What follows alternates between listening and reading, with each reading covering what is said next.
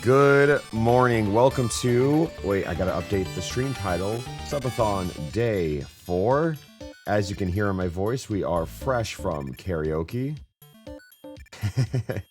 That's just the nature of it. So we also have a big talking event later on, so oops. But we are going to do a Pokemon Scarlet Shiny Only run. I think this is not what I planned on doing today, but for the next few hours, that sounds like a really calming event that I don't have to talk that much over. So that is the current objective. Also, hi. Wait, what? That's not me today. That's not what I look like right now. Camera, please respond to me. Huh. Well, this is a new one. Oh, a jump scare. Oh? Oh, it is me. And oh my god, and the hair that's sticking straight up. Hi, everyone. How is it going?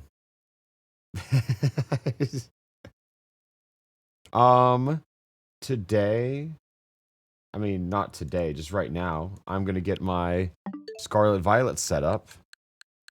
And after that, we have multiplayer Delta Rune, which I don't really have set up yet. So probably in a few hours, I'm going to take some time and set that up. But luckily, I'm bringing in friends who can probably do most of the voices for me. So very thankful for that. Let's go over here. Where's the little chat box?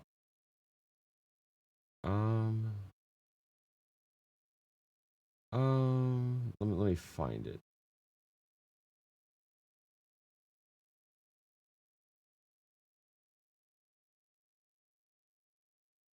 I never know where to go for Pokemon stuff because there's always a wrong answer. I think right. I'll just go here for now.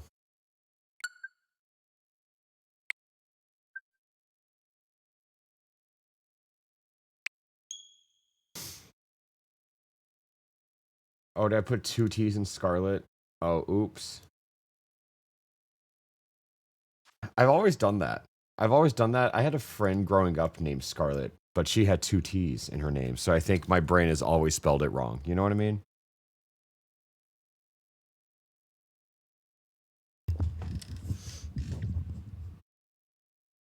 Ugh.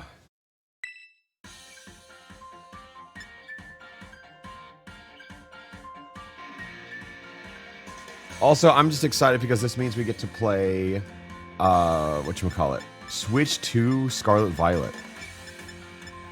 What are we doing? What are we,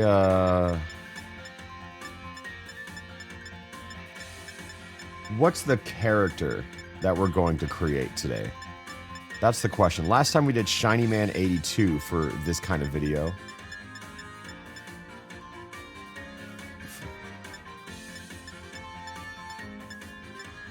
Oh, someone says 44 female. Yeah, we can do the counterpart to it. I've never seen the blonde girl.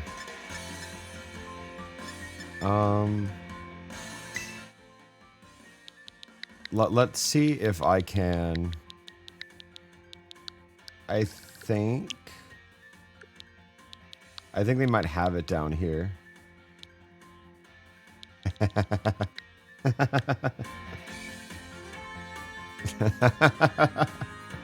Yeah, we can do it, huh?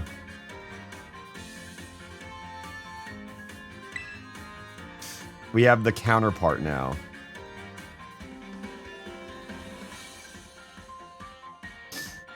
Is it good on Switch 2? Well, the frame rate is better. There's still like a little clipping, and I think some of the textures are a bit ugly, but it is a massive upgrade. Absolutely huge.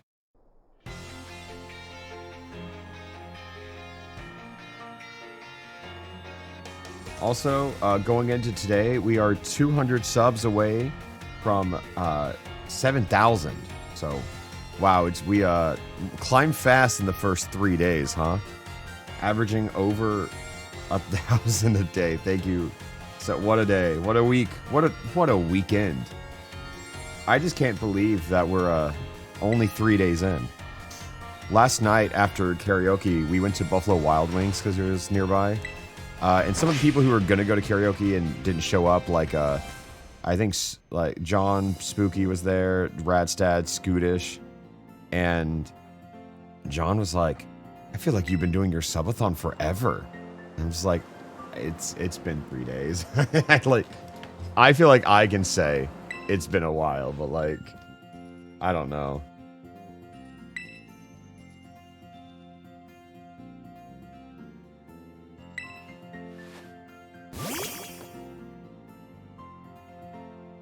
You know what? Time's really passed, and I've come to the conclusion, I just don't like that guy. The Pommy line, bad. I'm not a fan.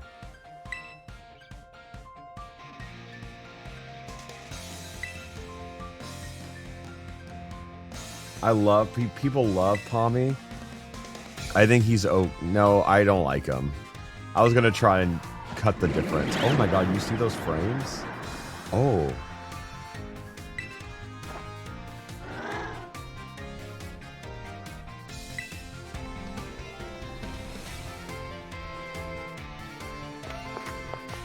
Oh my god.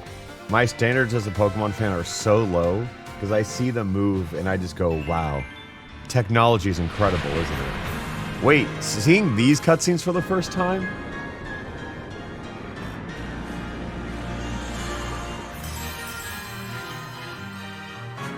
It just really should have been this all along, you know? It looks, so like, yeah, that's what I mean. Like, it kind of still looks the same. You see all the grass clipping in. The frame rate has just been so heavily improved, though. Oh, the windmill?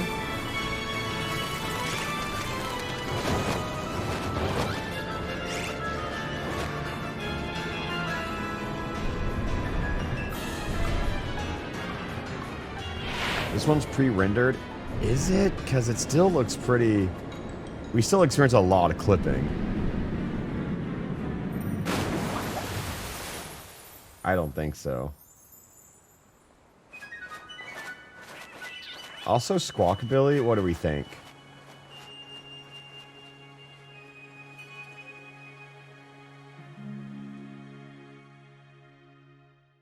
Mid? Yeah, I'm not a... I think it's kind of a flop. I'll be the first to say.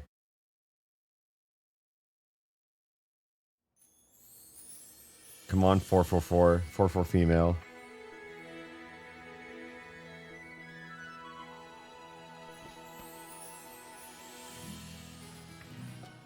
Let's go on our journey. In 60 FPS. Look at this. It just looks so wrong. Like, I think it's finally starting to grow on me. But it is so strange.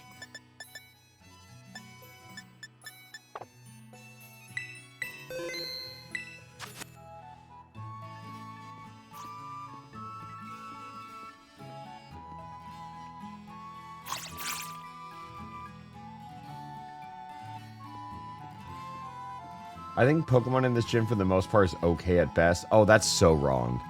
I do think there are a couple misses, but I think the dex as a whole is phenomenal. Like, I feel like the paradoxes were such a huge chance to flop, and I love them. I love them so much.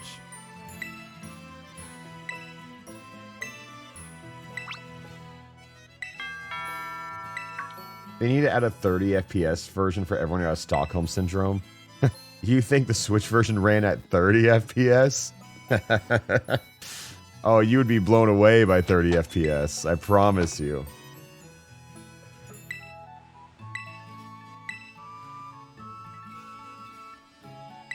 So my goal for this, am I gonna do the Scarlet Violet, not Scarlet Violet, the Let's Go where I catch 50 shinies? Well, no. It's gonna be like a badge quest type thing where there's technically, what, 18 badges in the game. I'm going to try, and it covers all 18 types. So my goal is to catch one shiny per area.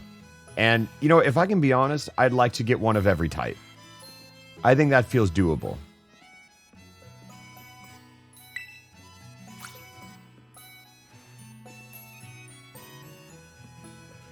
Alpharad, how's your throat if you need it? Drink lemon with honey. I'm good, thank you. Thank you, I understand. This is not my first time losing my voice. This is just the first time I've made content while losing my voice. So it's okay, don't worry.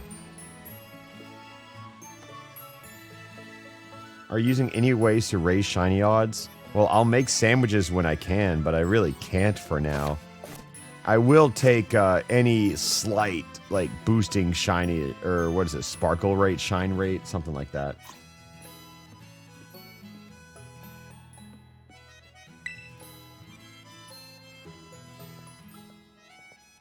Oh, what I would do to have the Koraidon shiny. Legitimately one of the best shinies to ever exist, and it's locked. It's impossible to have. Sparkling power, there you go.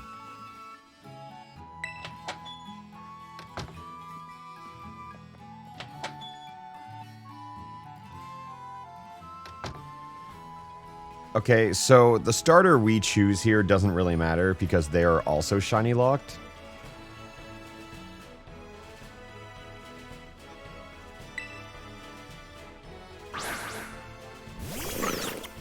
So, this is mainly what Pokemon do we want our rival to have? That's kind of what it all comes down to.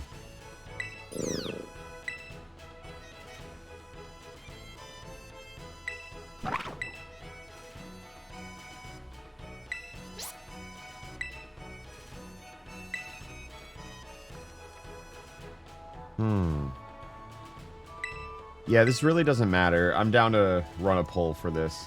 Because again, it really doesn't matter.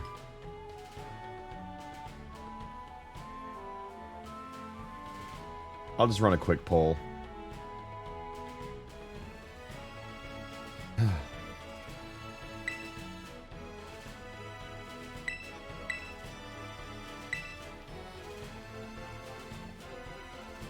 I don't know, man. Just seeing the frame rate, it's so strange.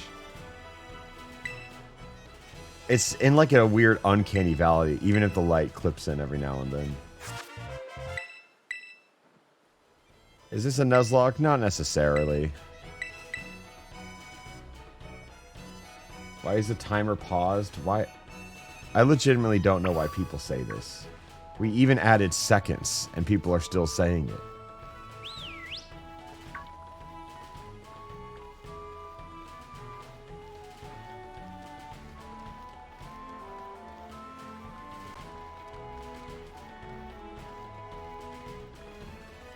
It's also kind of funny in the Let's Go shiny run, we did go deathless in it. I didn't even mention that we did once. But I think it's just also it's Let's Go and we had this, the roided up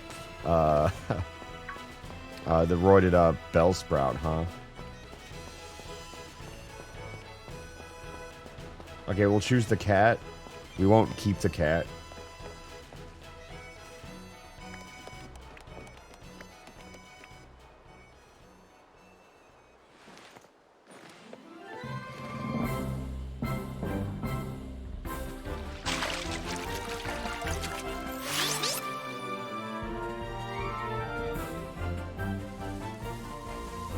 I would love to see like side-by-side comparisons of pretty much every cutscene in the game. And now we're not going to lose like, what, 10% of your run to lag?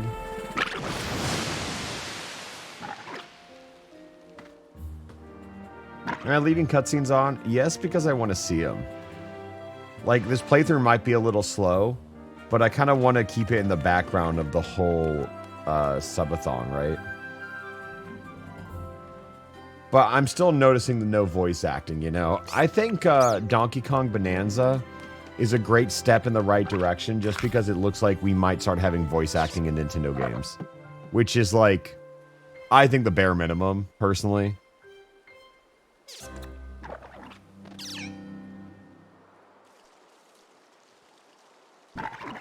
copium? I don't think it's copium. I think it's an observation. The Animal Crossing voices? I mean, legit, like, if they just added, like, the Undertale kind of voices, the Banjo-Kazooie, the, you know, Animal Crossing, literally just anything, any kind of sound, it would be fine. Don't even hire voice actors. Just use your Animal Crossing banks. That's fine. Just even that would go so far.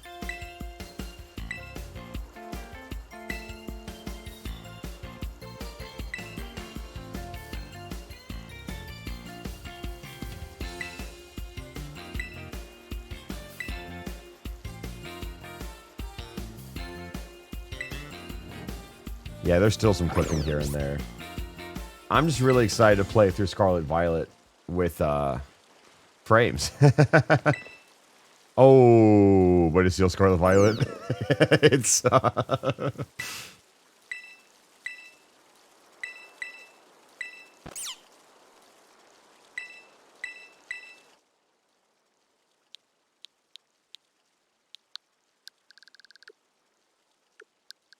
you know what? The theme of this game is symbols. We'll find. We'll only let you guys choose based on these 4 lists. This one's gonna go away soon, though. So, like, bye-bye. Bye-bye, Sprigatito.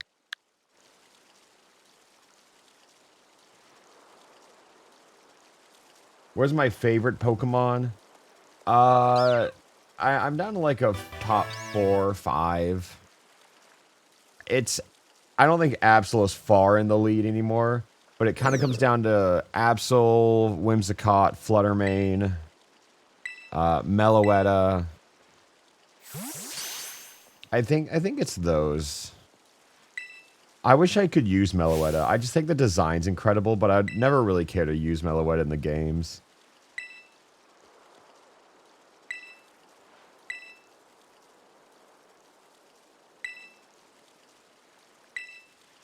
Have you considered a shiny only run for Legends Arceus?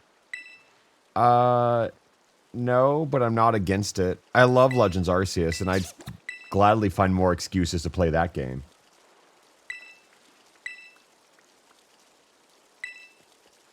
Why Fluttermane? I just like it. I think she's sassy. I love her sleepy eye.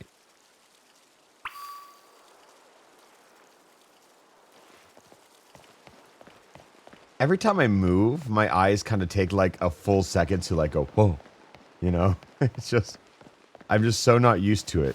Walking around feels good. Some of the dialogue scenes just, I don't know.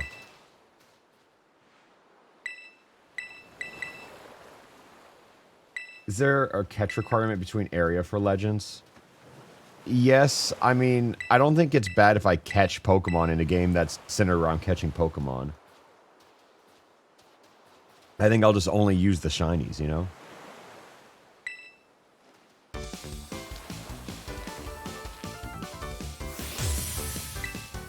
God, even that animation. Wow. So surreal seeing all this.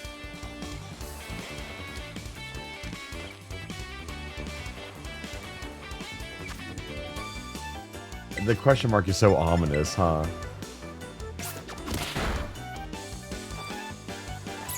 Yeah, I like the symbol run.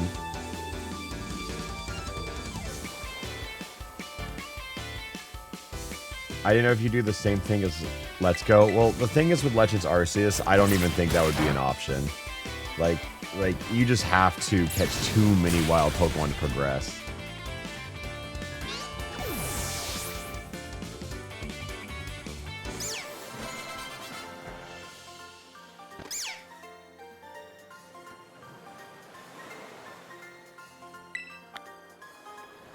Jacob, I'm sorry, this whole thing feels like Nintendo fans shocked by game doing the bare minimum. I've made that exact joke so many times in this, though. So, like, I agree with you. And I've said it. I think my standards are low as a Pokemon fan. The sun just changed. The sun was on one side of us, and it just changed to the other side. But I'm still like, wow, 60 FPS. Did you see that? The sun moved 180 degrees around me. It's just to show a 12-hour time skip. Ah, yes, of course. No, I understand now.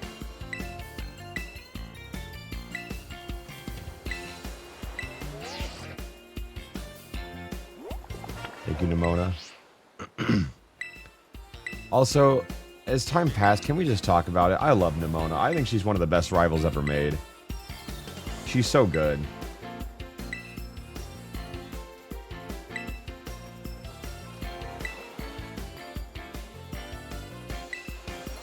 She is just the Goku. I think it's like... I also like that in all of these other battles, she's sandbagging. I think it's really cool that they wrote that in the lore, that she's already a champion. She's done it already. She's just kind of like testing you, you know? I think it's cool. Because it kind of makes it to where most rivals, when you beat them, it's just kind of like, it doesn't really feel like a rivalry because I'm better, but as of this moment right now, she is just objectively better and stronger. You know what I mean?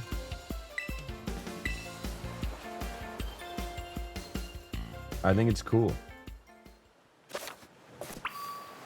Okay, we can almost start catching Mons.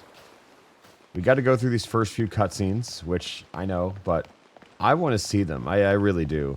I think the cutscene's a little rough, but once you're kind of walking in the world, everything looks pretty good.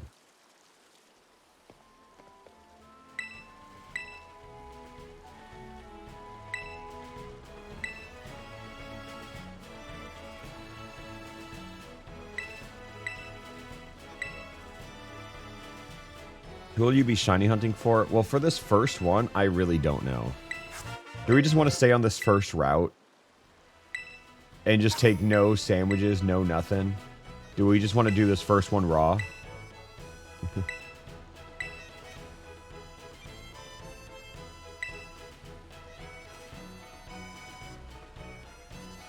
Yeah, I know Shiny Lechonk is pink. Palmy's kind of lighter, right? A little pinkish. Come on, vamos, she says.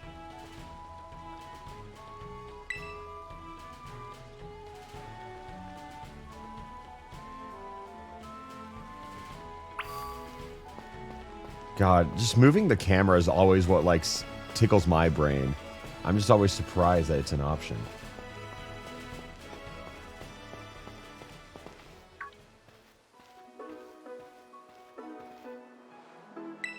Oh yeah, she does teach me how to catch Mons. I kind of forgot. Oh, wait. Maybe we want to do the route after this. I just think there are better options at hand. Like, before the first Nimona battle, but after the after the Arvin one, you know?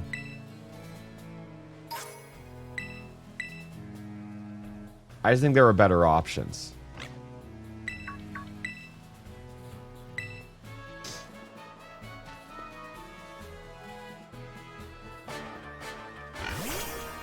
Oh my god, Lechonk's so big. I don't have to catch Lechonk, right? I can just leave. Okay.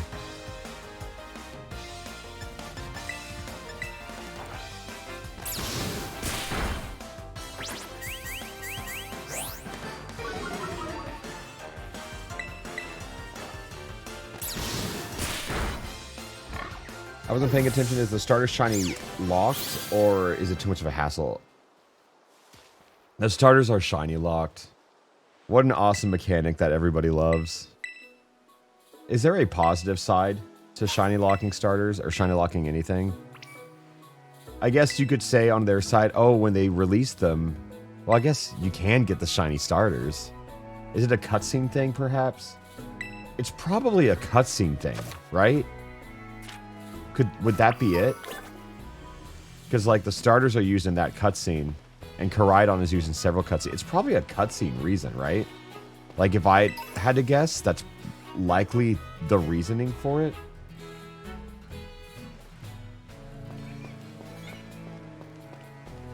Hello, Babus.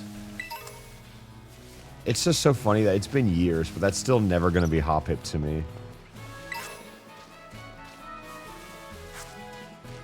I'll do my rounds. I'll see if I just got extremely lucky first off the bat. The Talonflame would have been hype.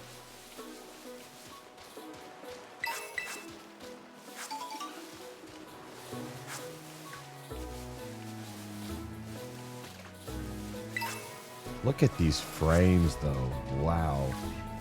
Oh, God, I love being impressed by the bare minimum.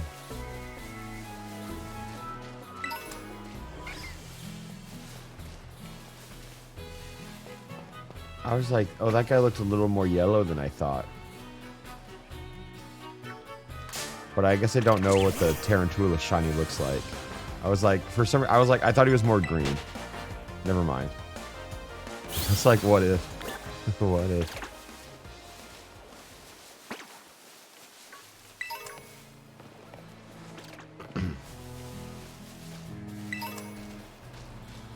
Chinese Spidops is good? I don't think I've seen it. Oh, excuse me.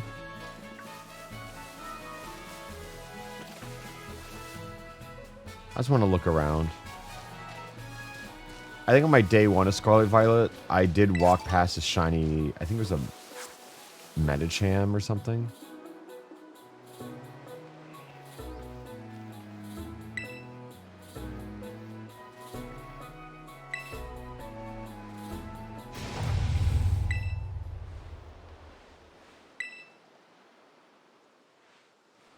The first shiny was a shiny Paradox. It's a real shame that we're not going to get shiny Paradoxes in this run. Just given the nature of it.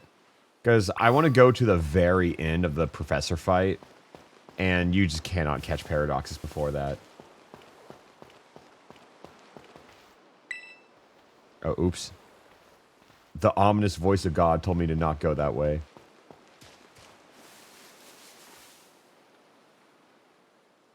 Yes, you can. Wait, oh wait, Poco, thank you for the 20. Wait, you can? You can get like 2? Wait, which one? You can get some of them? Really? Who?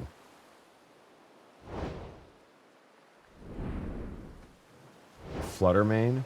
Oh, I kind of despise... I'm not a huge fan of the Fluttermane shiny. I can cheese the Fluttermane, though. I am aware of the Fluttermane cheese. I don't remember how it works, but I know it's there. I'll take the shiny, though. Yeah, sure. I'll do 18 plus 1. Yeah, that's fine. I'll do 18 plus area 0. That's okay.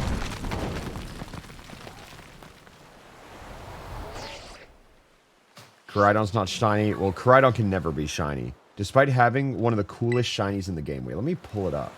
Have you guys seen shiny Koraidon? Like, let me pull it up. This guy is badass.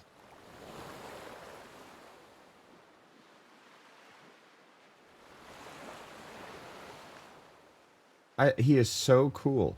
So endlessly cool. And I'm not allowed to have him. It's so obscene. Also, I've mentioned this before several times. Oh, wait.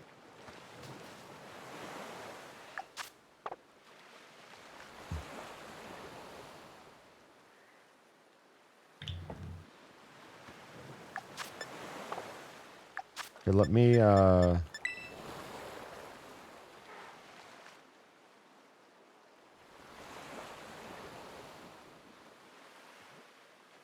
just want to get a little picture with our buddy Koraidon.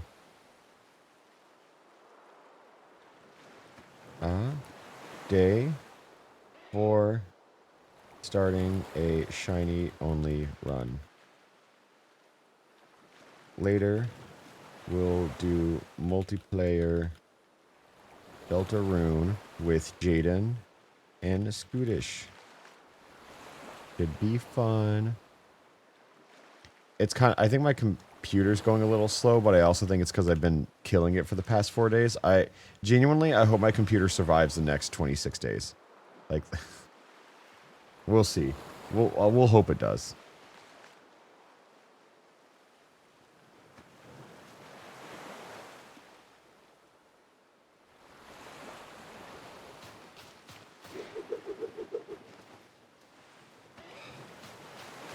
Deltarune today? We are going to do some Deltarune today.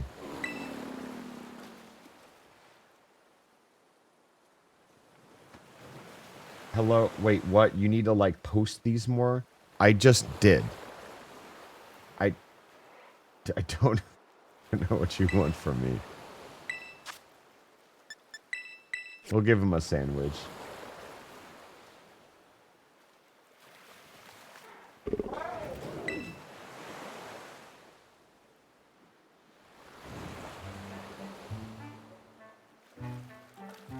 Oh my god, where did the sun go? What chapters are we gonna play? I think we're gonna do 1 and 2. I think we can do that. Doing anything on the 19th of July. Spoilers. Let me look. Yes, I am doing something on the 19th of July.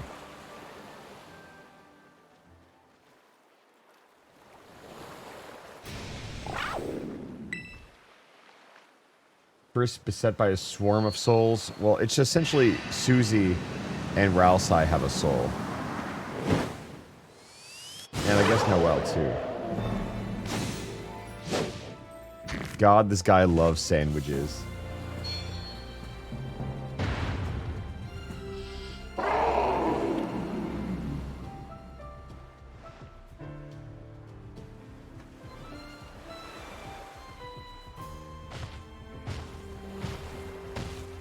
If the stream ends before the end of the month, are you going to continue the other streams? Don't know. I think it's cross that bridge when we get there. If we get there. Hopefully we don't get there. In a perfect world, we don't. Oh, hi, Koraidon. He just appeared. I also feel like, I don't know if anyone else had this arc, but Koraidon took a lot longer to grow on than Miraidon, because at the beginning, I was like, yeah, I guess I like Miraidon more. Yeah, if I had to pick. But then time passed, and it's not even like, oh, yeah, I do kind of like Koraidon more. It's like, this is actually one of the best designs ever. You know what I mean? Like, how fast it grew on me is shocking.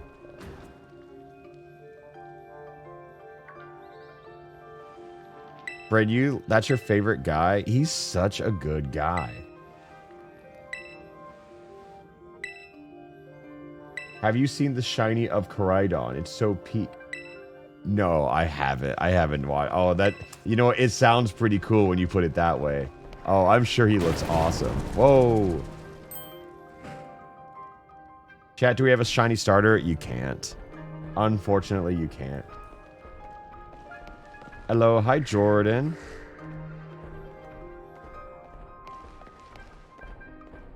We're gonna try Jevil. If I can be honest, I kind of forget where Jevil even is. If I can be so real, I would love to try Jevil. I haven't attempted Jevil in like 6 years. So, I probably don't even know it.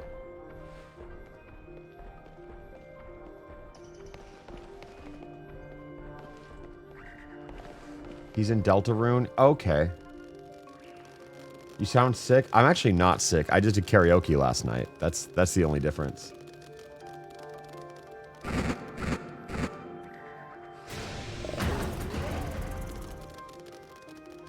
Am I okay? Yes, I am. I'm perfectly fine.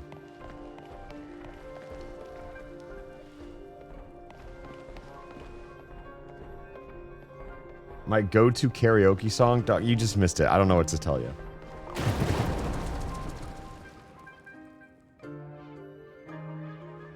Excuse me, Koraidon. Koraidon, please. Thank you. How powerful is that thing? Also, I think Koraidon Miraidon being Paradox Mons is really cool. I wish Cyclozar had a little more sauce because of that. It's weird because, like, he evolved into a weaker version and then turned into a robot. Also, Winged King. I guess you could say Winged King, but I think Winged King is so sick. It's also so funny that they even entertain this battle. You know, throw a ball at it. Okay, my hands are trembling. Never mind.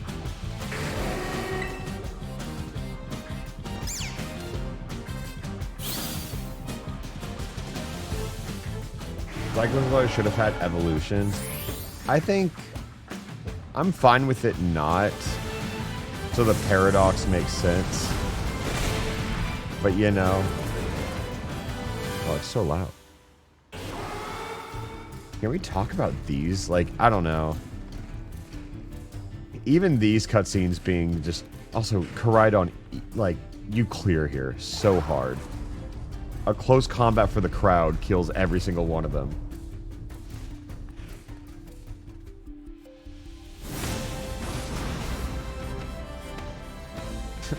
That's my guy right there. Also, this hurts, right? Right? Like... That my body is not trained for such acrobatics. He's just standing up like a guy.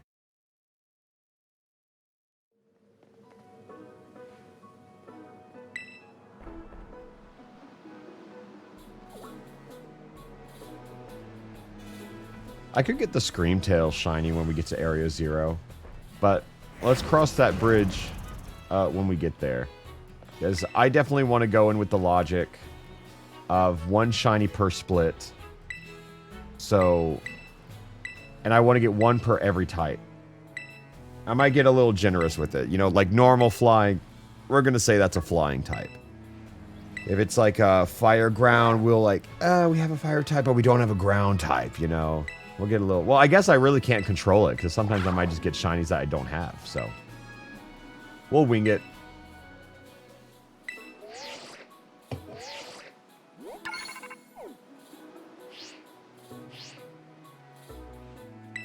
Yeah, badge quest type shit. That's what I'm saying.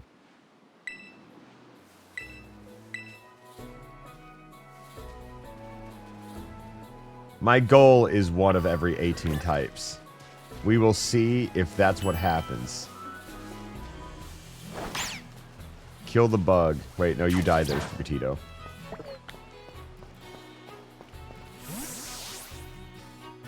Is it full odds? Not yet. I mean, yes. We're not sandwich gaming yet.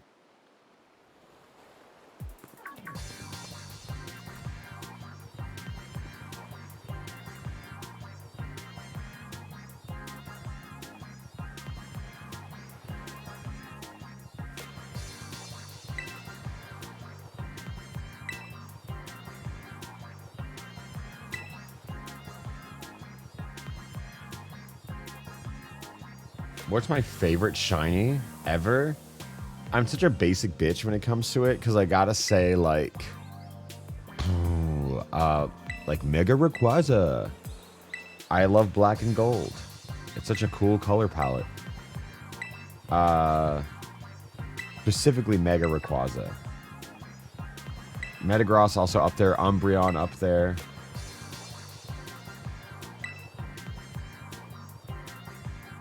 Shiny Absol's peak. I think Shiny Absol's okay. If I can be honest, I wish it was inverted more than anything else.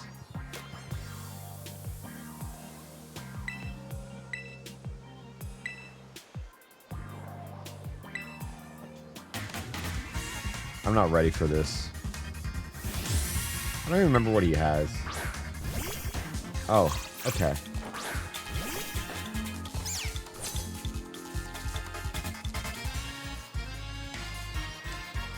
Oh, good morning, Cora. How are you doing? I've recovered. Recovered enough. Today's gonna be a slow day. Cora, do you have a favorite shiny ever?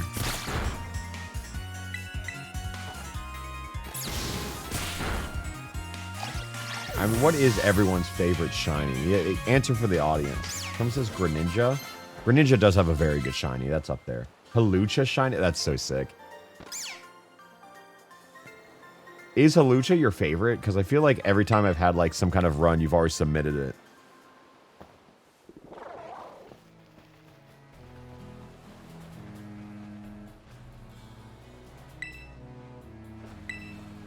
Rowlet? Okay. But Halucha's got to be up there, right? Koraidon's Pokeball. Look at the foreshadowing on that one.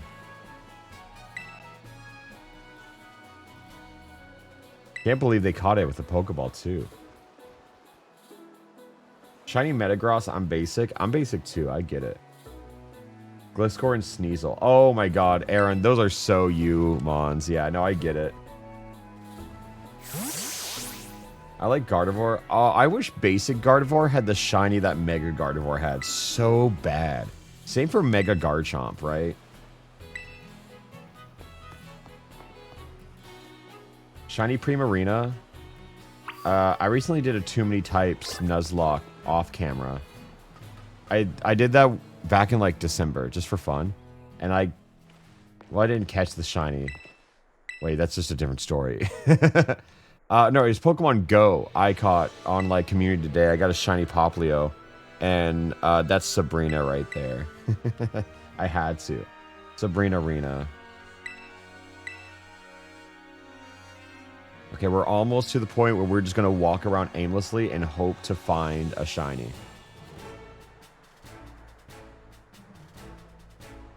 Primarina, like, you get her shiny, she's just blonde. Like, that's the only difference.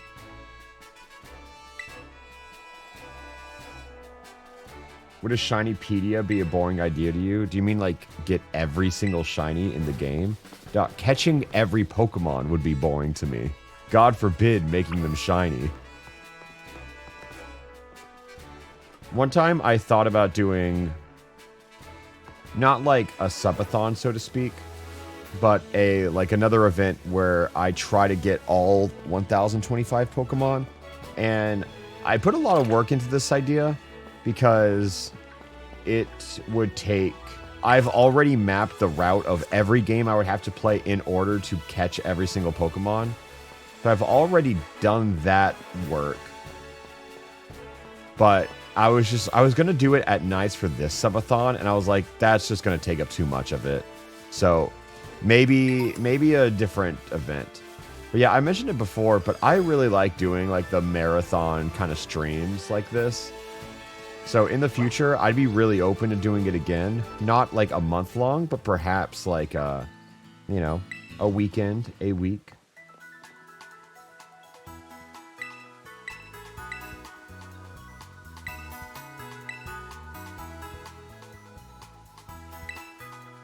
We're doing multiplayer Deltarune.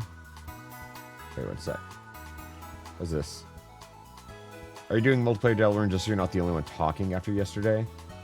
No, I didn't really plan it like that, but it does help.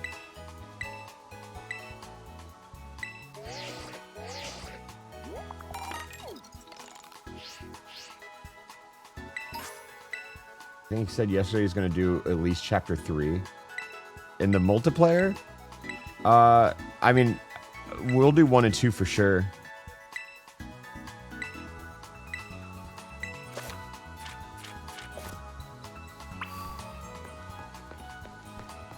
Okay, so let's save the game right here. I'm going to do the very stupid and foolish strategy of I'm not going to leave this first starting area until I get a shiny. Wait, where's the camera going? What? I don't look like that right now. What's going on? I'm frozen in thought. Wait. Hello? Hello? Me? Me? Stop that. The camera. What's going on here? I mean, I know how to fix this. My solution will either fix this or break the stream. One of the two. Hold.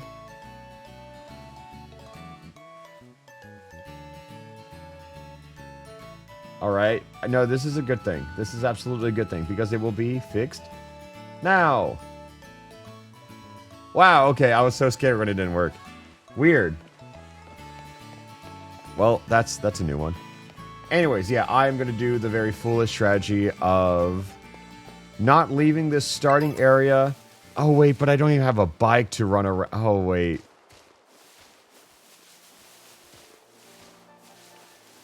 Yeah, I don't even have the bike.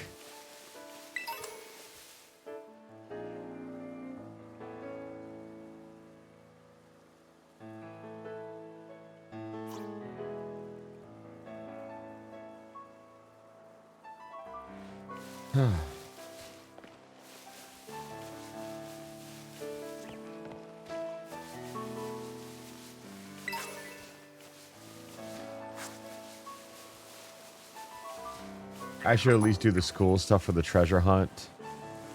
Yeah. Yeah, I think it would be helpful to have a bite.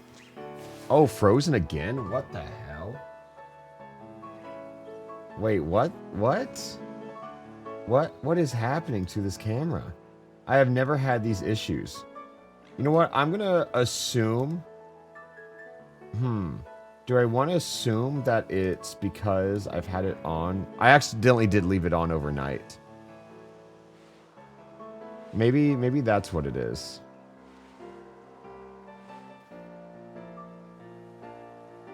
That could be it. I did forget to turn it... I try to turn it off every night, but I did forget overnight.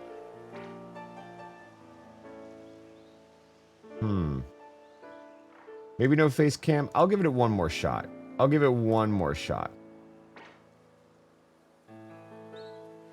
Or at least turn the camera off. So we'll see.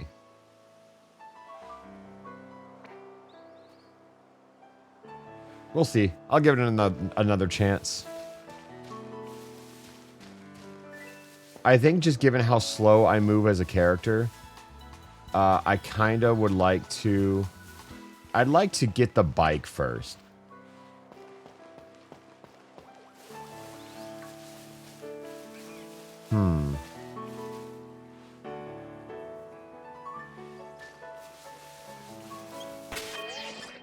I mean, I'm level 7. Am I good?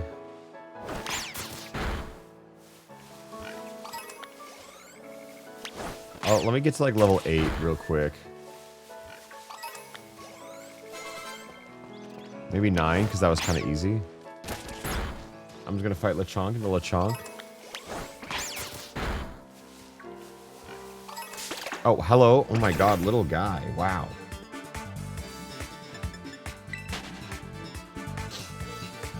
Oh yeah, also I don't have to win this fight. No, you're so right. I forgot. Yeah, all the Nemona battles are optional.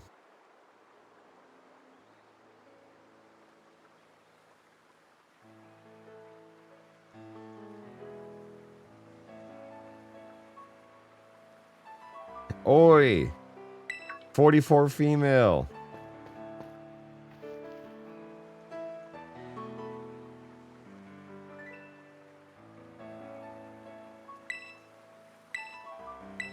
Yeah, let's fight. Whatever, sure.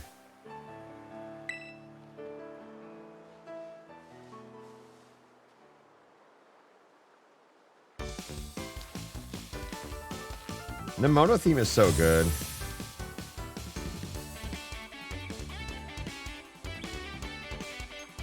I love the battle pose she has. I'm just, wait a second. I'm responding to a couple messages from last night that I put off. And I was like, I just saw notifications like, I just responded to these.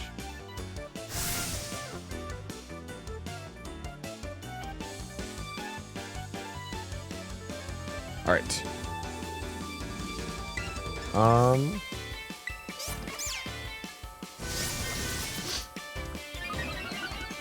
Most of the music goes crazy. Yeah, in my Switch tier list, I said it and I'll say it again. Outside of the things that make this game bad, the game's kind of phenomenal, you know?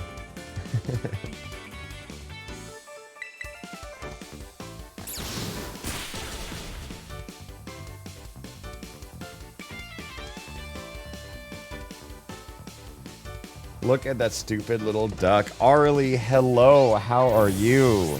You and Clay were incredible last night. My god. Thank you for coming up. Did you see the picture I sent him that the photographer took? I can't wait to see how they all look. We did have a photographer there, and they have gotten some insane pictures. The rest are being edited, but I've seen like 5 of them, and it's like, holy moly. Like, he is so good. I'll show you all the pictures once I get finished editing. I think Monday was kind of the date I was told.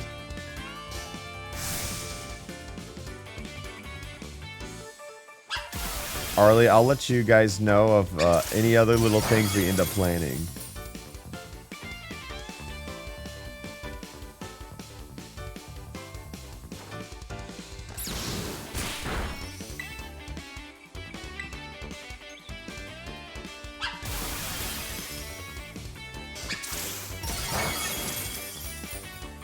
I'm just scared of... Wait.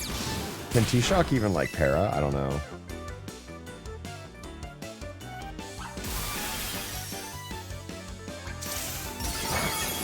Toby Fox is such a phenomenal composer. Yes. This isn't a Toby Fox song, though, is it? What songs did Toby Fox even do? I only know about the sandwich one and the raid theme. Did he do this one?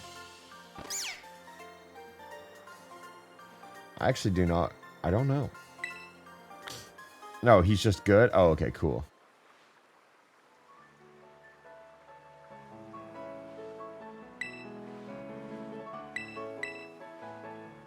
Oh, he did Area Zero? Huh.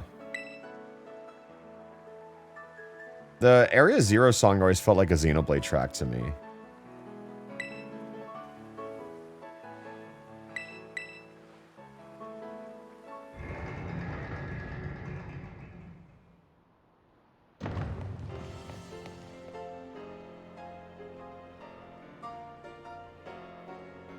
How many hours did it take for the shiny?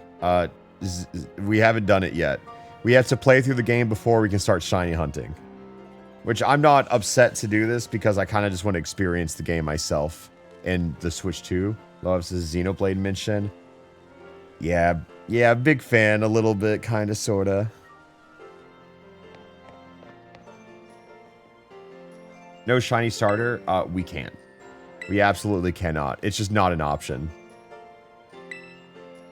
And if you don't mind this time around, I am unapologetically mashing through the dialogue.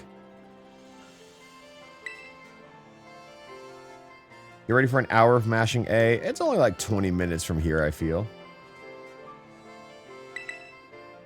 Music by Toby Fox is the new Place Japan meme.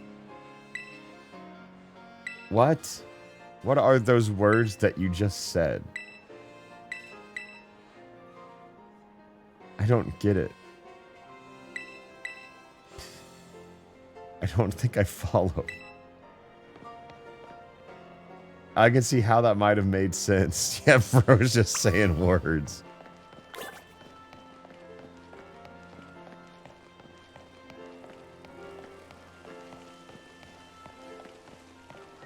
Okay, excuse me. I'm just gonna run.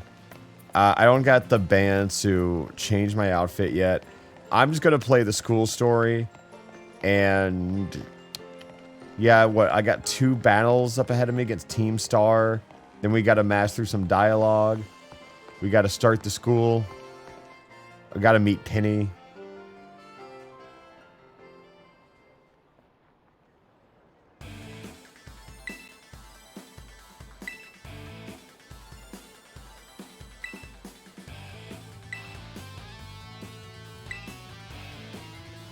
Oh, yeah, why would Penny want to join Team Star?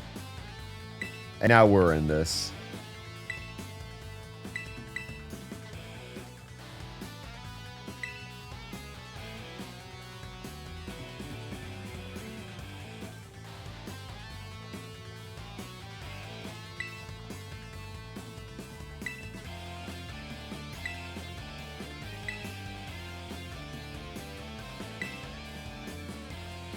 Am I going to use sandwiches? I probably will. But not now, at least. Just because... wait. I guess I was the only thing of the Herba Mystica, but I can make, like, weaker sandwiches now, right? If so, then yes. Yes, I probably will.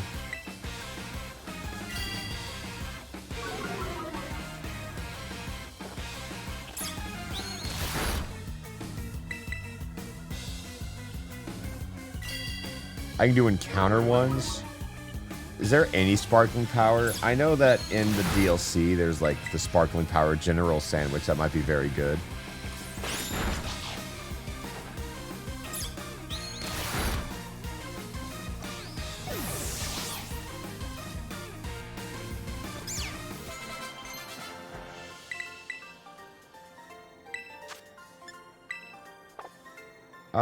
And I'll take over Scratch. I like Tail Whip.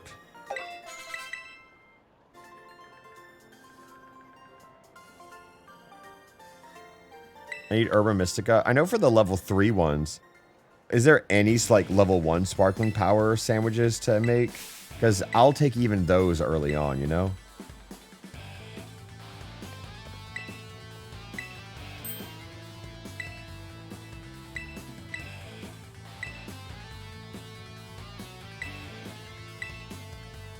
I know in the teal, no, wait, it was teal mask.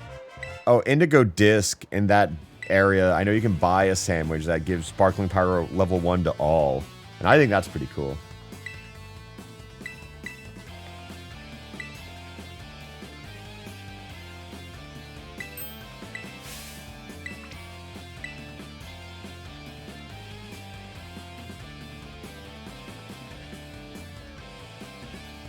Okay. Gotcha. Then I might just be going in raw for the most part. But I don't think this is a game, especially on the Switch 2, that I really mind doing full odds for, just because you just see so many mons, and it's not like I have to battle them, you know what I mean? Also, every single time I see this, it blows my mind. What do you mean this is supposed to be in 60 FPS?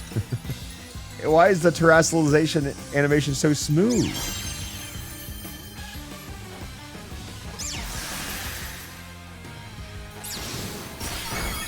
Yeah, so fast.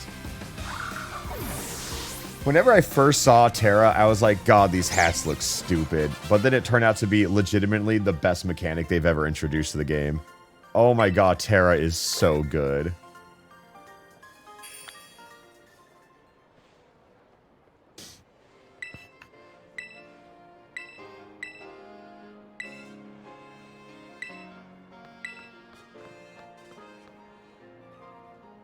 I prefer Gigantamax by a lot. That's fine. I think it's just like, I'm not even talking about like visually, casually. Like, I just think the depth that Terra adds to the game is so much deeper than what any other mechanic adds in such a healthy way. Like, I don't think the depth of Dynamax is nearly as cool as terrestrialization.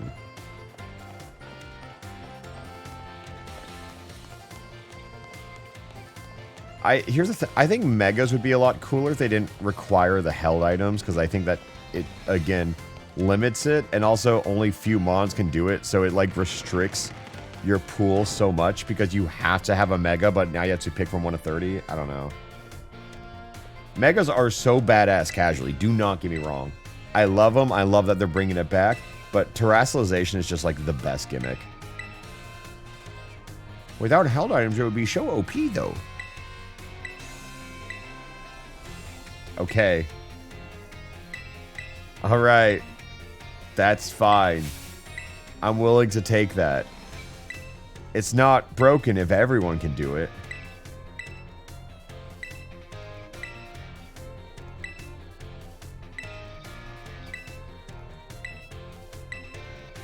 Now, I'm a Terra defender. I think they absolutely cooked. I think it's the best mechanic by far. The silly hats are a little stupid, but even playing the game casually, like, you can do so much cool shit with Terra. But I guess, like, the hard part is when you play the game casually, your Terra type is probably always going to be a type that you already have, you know? Unless you get it from one of the geysers. But yeah, Shake, we can agree that Z moves are the worst. I think we all unanimously agree on that one.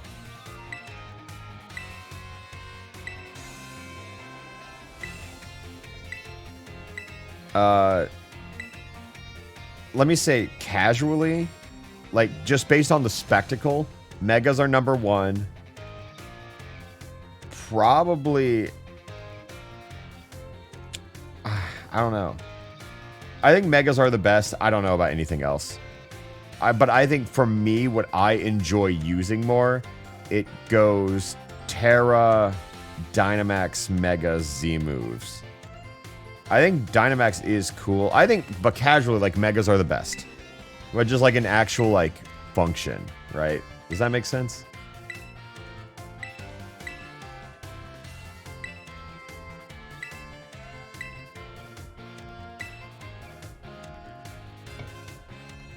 Dynamax is so lame. It's like a little lazy. It's not as cool as Terra. I think they're just aiming for something that everyone can do.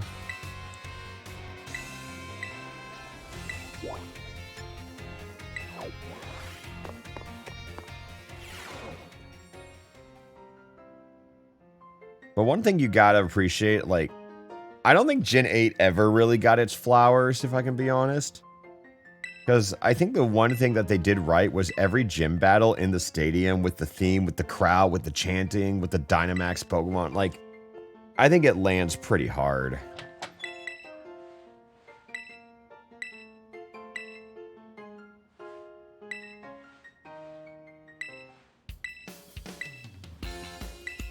Also, my favorite Elite Four, it's not really my favorite Elite Four, but in concept, I love that the Elite Four is a tournament arc.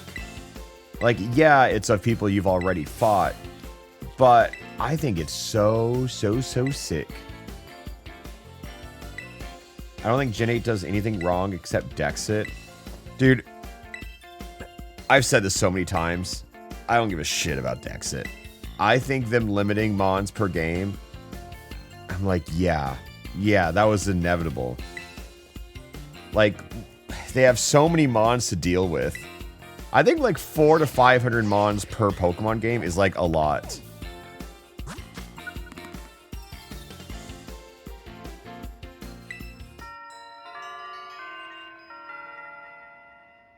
Yeah, you got Pierce's cutscene, or Pierce's cutscene. You got... I just think Leon is awesome. Like, above all else, I think Leon is kind of the GOAT. He has the vibe of a champion, and I don't think a lot of the champions do.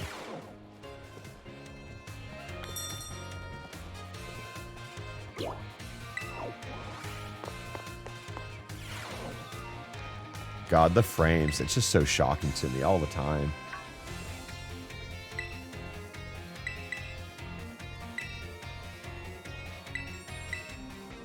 Leon's got the sauce. Like...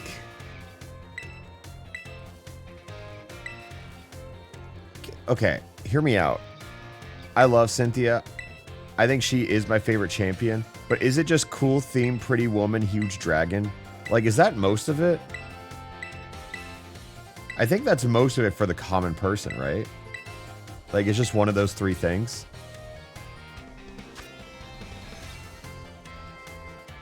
Probably, but it works. I love the aesthetics. But, no, I understand. He's also the most active in the plot. Yeah. No, that is true. But I think it's just she's sick. I don't know, yeah. I think it's the all-black blonde. Like, I think that it contrasts very well.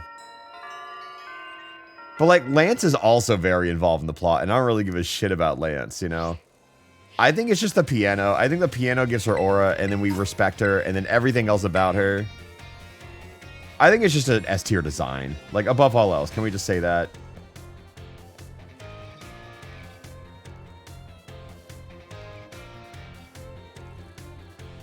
Lance only helps out in the hideout. Yeah, but I guess you also have experienced Lance.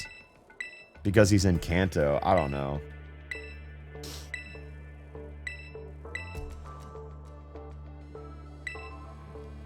Her team's also sick.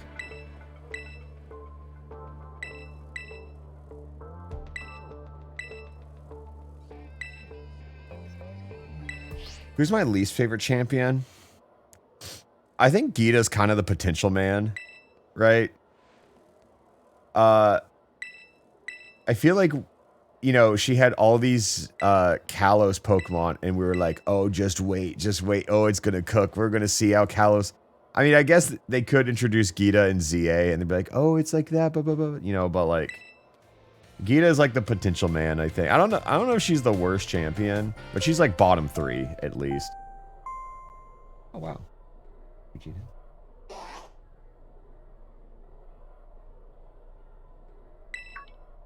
Yeah, she's down there. Diantha. I think the most offensive part about Diantha to me, as a huge Gardevoir fan, is that her ace isn't a Kalosmon. You know what I mean? I just can't believe that happened. I guess Lance also doesn't have a Jodomon of his ace. It's just Dragonite. And well, Leon's ace is a Charizard. Yeah, I guess that is true. Yeah, it's probably the most offensive example.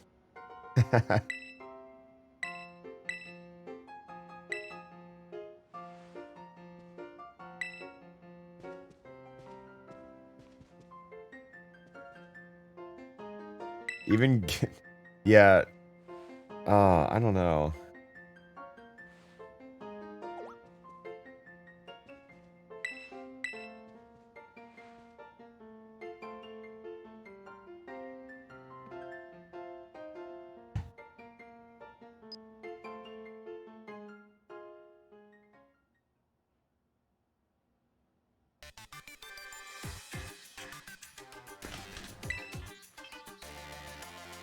Oh my god, I forgot. I forgot she's in this game. I forgot. I was thinking of the male professor because I played Violet.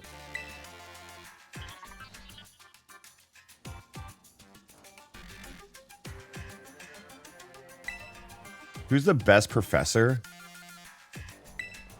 Ooh,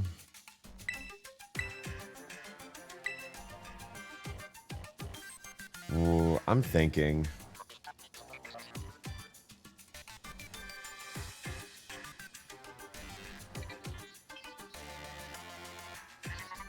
They say Kukui.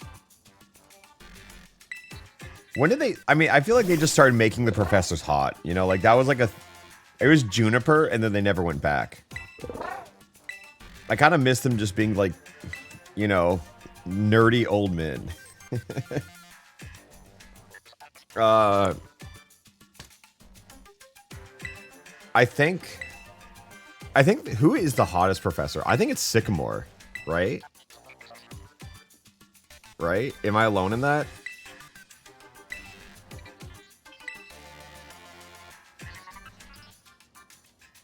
I think it's Sycamore.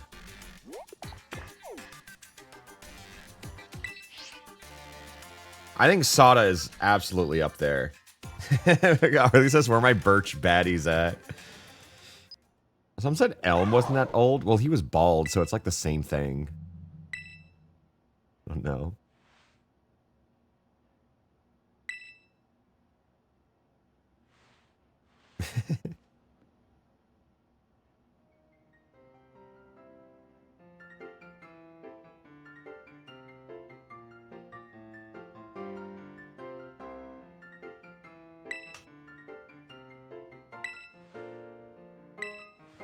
Think more give me plot twist villains.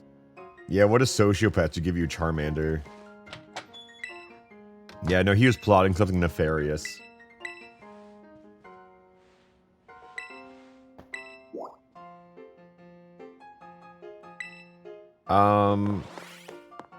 Yeah, in Gen 8, I was like, yo, we're back to old professors. We're back to old decrepit professors. Huge. And then it's Sonya again. And I go, oh, okay.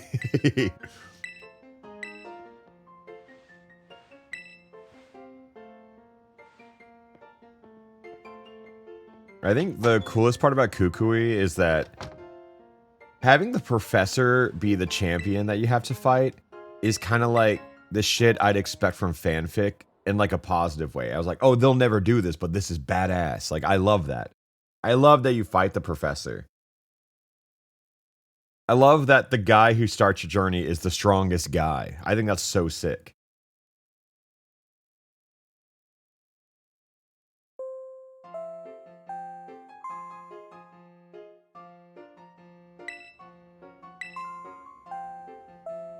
Can you fight How in Ultra Sun Ultra Moon? Yeah, that's a downgrade.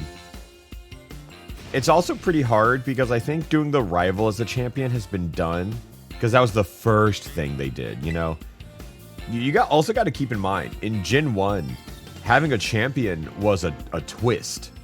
Like, it's weird to think of it like that, but it's the Elite Four. You have to fight Elite Four, and then you beat Lance. Keep in mind, Lance has like this big spectacle of a room, and then Blue has like a broom closet. So it's like, it's weird that like Blue was a twist. And I think it's really cool that they did it, but now it feels like they can never do that again.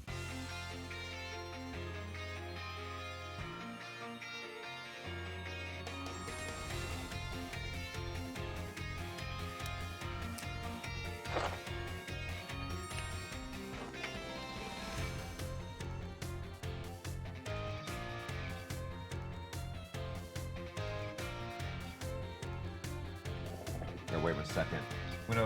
I have some food here. I'm gonna take a couple bites while I can't skip this cutscene.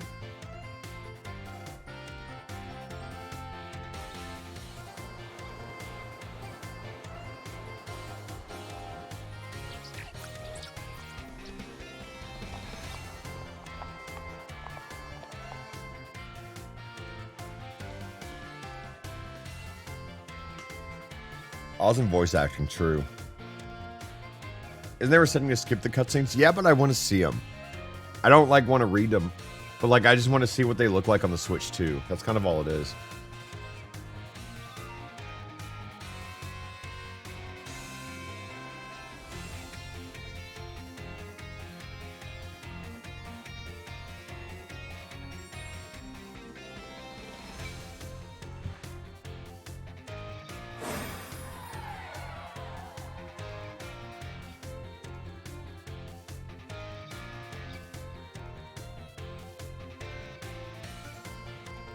I saw someone say, I've been listening to more Ace of Hearts lately. Are you planning on putting any more music out? Maybe. We'll see.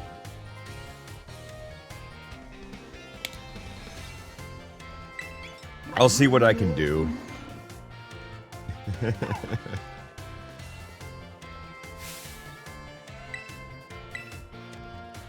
Alright, the journey is almost starting for us. Let's go 44 female. Who's the best evil team leader? If I can be so real, I don't think I give a shit about any of them. I think Guzma is the only one I care about. I think it's kind of Guzma. They kind of nailed it.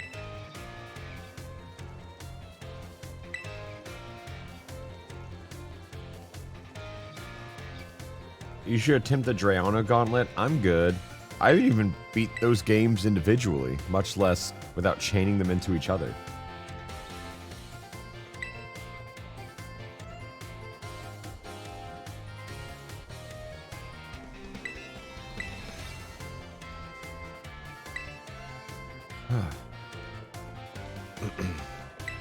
I think Sun and Moon is such a phenomenal video game. I always say it, I describe it like this, that it's a great JRPG. But it doesn't scratch the itch of a Pokemon game for me. And that is my final review on it.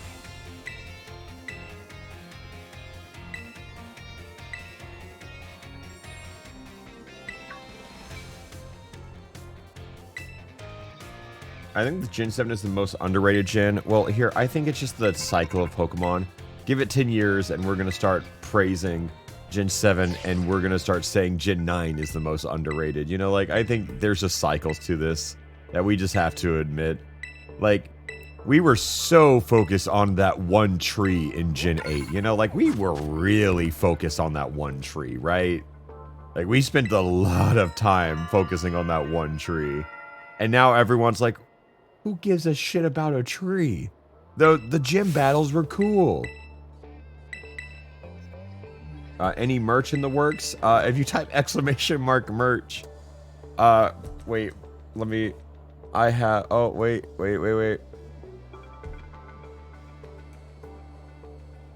Let me... Uh-oh, where is this? Oh, my Discord is running very slow.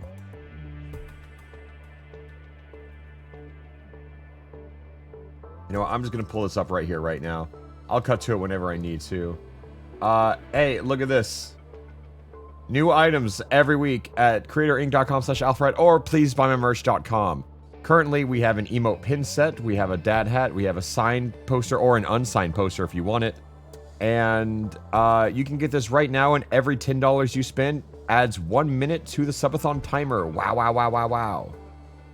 So, and we will add more merch the week after if anybody would like another pin set or another poster or a t-shirt.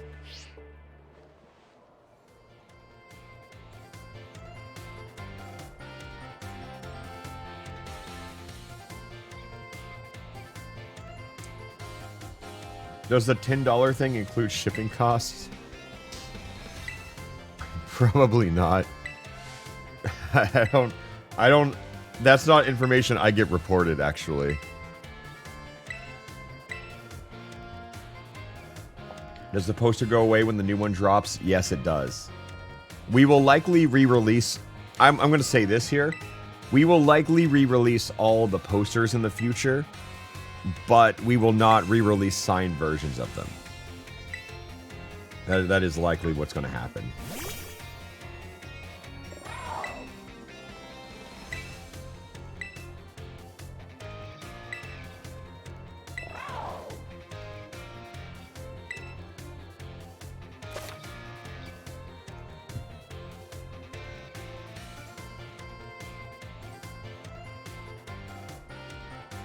Are the pins available? Everything in that pack is available for the 1 week.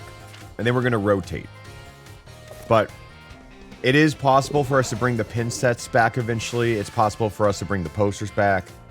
But, I don't know. It's a maybe. It's a maybe.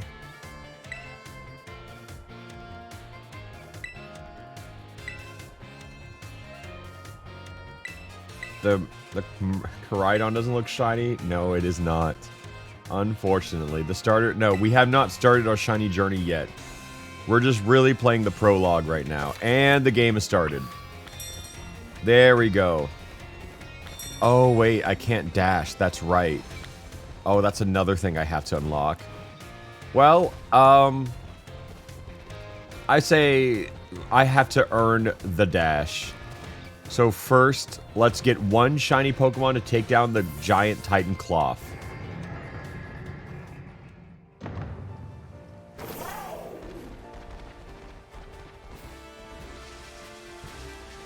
So what is my strategy now? I think, if I can be honest, I think I'm just walking around for like foreseeable the next few hours and seeing if I find a shiny. That's it. I don't have any tricks up my sleeve, nothing. We're just gonna run around and see what we find.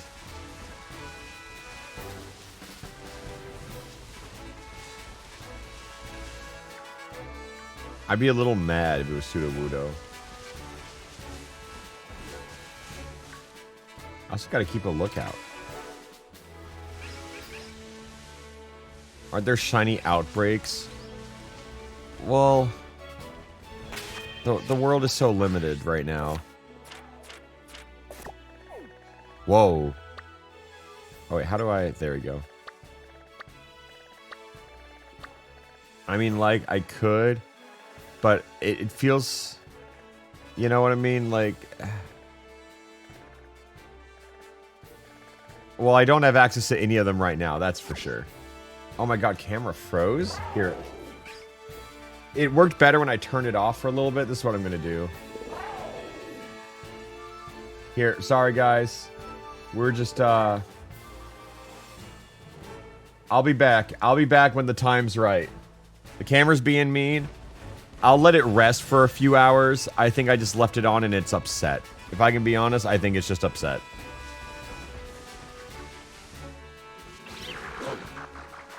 Wait, what the hell?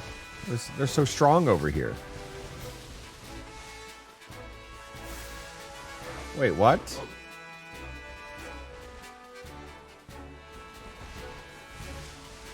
How'd they get so strong?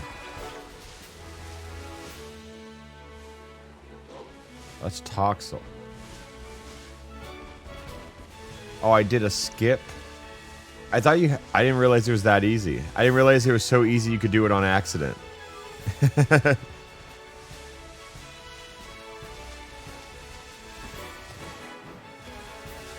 I knew that there was a skip there, but I thought you had to, like, aim up and throw your Pokeball and everything. Oh, no, I die here. Please let my... Uh-oh. Okay, so, I shouldn't even... Like, shiny hunting over here would just get me killed.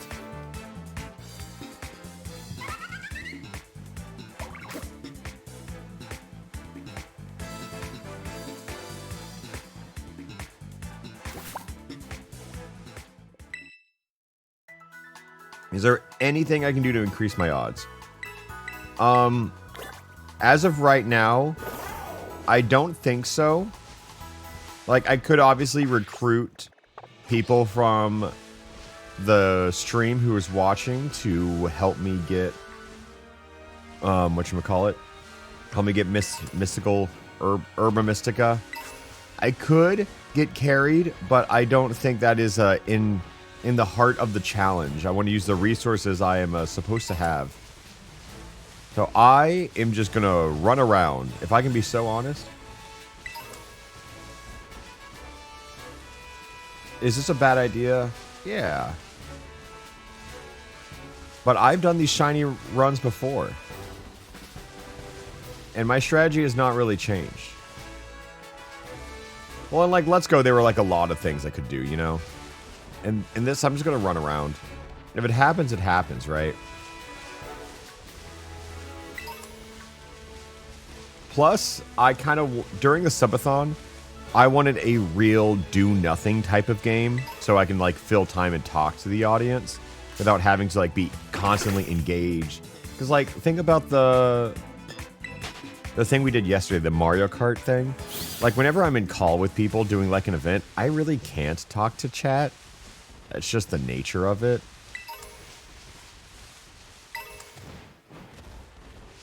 But it's nice to have a do-nothing game, because I'm at least skimming over, like, every chat message, you know?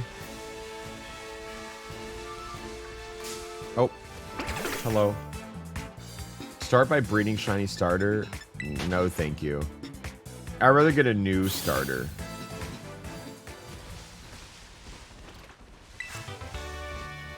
Yo, early protect? These fucking... What is your name? Speak up. Scatterbug. Oh my god, they drive me crazy. What is the Flamigo shiny? Yo, getting a Flamigo shiny? Oh, that'd be crazy. No Psyduck. Any specific targets? Honestly, not a one. Again, I would like to get... The goal is 19 shinies by the end of it.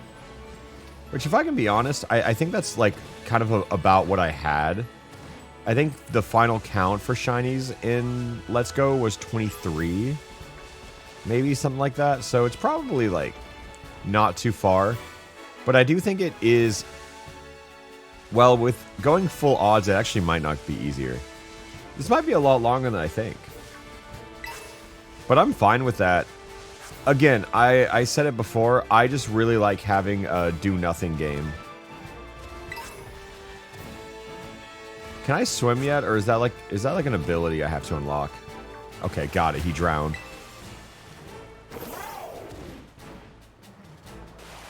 Okay, wait, no. No, I can make this jump. No, no, I'm stubborn. Oh.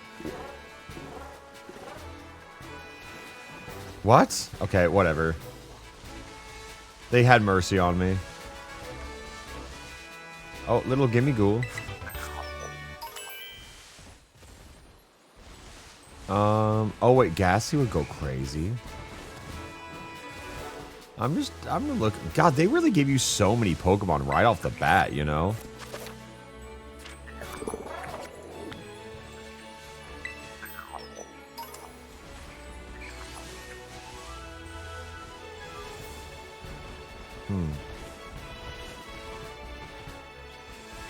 Have I heard the definition of insanity? I don't know how it applies. I'm going to run around. We'll catch something eventually. Wait, we can even go down here. It really sucks that Magikarp is like, or Gyarados specifically, is one of the coolest shinies ever.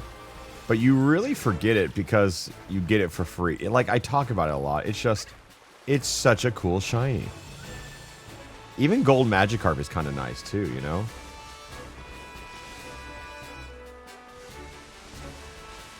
What is my favorite anime? Probably season 2 of JJK. I think that is like, just, it's so good. It's so good. As a avid manga reader for JJK, we'll see how they handle the next section.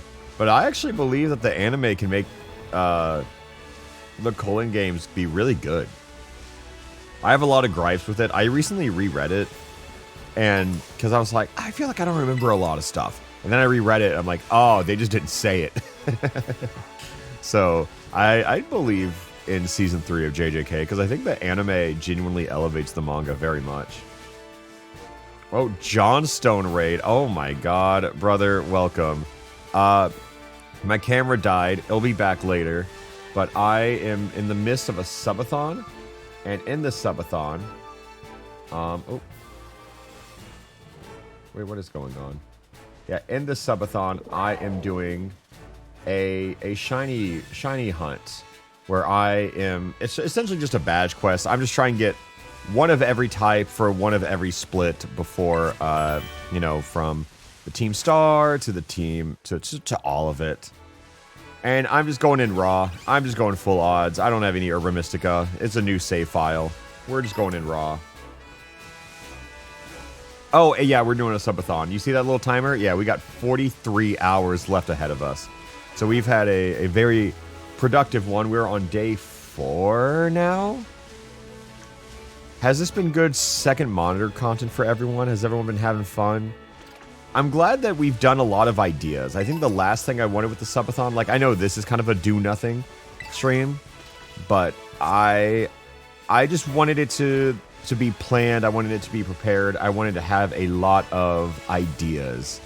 So every single day throughout the entire month, we'll have at least one planned event. Sometimes multiple. Yesterday, we did a Mario Kart clan war, essentially, with 4v4v4v4, which was very fun. I had a lot of fun. We won, too, which was awesome. And then after that, we got carried, but, like, we won. I drowned. Oh, and then we did karaoke. We had a lot of friends come through for karaoke. I got really scared because I think it was a real content creator moment where I was like, hey, everyone, I'm doing a karaoke event. Starts at 5. And everyone was like, yeah, I'll be there. Yeah, I'll be there. And then we didn't start till 6:30 because people didn't show up. I will give shout out to Sophia Zoomies, who did the brave rendition of Revenge as made popular by Minecraft. Oh, like, she does not know the good karma that she has acquired from me. Like, I will do anything for her from this moment forward. She showed up on time. Oh my god. Like, what more can you ask for?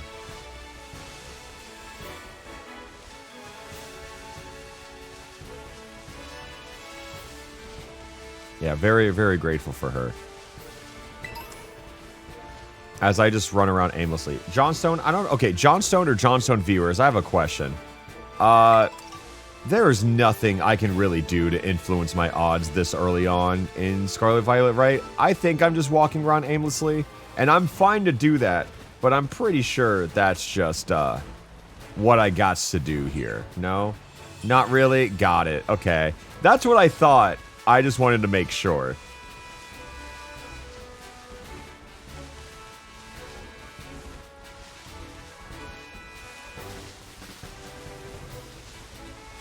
Mass outbreaks can improve odds. Yeah, but like I'm kind of limited to this area. My non-shiny cat is level 9 or some shit. Like it's... Yeah, I don't have anything. So I'm just gonna... Fine, that's okay. I'll walk around full odds. Think about it this way. Look, that's 1, 2, 3, 4. 5. There's 5. 6, 7, 8. Like, realistically, we just have to view 4,096 Pokemon. In theory, right? So just start counting. And once we get to 4,096, yeah, I mean, when you think about it that long, just trying to see. Look, that's 6. Yeah, wow. Okay. 7, 8. Yeah. Just, the goal is to view 4,096 Pokemon. That's so doable.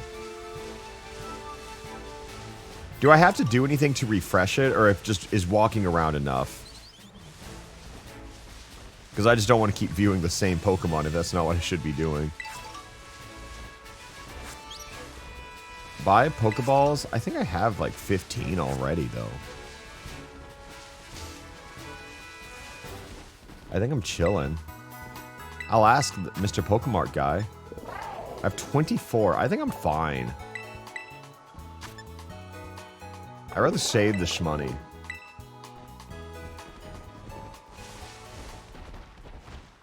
Flying the same Pokecenter might help? Really now?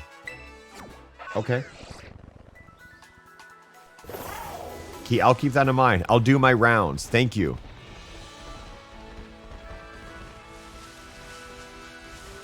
Anyone want to gamble? Anyone want to guess who the first shiny is going to be? It's essentially going to be our starter, you know?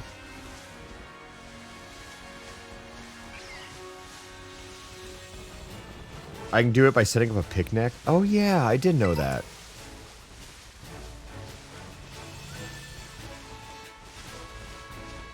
People say Babu. Yeah, that is wishful thinking.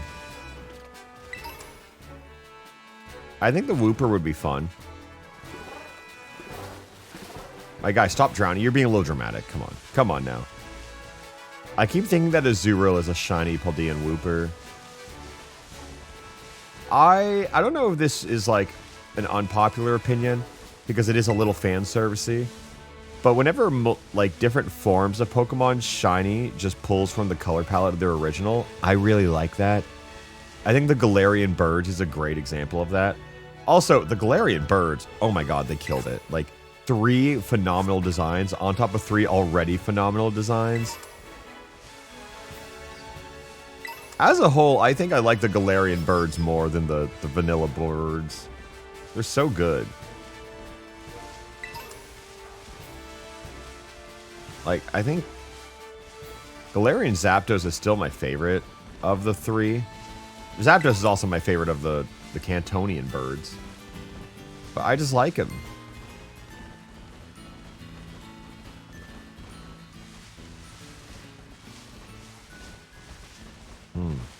Nothing, huh?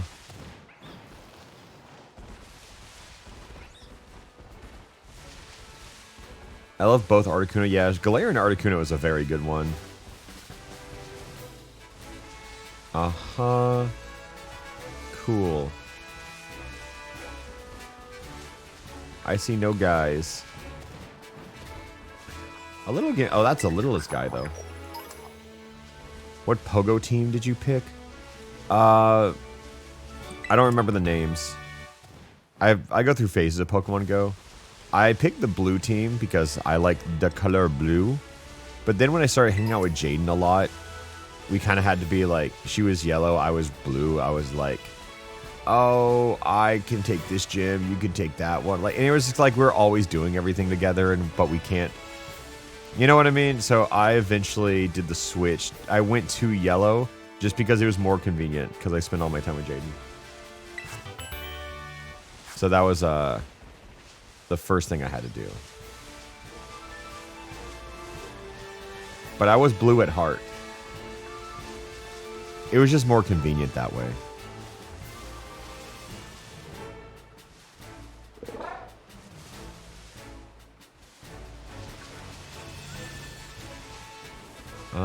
Any guys? Oh, how awful it would be if one of those were shiny, because there's nothing I could do about it, I feel. Team Mystic. Oh, yeah, that's what it was. Oh, Instinct, right? Yeah, that's yellow. I go through phases of Pokemon Go. I found I kind of want to make a video about this I might make a video at Pokemon Worlds. I found a really funny Pokemon Go knockoff. And all the creatures look like abominations. And I think it'd be really funny to just play that. Just at Pokemon Worlds. I think it'd be really funny.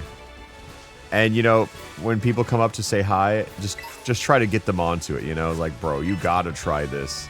This Dracomon Go, man. I don't remember what it's called. Spoilers? Yeah, August 24th spoilers, sorry.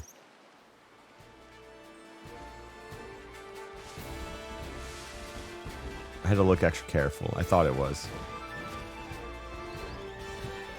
I believe in poetry. I think Hoppip is definitely on the table for first starter. Our first partner Pokemon. What dumb shit. No, I'm not going to call him first Pokemon. What are you on? Why can't we call... I cannot believe they're trying to change starters. What? It's dumb, but I'm just like, I don't get it. Oh, I can't even dash. I can't even run. If I get Magikarp as a starter, like, obviously Gyarados is awesome, but, like, how the hell do I train that? What would I do? Well, I think, what does he get? Tackle at 15?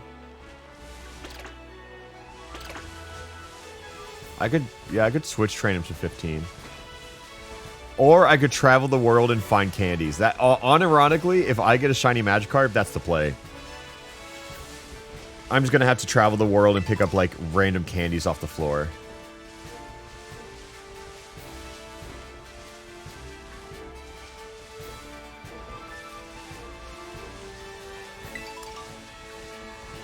That would be a very funny outcome, though.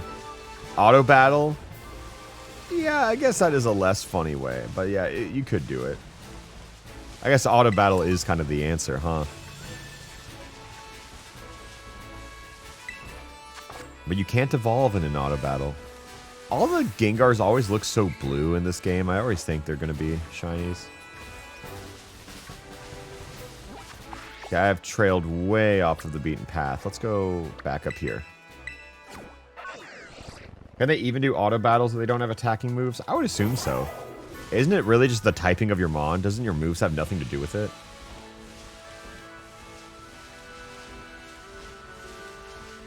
Surskit. Any friends? Not a one. All strangers to me.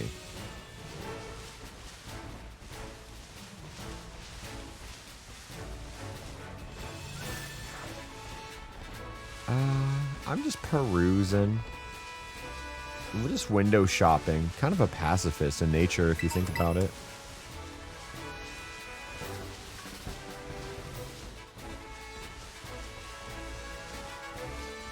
You know what also kind of sucks?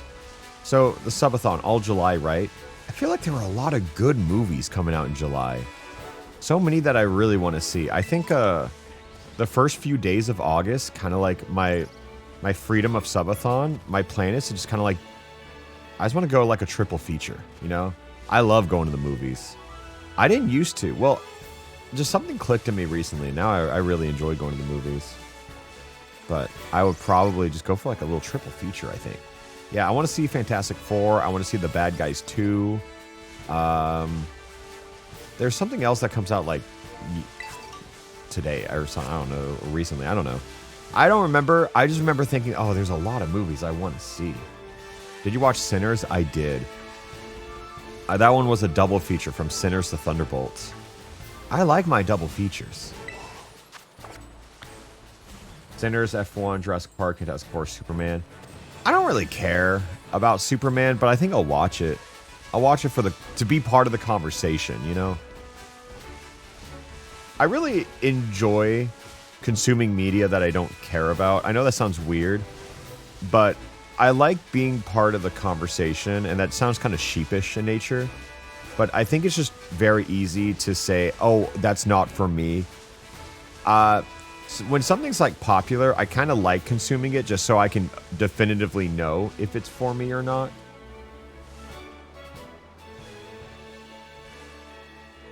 Oh, Alpharad, I'm new to your streams, but I remember that one game I saw you do that Point Crow made called Pokemon Evolve. No, I have not played that. Good stuff. No, I didn't do that. I think you're confusing me with someone else. I haven't done that. I'm not against doing that. I don't know how many sprite artists worked on that, but I know the same lead artist who worked on Mariamon also worked on that, so I'm kind of... I love Eric Point Crow, but I kind of want to play it for my good friend Jordan. So I'll probably play it eventually. I don't know. It'll be a subathon thing if I have the time for it. I don't want to do this Scarlet Violet playthrough every single day. It'll probably just be like this is a late at night, early morning kind of game for me, you know?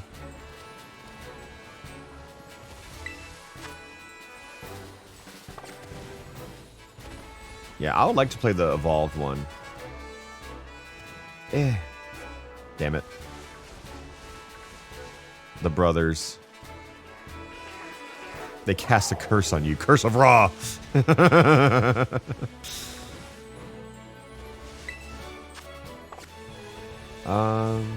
Gimme Ghoul. How long until shiny? I feel like we've seen thousands of Pokemon at this point. You know what? Maybe like 8,000. How did 44 Mail even start? It was just Twitch Plays Pokemon. They just typed a username in, and it just happened to be 44 Male. So this one is the counterpart of 44 Female. Down I go. Kind of really want the Magikarp shiny now that I think about auto-battling. Or collecting candies. Either way, it's very funny.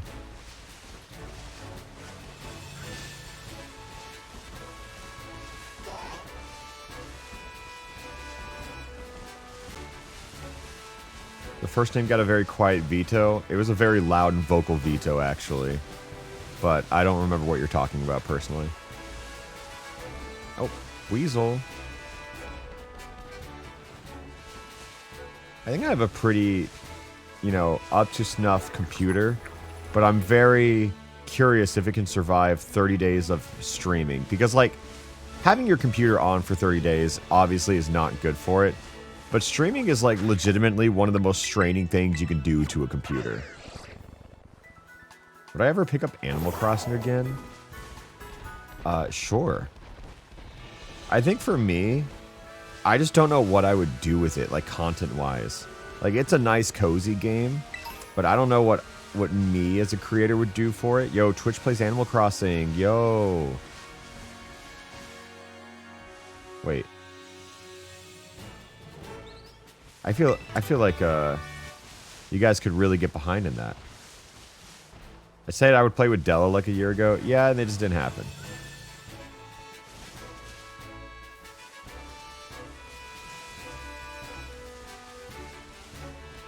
Yeah, what would we do? Okay, so also you guys have 4 badges on after night 3. Oh my god. Like, you guys are speeding through the Pokemon White.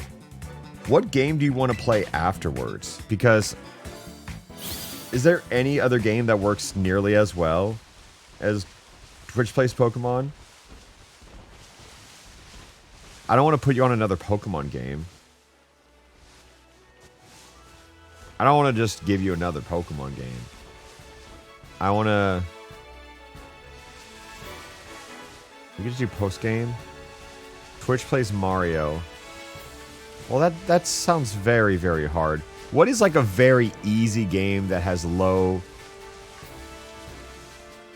Mariamon? We already did that.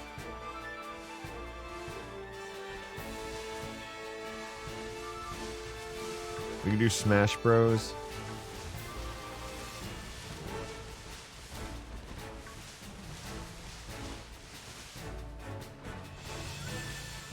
Undertale. Oh, you know what? Too many types. I don't... But, like, I don't really want to do another Pokemon game right back to back. Is kind of where I'm at. Undertale is a funny answer. I think if I gave you, like, a mod that just gave you, like, a little more health, you know? I think that could be helpful. I just don't think you could do it, because I think defensively, you have to do a lot of movements. I don't think it would work. Oh. Oh, I thought I was dying.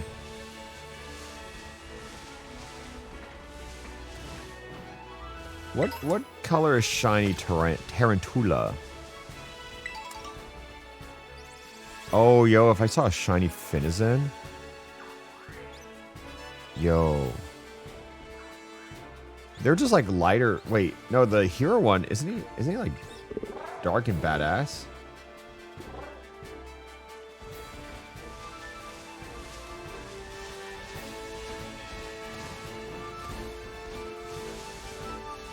Huh. Okay, let me BLJ up here. I still think it's funny that that's just the movement that works. Okay, this time for sure. Okay, next time for sure.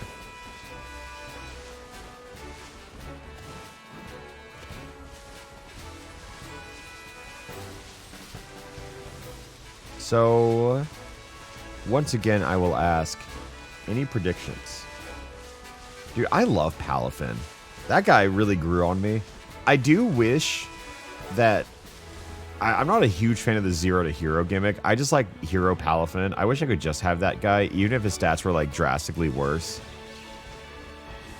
I just like Palafin hero. I think that guy's awesome. Fido is your guess? I welcome a Fido. Scatterbug, but it will be missed. Okay, that's probably true.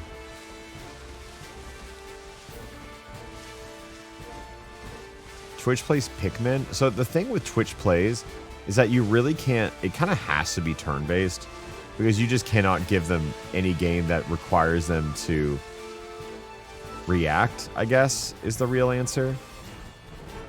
So that's why Pokemon is kind of perfect. Like, Twitch Plays found that answer in, like, 2014, and that's kind of crazy.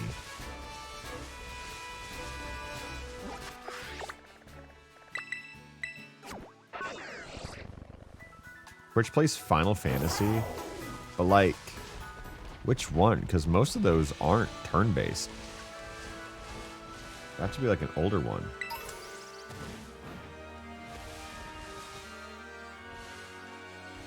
FF7? That's like not a turn-based game though. Like, okay, it's like an ARM action. It's kind of not. There's like a lot of platforming in it first off, and then it's real-time action. Yeah, I just don't think 7 would work. Could Fire Emblem work? Look, I understand. Oh, it's kind of Pokemon-like. But the thing about Fire Emblem is you have to do so many confirms. Like, it's actually really hard to coordinate. You have to pick a character. You have to then move them to the correct tile. And then you have to choose battle. Like, I don't know. It just sounds so hard. Paper Mario? Sure. Whatever. If you grind hard enough, maybe. Maybe.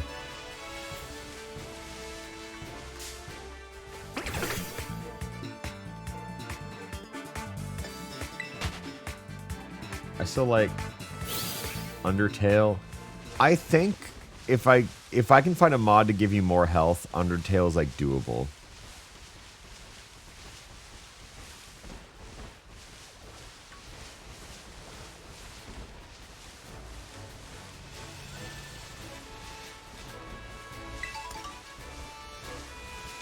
It would be fun to act on some of these ideas and just make like a separate channel just for that. Not like a separate YouTube channel, but like a separate Twitch channel. Just so like I can stream and also have this go on in the background. Because the main reason I don't do like all these Twitch plays, I'd love to try one of the more experimental games to see how long it takes people to play.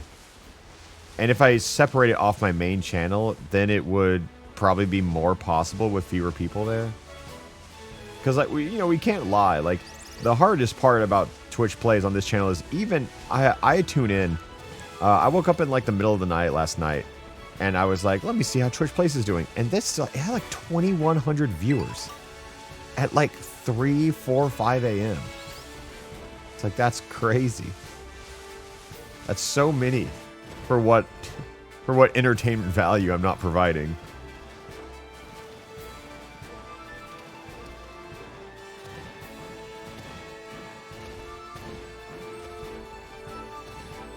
Yeah, I mean, the hard part about, like... Oh, that guy's little tiny. Oh my god. Persifra.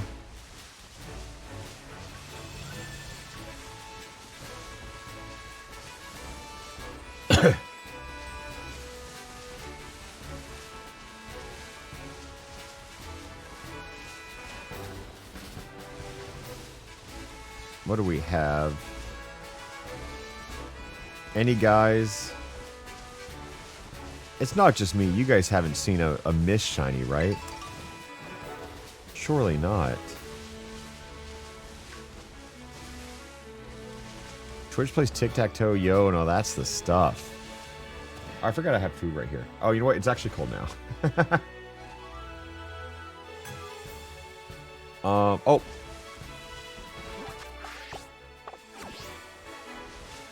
Guys, just watch this Hoppip real quick. I'm gonna go heat up my food.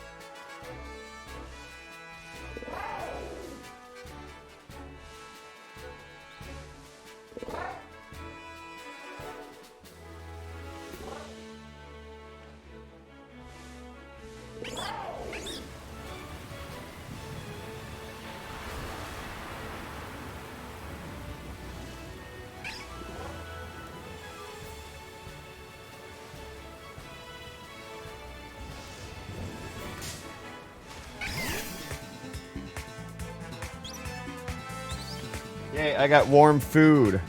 Oh my god, he's on the offense. He summoned the weather. Oh, now imagine if it was a shiny. How funny would it be? Why did he summon the rain? Why does he have the tools to do such a thing?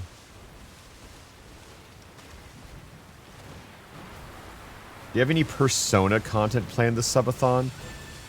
What's so funny is that normally, like, I would be like, why would I be playing Persona? I've never once done that on stream. Yeah, we actually do have some Persona content planned this subathon. And, okay, wait, we got 43 hours. Let me do the math. Okay, the Persona content is not yet guaranteed, but it is near guaranteed. We're almost to Persona Day.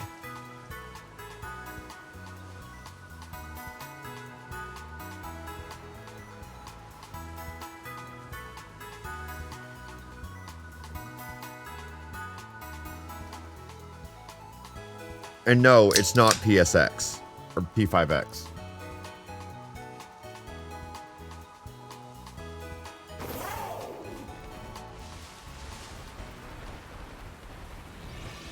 But you'll see, it is Persona 5 related.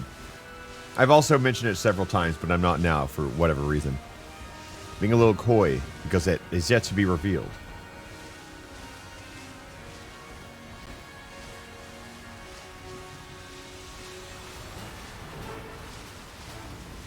So it's royal? I'm pretty sure it's royal. Yeah, no, it's royal. No! Okay, now imagine if one of those was a shiny. Imagine if I saw the shiny Hoppip fly around. Oh my god, could you imagine? Oh, I need to see if that's ever happened to someone before.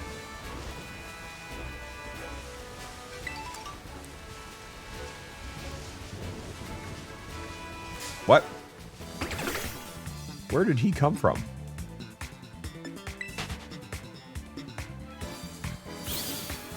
Shiny Hoppip actually doesn't fly? Really? Well, I guess, like, the auto battle Hoppip also doesn't fight, so I guess that's interesting. That's real. I wish he did, though. It would have been really funny if so.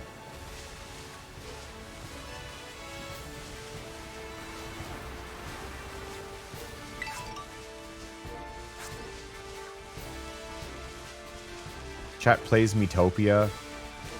Well, like, here's the thing. I don't know how to make that work with Switch games. I've seen other people do it.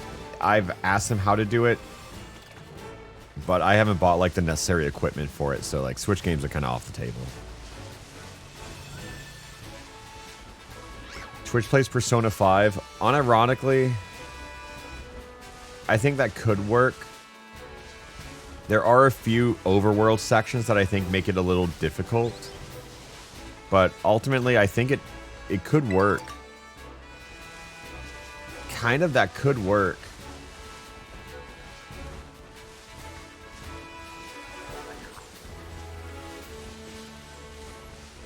Wouldn't it be really funny if I had... You guys have to use the alt codes to type in triangle? And the square.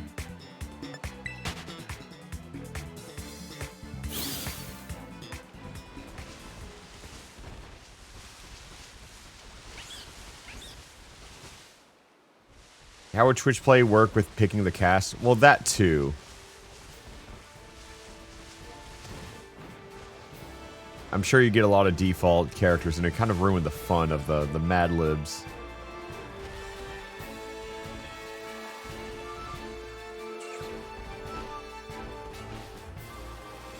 Hello, Magikarp. Oh, Zero wanted that heat. You see him?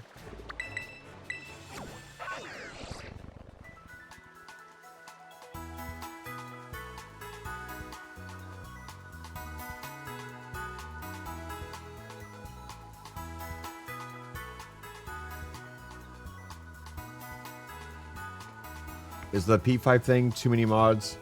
Would I be able to upload a mod I've been sitting on? It's like still being worked on, but I don't really know what idea you'd be cooking up. So it probably would go without it respectfully, but you know, I don't know. You're welcome to tell me what it is, but I think it's like, it's pretty locked in. It's like 99% done, I should say that.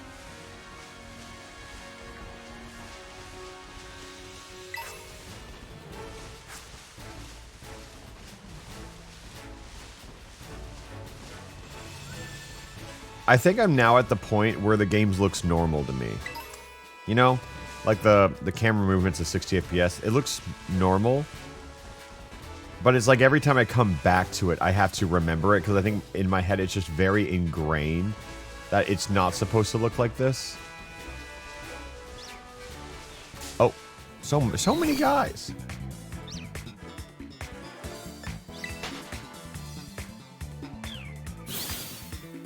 Yeah, I should go back. I should switch to the Switch 1 just randomly. Any guy? There's so many of them. One of them has to be shiny, right? Surely.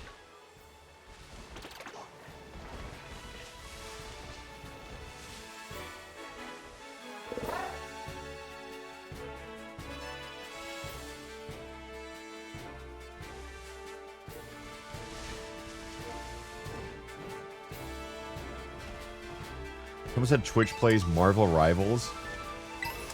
So, that's what I would call ELO terrorism. There is just nothing good I can do with that. If we had a lobby of 12 people, all streamers using Twitch plays Pokemon, before the end of the game, I don't think anyone would even make it to the objective. I just don't think it works.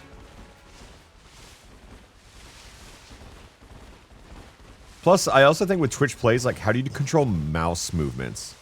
I guess you could do controller does WASD. Like, just pretend it's that, and then... Well, actually, no, that doesn't... I don't really know how you control... Like, doing camera right? That sounds so hard. Yeah, I just don't think you do. I think your melee characters probably be the strongest in that. Because aiming is essentially impossible.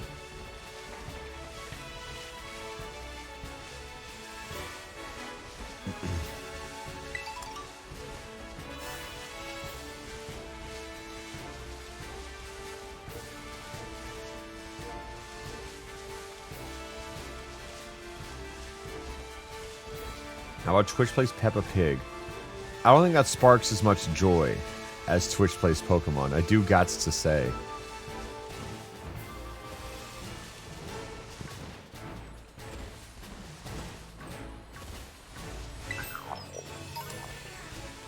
I'd welcome the Ghastly. That'd be a fun one.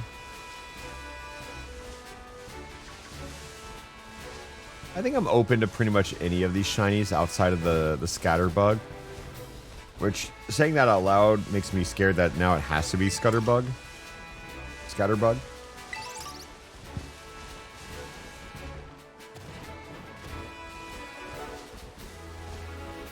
Pokerogue.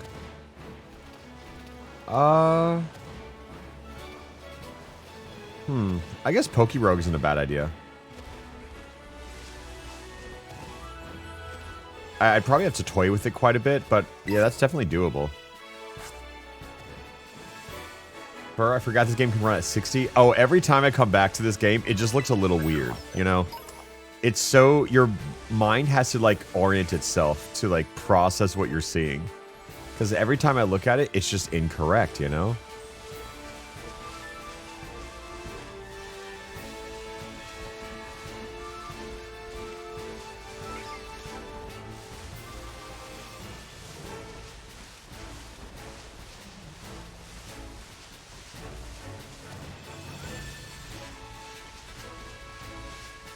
What's happening? We're looking for a shiny. Have not found one yet.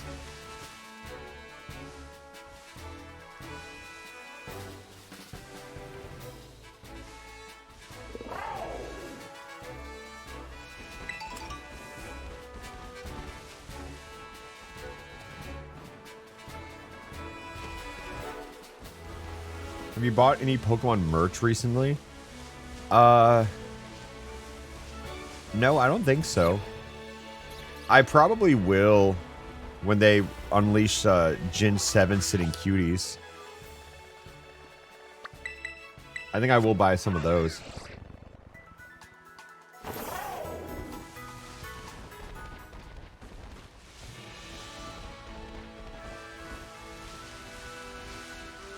I keep seeing Hoppip's little green plant leaf things, and I was like, I think it's like a green Hoppip. I keep thinking it. The Incineroar Sitting Cutie is going to sell like hotcakes, and they know damn well.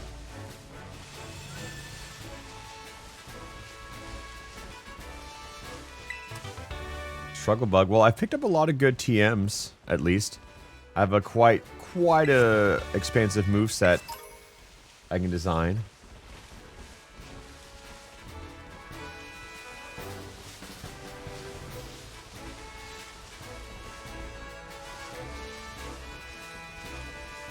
So I know that we're doing the Deltarune thing at like... It's like in a few hours. I was kind of hoping I could find one shiny at full odds before then. But I guess that it's hard, right?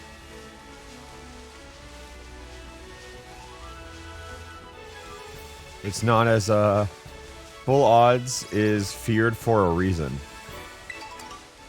But again, you know, in theory, just have to see 4,096 Pokemon. That makes sense, right?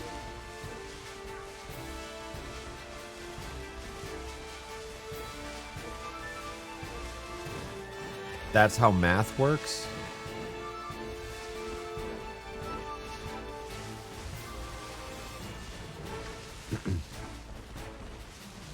I found more full odd shinies than shinies while hunting them. Yeah, isn't that kind of how it goes? For a while, when I was just like casually playing the game every now and then, I would just go to the Blueberry Academy. I would just buy the level 1 shiny all and then just fly around. That's just kind of what I did for a while. And I found a lot of shinies that way than more targeted hunts.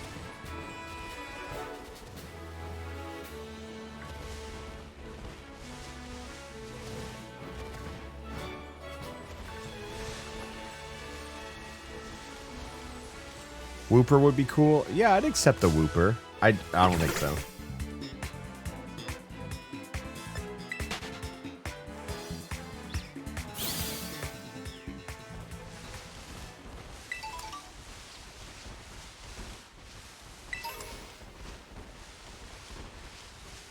Huh. Oh my god, I just never see these guys. I'd love to shiny hunt in this game. I mean, yeah, I definitely recommend the full save file.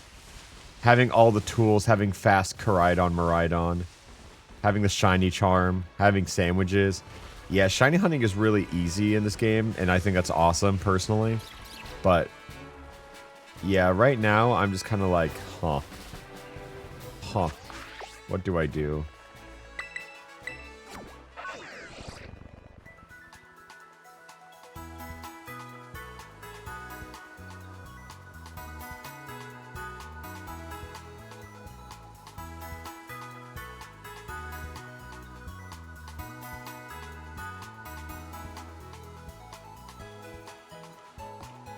What about a shiny Alpha run in Legends Arceus?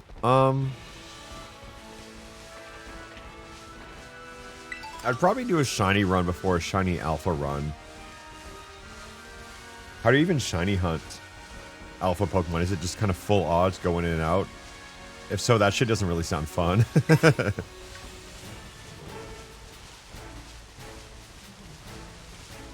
You reset the map? Yeah, no thanks. I'm good. Looks good in 60 FPS. Cade, isn't that crazy? Isn't it crazy what a game at 60 FPS can do? It just feels weird. I think my brain has finally adjusted that this is a game in 60 FPS. Like, I've finally gotten used to it. But every time I come back to this game even a little bit, I have to unlearn everything I know about it.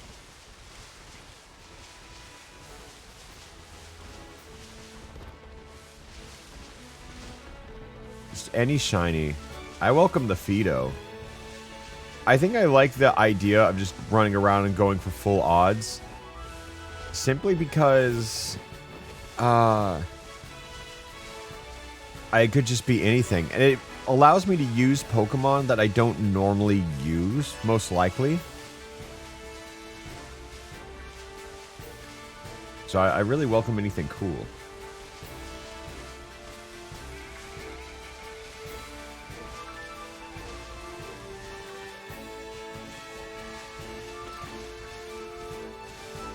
Homebee? Oh, hello. I thought those crystals in the distance were Duraludon for a second. I was very confused. Ooh, Air Slash. Again, like, so many good TMs just lying around in this early area that, like, no matter what I get, I can already give them a pretty good moveset.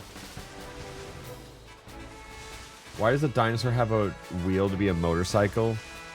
Well, it's because it's kind of awesome. You wouldn't get it. You wouldn't understand. I think it's kind of peak. He could be a motorcycle, but he is not.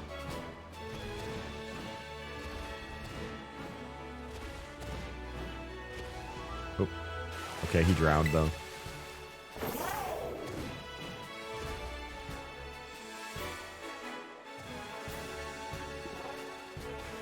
There is, like, some in-game explanation for it, but I personally think it's just because he's a little silly.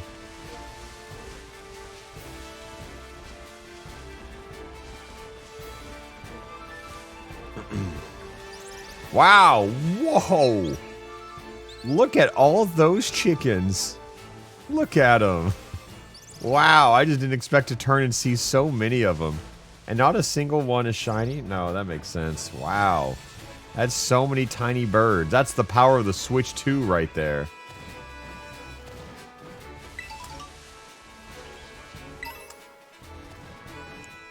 Oh, I have so much bullshit on my person right now, just from everything I've picked up. What a fun little treasure hunt.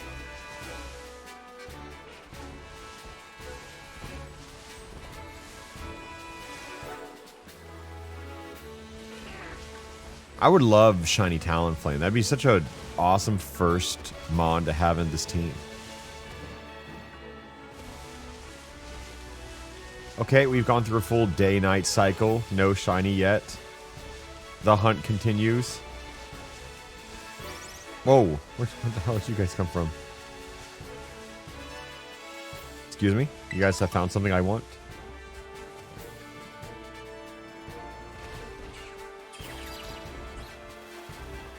This isn't the only area we have to search in, but this is just where I want to be.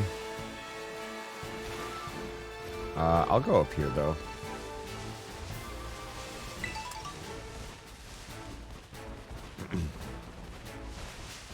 Wiglet would be interesting. I'd be so sad if I want to get a shiny of every type and I waste the water one on goddamn Wiglet.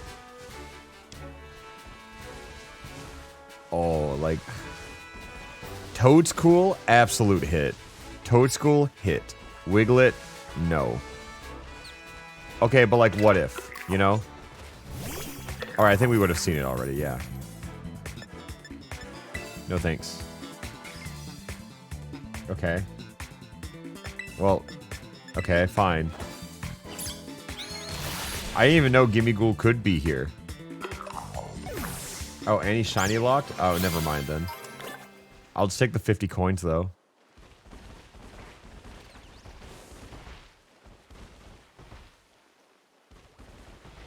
What the hell? What? No. I don't think so. I don't think that was there. Did they ever add an audio cue? No. That's only in Legends Arceus. I think the reason that happened was just because both of these games are being developed at the same time. I mean, what an unfortunate tragedy that is. Yeah, just use your eyes. If Sarah's looking, she's definitely typing now. It's just... Oh, wait, you look a little different color. Is it because you're in the shadows? Yes, it is. Okay.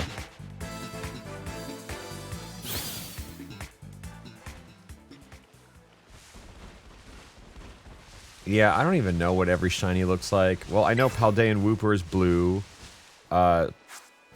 Lechonk is pink. Quovit, I assume lighter gray. If I don't know what it is, I just assume it's the same color, but a little lighter. Yo, Rare Candy. Hi, Hoppip. He came down with me. What's nice about this challenge is I'm going to acquire so much bullshit from just hunting. Is autosave turned on? Yeah, it is. I don't really care that much to turn it off for what I'm doing. Yeah, Oricorio also would be very good, because I feel like that's a... Is Oricorio not a crazy high base stat mon for where I'm at in the game? Everything's like 300-ish, and I feel like Oricorio is like 420 to 450 in that range.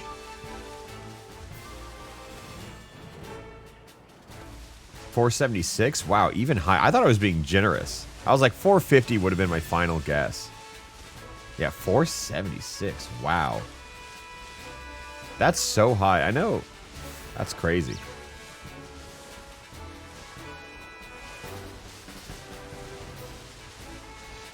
Flamigo would be cool. I love a Flamigo. I have my wants and desires, of course. But I'm very open to whatever. What gen is Scarlet? This is Generation 9. With, realistically, Generation 10 on the horizon. And I'm really curious to see what it looks like. If Scarlet can look like this as kind of like a backup, on the console it wasn't even made for. I'm very excited to see what Generation 10 can do, especially if, again, it might be cope, but if Donkey Kong is using voice acting, I have hope that maybe we're starting a trend here, you know? Maybe. I'll stay optimistic. I'll do it for all of us. I personally think Gen 10... I wonder what they're going to do for it. I wonder what's going to... I feel like it has to be special, you know? Like, 10 is such a big number. Isn't Gen 10 in Greece? The fuck? I don't know. If you're right, GG's, you got him, but like, huh?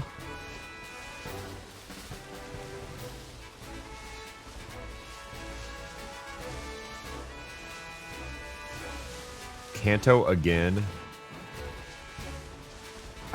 Yeah, I don't think they would make... That'd be the first time that they lead a generation with a remake. I don't think so. Also, I realized something the other day when I was talking to a family who's younger than me, and they thought like Pokemon Let's Go was like a new region. You know what I mean? And that's kind of when I realized, oh, those remakes are never made for me. You know what I mean? It kind of made me understand why we keep going back to Kanto. Because then when I told Jaden that, she said when she was a kid, she thought Fire Red and Leaf Green were like original games. Because like the 2-year age gap between me and Jaden is pretty much the difference of I played Pokemon Red. You know what I mean? So, you know, I get it. I suddenly had like a lot more sympathy for why we keep going back to Kanto. Simply because some people just haven't experienced it. And I don't know, it's weird. I think we're seeing the same thing in film, right? From Fantastic Four to A Star is Born. So two very far apart examples. But I don't know, we're just kind of remaking we're remaking good ideas. And I don't know, I think it's fine, but I am scared of the timeline where we eventually just stop having new ideas ever. Yeah, every Disney live action. Like, yeah, I'm just, I don't know, we'll see.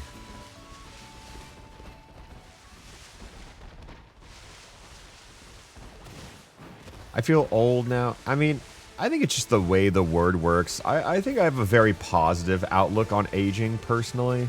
I think a lot of people fear it, but I kind of welcome it. Because my biggest goal is to not... I actively try to avoid doing the things that annoyed me when I was young. And I know a lot of it, you understand why things happen as you get older. I think a big reason is... Like, I think rules, you know, you're like, oh, you're so strict, but everything's a liability. Like, children are liabilities, and they are so dumb and stupid. It's just like, but I think everyone deserves to be treated with respect. I think that's ultimately what, like, kids want, you know, especially in, like, an act of rebellion. So, as a kid, I think my biggest gripes just came from not being respected, even if I was like, I wish there weren't this many rules. Is this... He's just very bright. He just could be in the sun. Yeah, okay.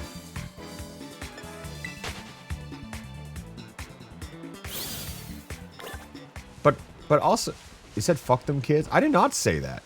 I actually did not. I think kids are dumb, but I just think you become smarter as you age. Would I say that to a child? No, because that's rude. But I think there is like... The biggest part about growing up is that you realize you were not, hopefully, you were not the best version of yourself when you look back in time. If anybody tells me I was the best version of myself 5 years ago, I'd be like, what the fuck are you? Get it together. I don't know. Like, I believe the best version of myself for where I am with my own struggles personally, emotionally, mentally, all that, it's right now. Like, I am very... happy and confident with myself in this current moment. But also, you know, if you're going to say, oh, I was in better physical health like 3 years ago, yeah, that's different. Stuff like that. Also, if you've had anything tragic happen in your life, yeah, I also do understand you perhaps saying something like that. But I guess it's just like, I don't know. I think cringe is a very powerful tool to show growth. I say this a lot. Where if you look back at your own old actions, things you might have said, things you might have done, and you cringe, I think that's growth, right? There are things that I said, things I did, that I would not agree with today. And it's not like some evil expose, it's just, oh, I was just a stupid kid. And that lasts for a while. Sometimes I look back and be like, oh, I was a stupid 22-year-old. Oh, I was a stupid 25-year-old. And you know, like, I think the growth is you just learn from your mistakes quite genuinely. Like, it's so basic, but I think that is what life's all about. You know?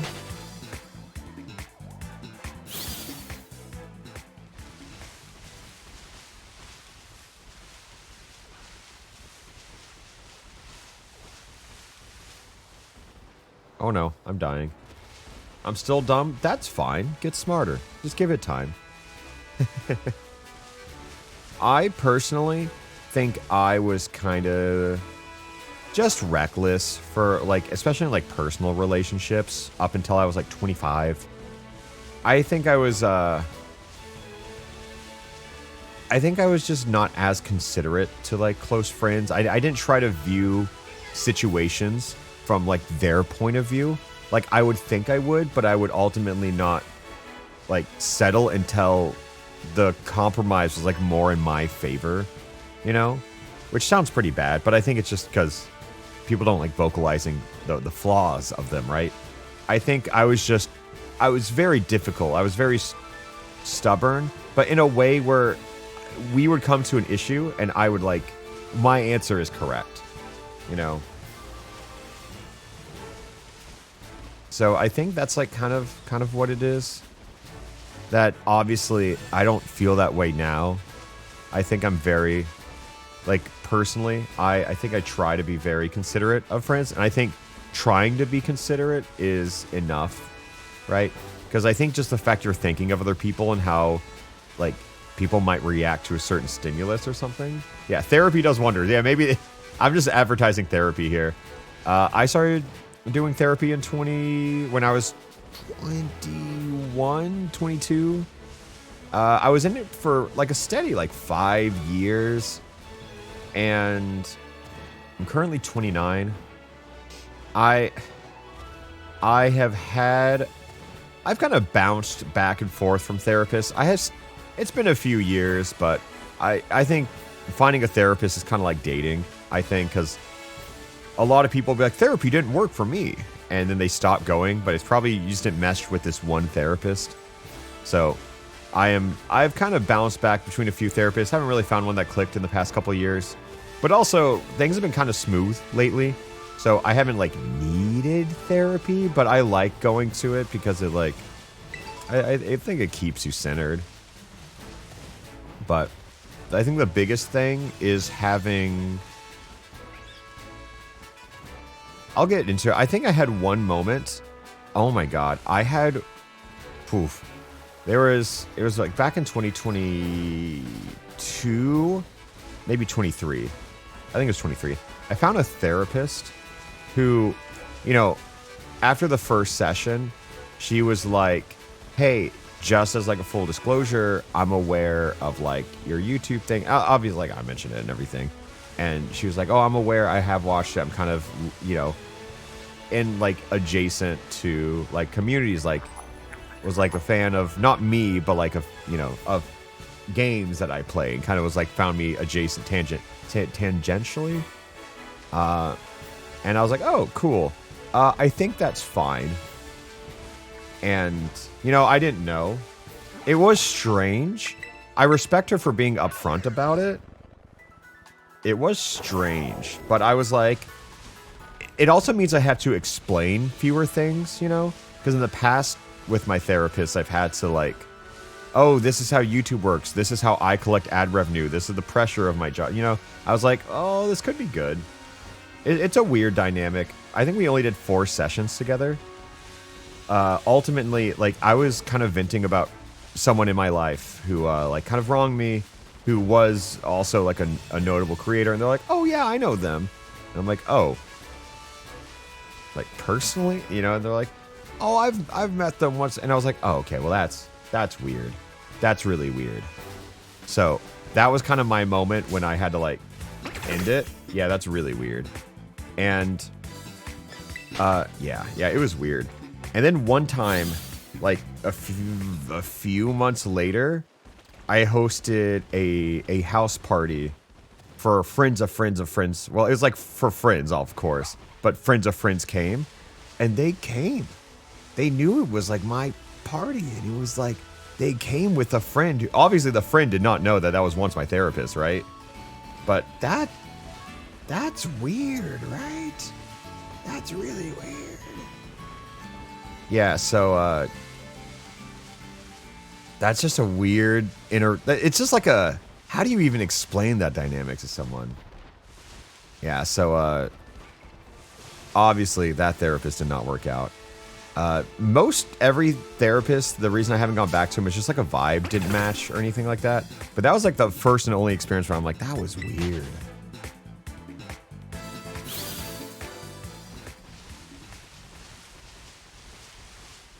Yeah, I don't know. I think my favorite therapist was my first therapist I had in Oklahoma, which she was very cool. And she was a bit too spiritual for my taste. Not like religious, but like chakra energies type stuff, you know? But she was very helpful. I liked her a lot. It really just became hard once we did a lot of remote sessions after I moved to California, but it just wasn't the same. We stuck it out for like a year. But I think about her a lot. Like, I think she's the best therapist I've ever had. She did give me some bad advice here and there, I will say. Looking back, not all of her advice was good. I think I got myself into a few predicaments because of her. Because I was like, well, my therapist said this is fine, so this is okay. But I think, like, also, you have to realize your therapist does not know every detail and every social situation of your life. So it's like, they cannot... You have to take their advice with...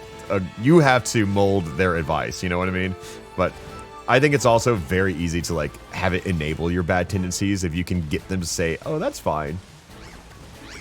Yeah, so, but I did like her a lot. I care about her deeply. I haven't reached out to her. I think, like, last time I went back to Oklahoma, I paid for a session with her, and it was kind of cool because it wasn't, like, a therapy session. It was, like, she was like, hey, how did this go? How did this, you know, just, like, we were catching up. I mean, I paid her for us to catch up, but, you know.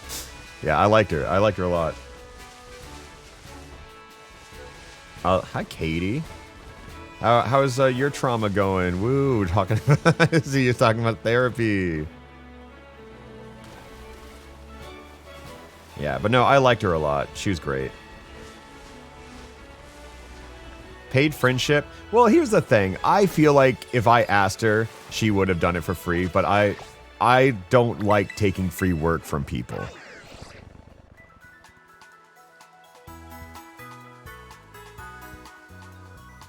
Okay, here, wait a second.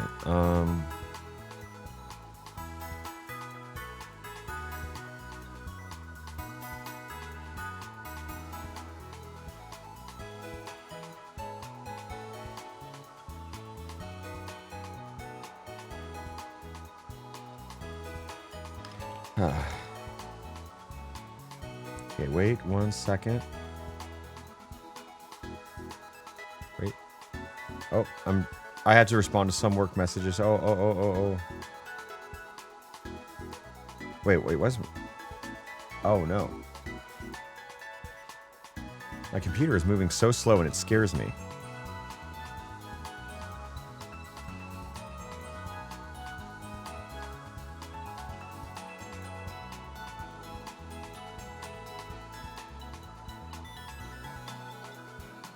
Oh my god. Jesus.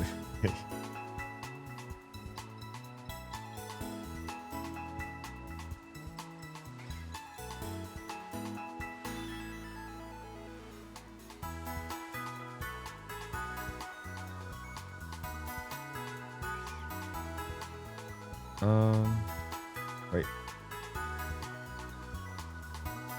I do not have...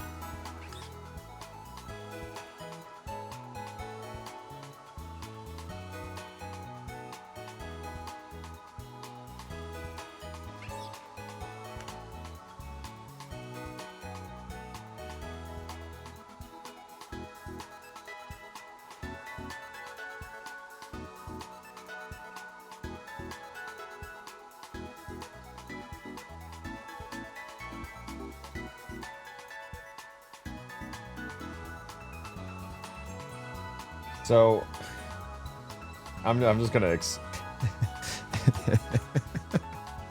putting out a fire. I did not expect. So,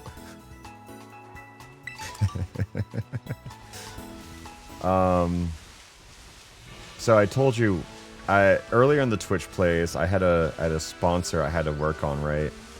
It was just like a little integration. I recorded it weeks ago, like a week ago. They were like, hey, we need to change these things. So I recorded new lines for it today. And obviously my voice is a bit more shot than it was yesterday. And the brand is saying, this isn't Jacob. And I'm like, yes, it is. And they're like, we think this is AI. And I'm like, it's not. They're like, someone else recorded this. And I'm like, it's not. So yeah, my shout out to my team for fighting the good fight for me. That's a new one. I've never run into that before. It is unfortunate, but what can you do? Yeah, watch the stream. This is just what I sound like. I mean, my voice feels a little recovered now. I could probably do some better energy. So, just...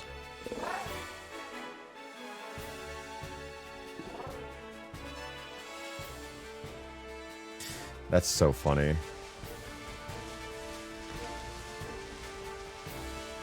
Why are the walls so freaky, though? That's one thing. I keep seeing them kind of like merge or move and stuff.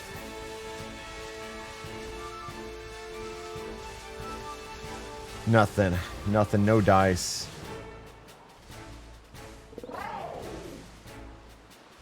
Keep seeing a Zuriel with the Paldean Whoopers, and I keep thinking... Oh, hi, Drowsy.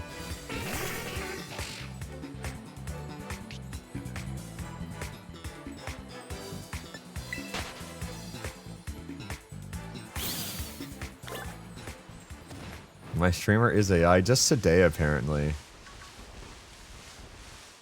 I'm also like... I'm pretty vehemently against AI, especially generative AI.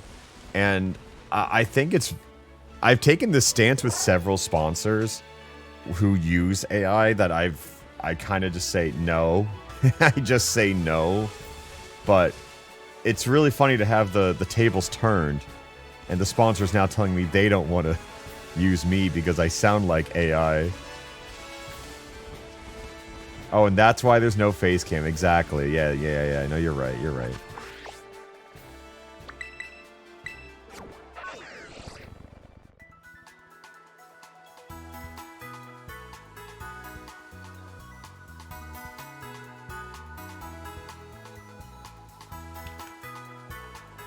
Well, let me close Discord. It's acting really slow.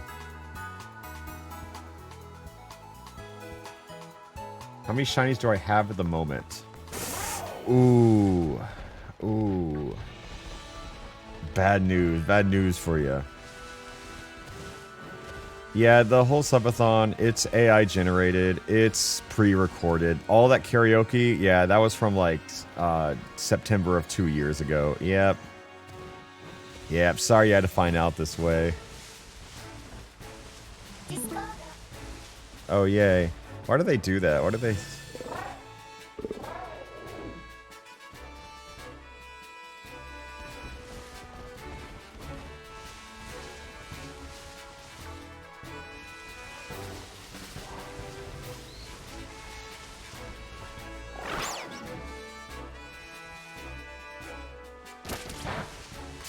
Oh, what? In the bush. Oh my god, hiding.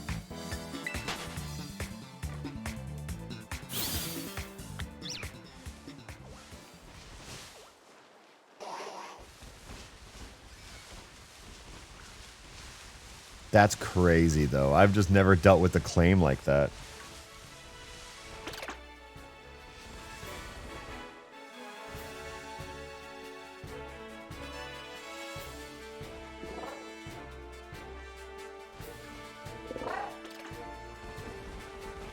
I recorded it. I don't know. It's down here.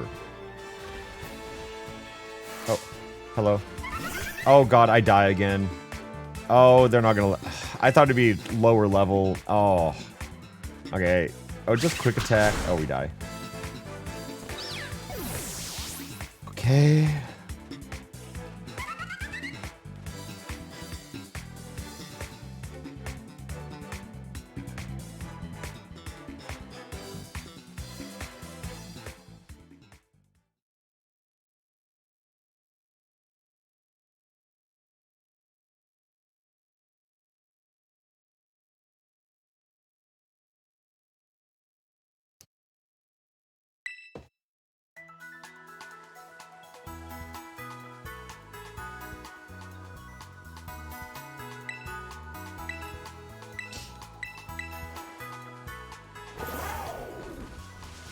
I just look. Okay. Also, let me play this sponsor. What's this one? Right. Ah.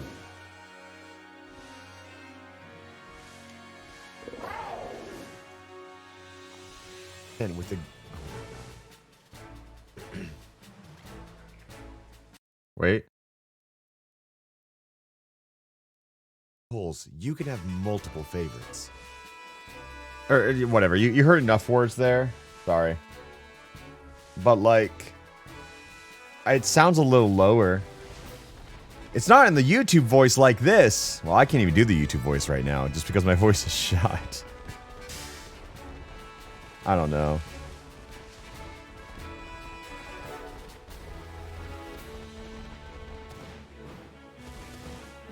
You know what? I'm just gonna...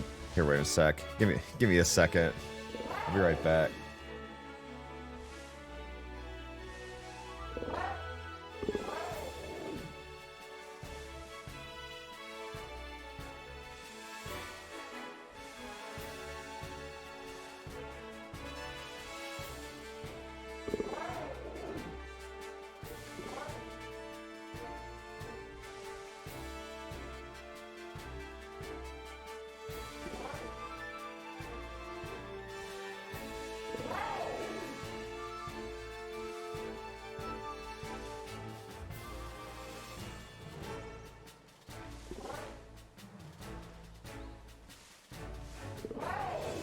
No, sorry. I just sent a voice memo to the brand. I was like, oh, here you go. Voice memo. Hope this helps. Okay. And we're back. Yeah, I had to do a captcha real quick.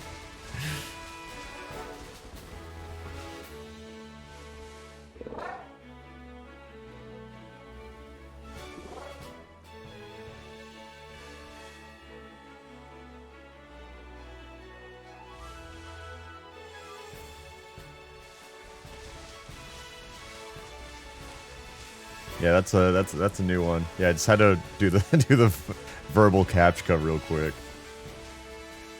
Oh, now I have to identify a bicycle. God damn it.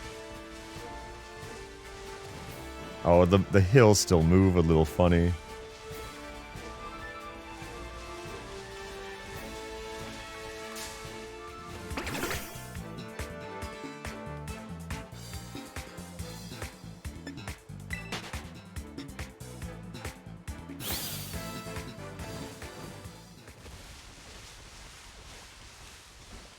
Twitch plays captcha. Oh, no, that's a good one. Would it be possible? Do you guys think you can identify bicycles together?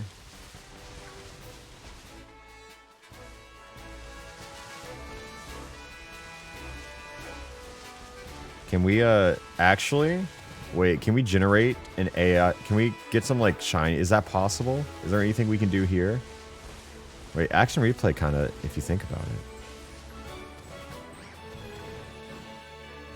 Twitch names every Pokemon. Well, that's like nearly 4,000 open book tests together? I don't think so.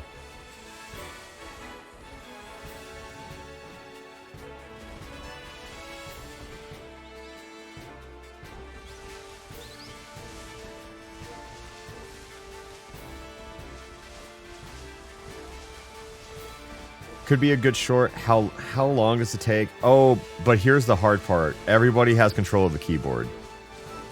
Now it's impossible. Unironically, you guys could probably name all 1,025 Pokemon in like a minute, if even. You just looked a little too orange. I just had to investigate. Okay.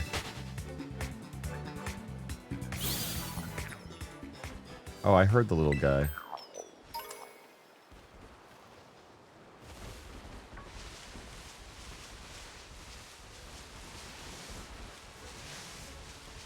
Yeah, I see Azurill hanging out with Paldean Wooper, and I just keep thinking. Just keep thinking of a maybe.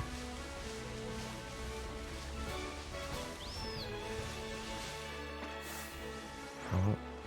Now imagine male Combi is the first shiny spawn, or the first shiny.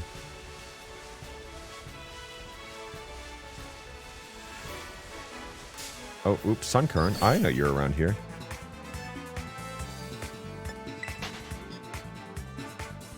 That'd be peak? Maybe.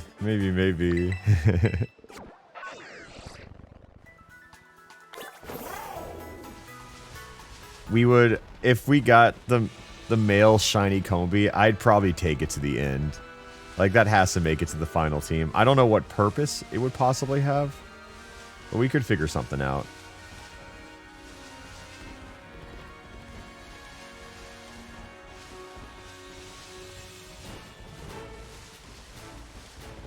Any shinies yet? No, but to be fair, it's only been like, what? 2.5 hours, but really just like 1 hour of searching because the first hour doesn't count. Yo! And Meebo for the 5 gifted. Thank you so much. Thank you.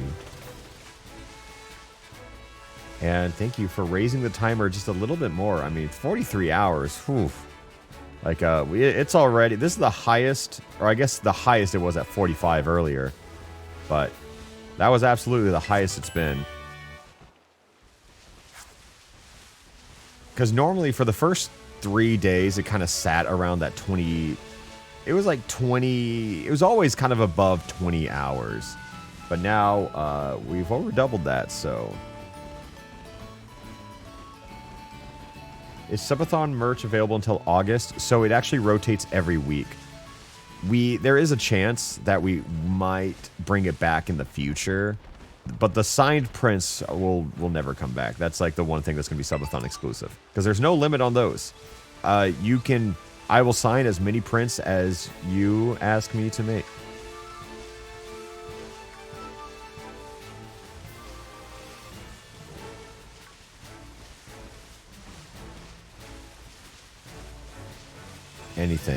Anything new.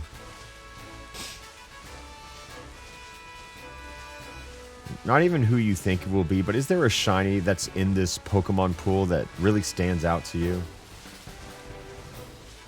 Fido? Perhaps Fido. Random scalper buys 1,000 signed prints. That's fine. I'll accept such a thing. You know what? Fine. It's not a bad deal for me. Oricorio? Yeah, Oricorio would be an insane, like, starter, right?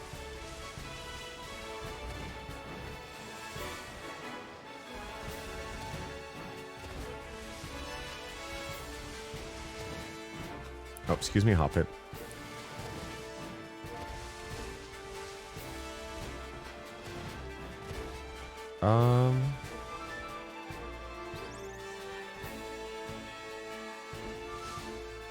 All 4 Oricorios a peak. I like Oricorio. I don't know who my favorite Oricorio is.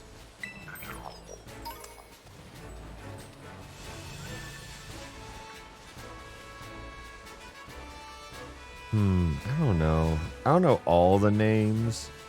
I know Bile because I like that one a lot.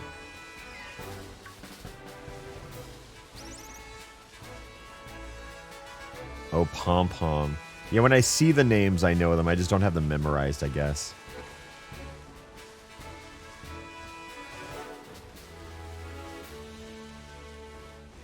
Excuse me, Hoppips? There's so many Hoppips. Such a high chance for it to be Hoppip, honestly. Harp. Okay, and back we go.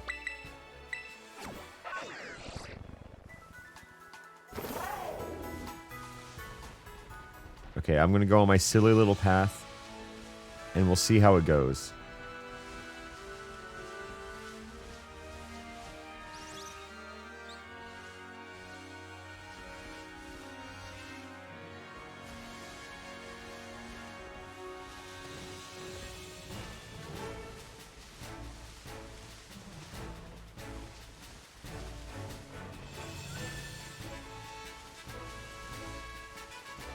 He just looks a little silly. Not shiny, just a little silly.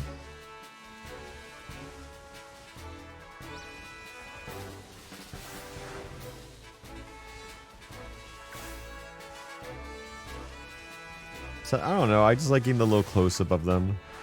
Bonzi seems surprised by it. I really want to explore the area that I shouldn't, because I feel like this is where they're hiding the shinies, you know?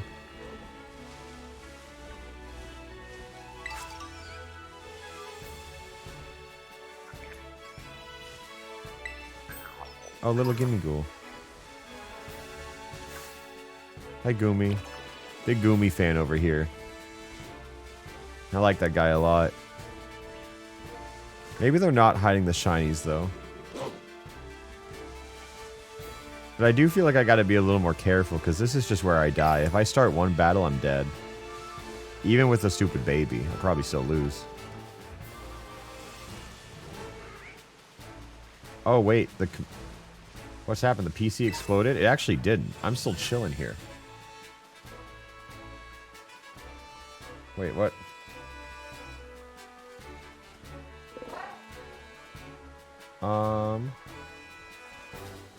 Oh.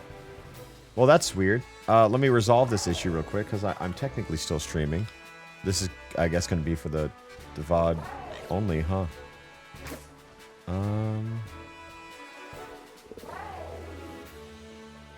Let me explore here.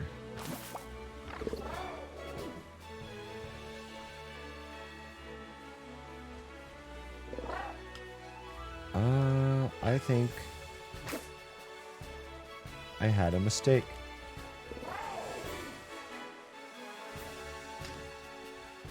I don't know what happened. My computer's fine. Everyone thinks it blew up. But it didn't.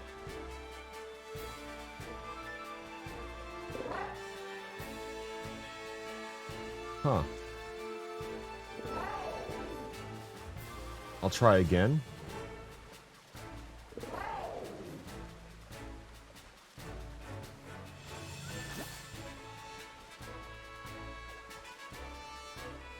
Wait, can you guys see me now? Wait, what the hell happened? Wait, was it just frozen? Oh. That's weird. I didn't know. I thought something happened with the stream. It just froze? How bizarre.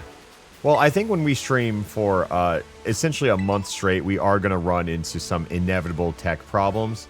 Just because you're not really supposed to do this. You know what I mean? So we are back. Congrats. Welcome, everyone. The stream even technically to go down, or was it just frozen? Because I can't really tell what happened.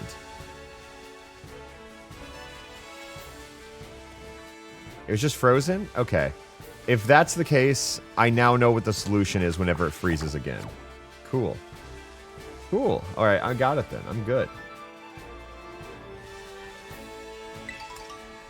So what's different this time around is that given all these big shoots and whatnot like that, like the karaoke stuff, you guys realize how we just seamlessly went from one venue to Twitch Plays Pokemon? It's because I'm streaming to like a separate server for the subathon, so we can just switch from one event to the next very easily. And, oh wait, you know what? I just realized if I did this with more preparation, I could add a separate computer to the Twitch Plays. Oh, now that would have been nice. So yeah, I stream to a server, and then there's multiple things that can stream to the server, and then we just kind of pick which one we want to be live. And it makes it possible to do all this switching.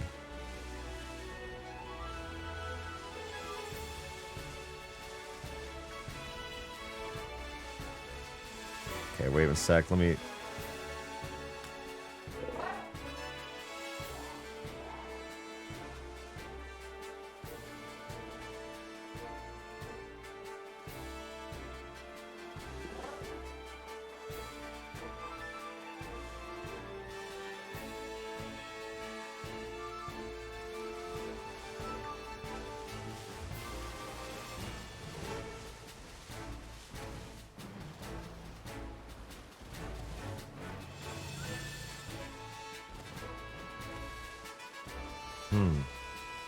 Shiny Mareep near bug type are common.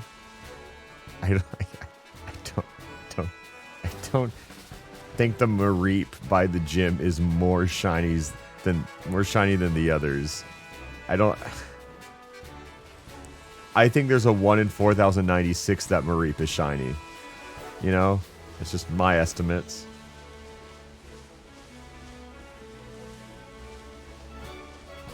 Yes, they are. Okay. Well, it goes to show what I know.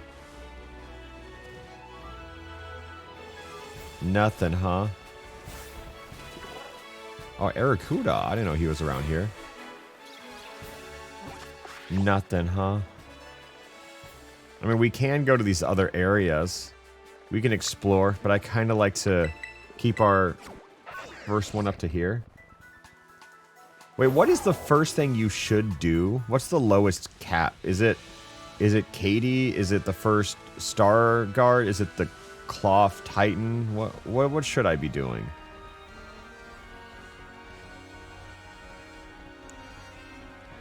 I actually don't know what the first one is. Is it Katie? Okay. For some reason I thought the dark type Star Grunt was like level 12 or something. I thought it was like super low.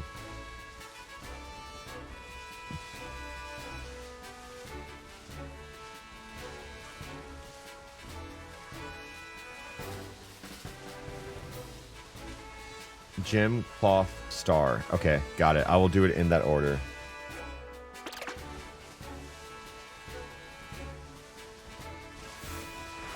Bye, Hoppip.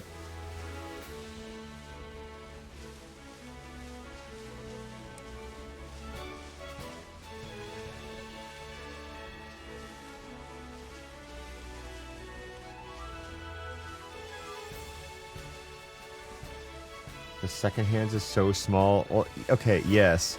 But it's like, do we really need to see the second? I think it's just, if you see it moving, I think it's like that it's good enough.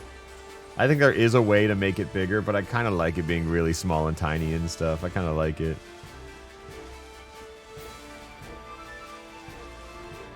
Goodbye, Hoppips.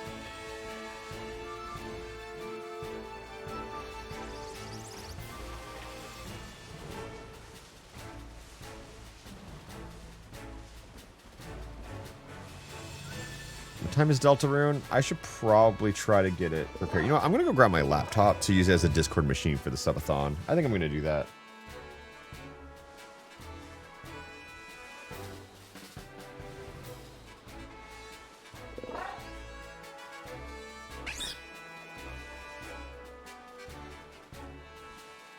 All right. Yeah, let me see. I think I said...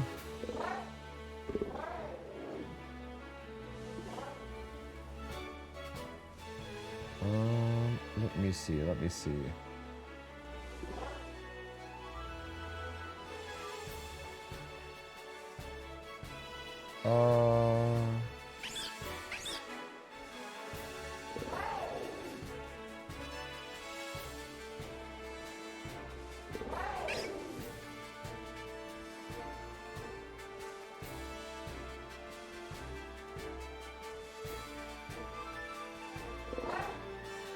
Multiplayer Jevil, if only Alpharad knows how to get there. Yeah, I really don't remember.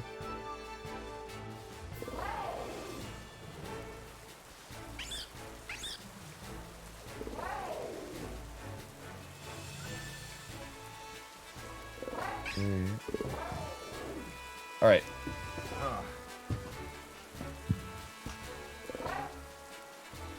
Sorry, I'm back. The Hoppip just kind of sat with me. That's so nice. Yeah, they do bring the rain, huh? How am I feeling about Phoenix and Marvel Rivals? Well, I did get handed like the early access to Jean Grey, but I haven't played it yet, obviously, because you would have known if I did. I'm down to try it later. She looks... I didn't really expect her to be the kind of hero that she is, because she looks like a character that can just click on people, which is typically a very good character. I saw her preview, and it like if she can just left click on people and win, and her abilities don't matter, then ooh, now she looks really good. Of course, everyone was standing like turbo grouped and not shooting at her in the trailer, so who's to say? But oh my god, Lynx 0999 or 099, excuse me, gifted 5 community subs. Well, let's hope that those subs bring the shinies. They could. They didn't, but they could have.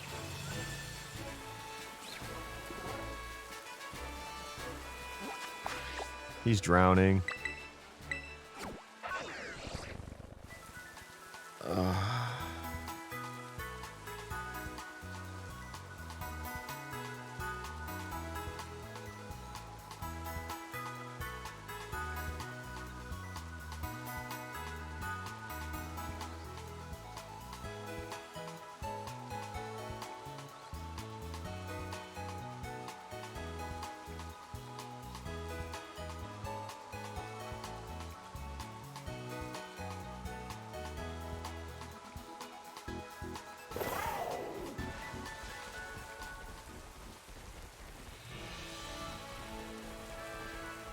Okay.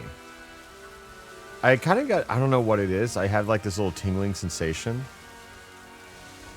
I kind of feel like the shinies are coming. I don't know. Something about this right now. Whoa, wait. The Pichu. How fitting would that be? I know he's not, but let's investigate further. Because that shiny is so tame where it very well could have been.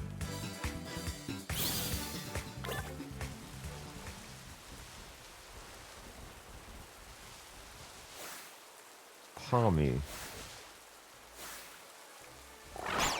Oh, I didn't mean to do that. No, no, come back. I saw that white blob. Oh, the... oh, oh, no. God, no. Oh, pointy laugh at the idiot who had faith. Oh, jeez. I saw a little green coming out of the Hoppip, and I go, oh, oh. Is Sprigatito shiny? No. The starters aren't allowed to be shiny. They forbid it. Whoa. I didn't mean to lock on that hard.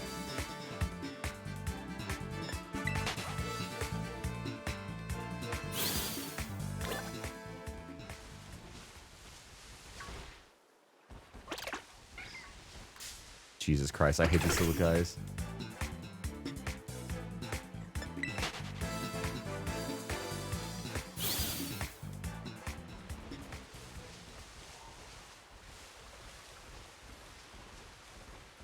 Oh, a little Gimmighoul under the bridge. Oh, excuse me.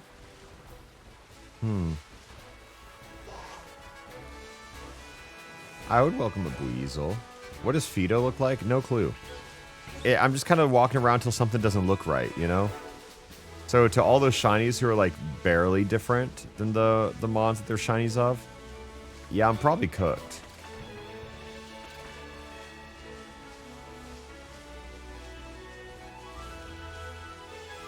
So many Hoppips and not enough shinies. Flamigo would be the awesome one. I'd very much so welcome the Flamigo.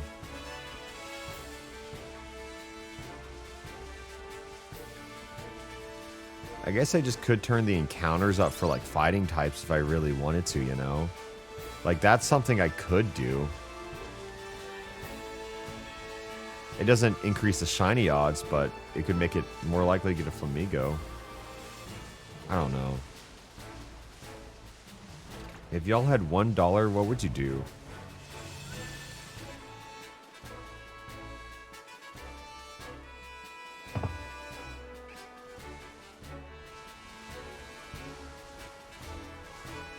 If y'all had $1, eat it? Oh, what if you trade it for $2? Would anyone take... I feel like someone out there... There's a trade to be had. It's just like a let's make a deal. You can word it. I think there's like some way to word it, like a heads I win, tails you lose kind of situation. Like, I'll give you a, like you could say, I'll give you $1 for free for every $2 you give me. I think the word free could catch people off.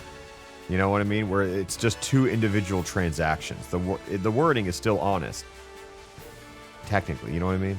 I think there's something there. And there's just people who are funny. I think if someone came up to me on the street and asked for $1 for 2, I think I would entertain it. Just because that's kind of funny. I respect the hustle. It's also a big grift for $1. You know what I mean?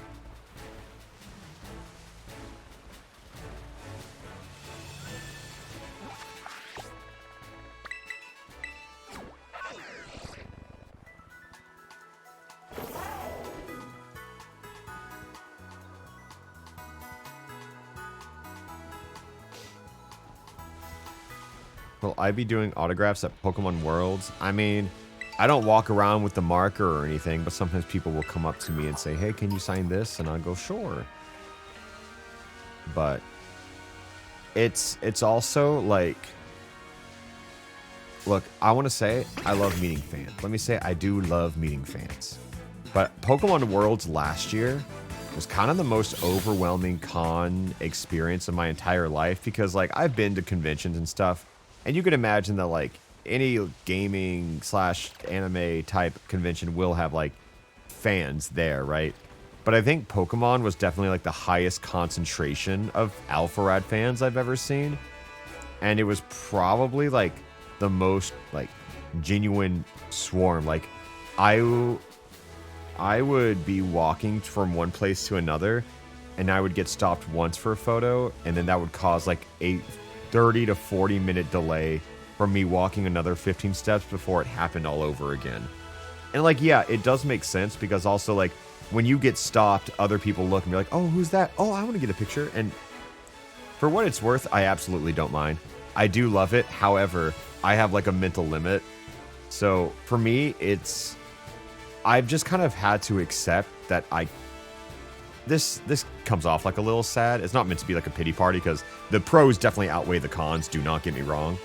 But it's like I've just kind of had to accept that I can't enjoy conventions on like the floor. Like I just always have to be in Alpharad mode. Like I have to be on. So I can't like just kind of peruse the floors of the Artist Alley and stuff. And, you know, the answer is why. Oh, because I've created enough successful things that people want to meet me? Like, what a pretentious thing to complain about, you know? Like, I am very grateful. However, I just have my limit. I will gladly, if you see me on the floor, come up to me, talk to me, get a picture. But the thing is, when I go to conventions, I will spend most of my time in my hotel room because that's just like my decompression. But do not let this monologue dissuade you from coming up to me, saying hi, getting a picture. Ideally, I love it. I love it. I think it's like, I'm so great. It's like, if you have consumed any of my content in any way and given me the livelihood that I have, the absolute least I can do is give you a goddamn photo, right? Like, I think you all as fans deserve that much. But I can only handle so many in a row. I think that's really what it is.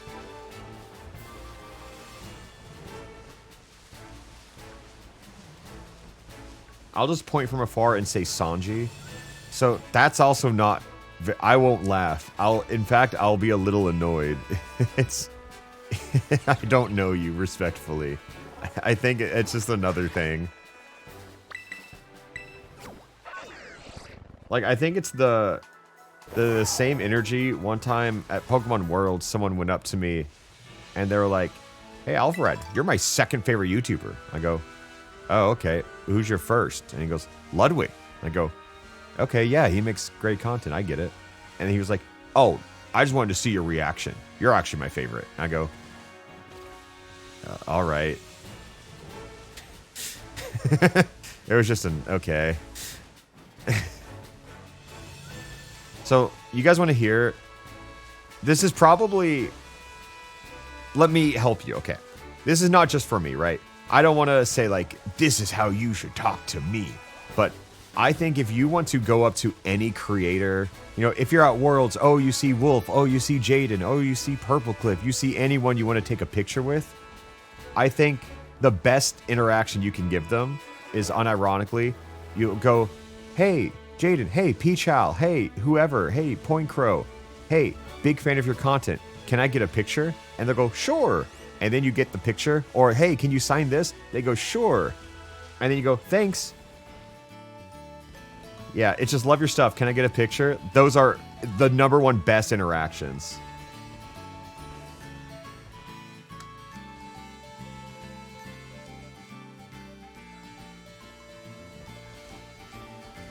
It's also like, just like, be nice. I thank you for consuming the content. You know me pretty well, probably, but I don't know you. So when you just come over harassing me, that's not a joke to me. I just feel like I'm being harassed. I have more extreme examples in the second favorite, but they're also like stories that I don't want to glorify. Because if I be like, this person said this, then I don't want people to think, oh, I'll get my story told if I make it memorable. So I was like, there are other stories that have happened. You guys just have to trust me. I'm sure you believe me on that. That on principle, I'm not going to disclose.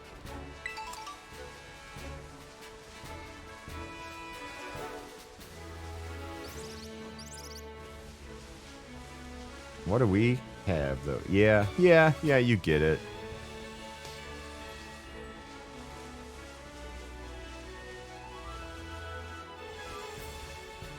I think one of the funniest fan interactions I've ever had was, it was like, I think sometime 2021 maybe. I was on like a first date and a fan came over and was like, "Oh, Alpharad, big fan.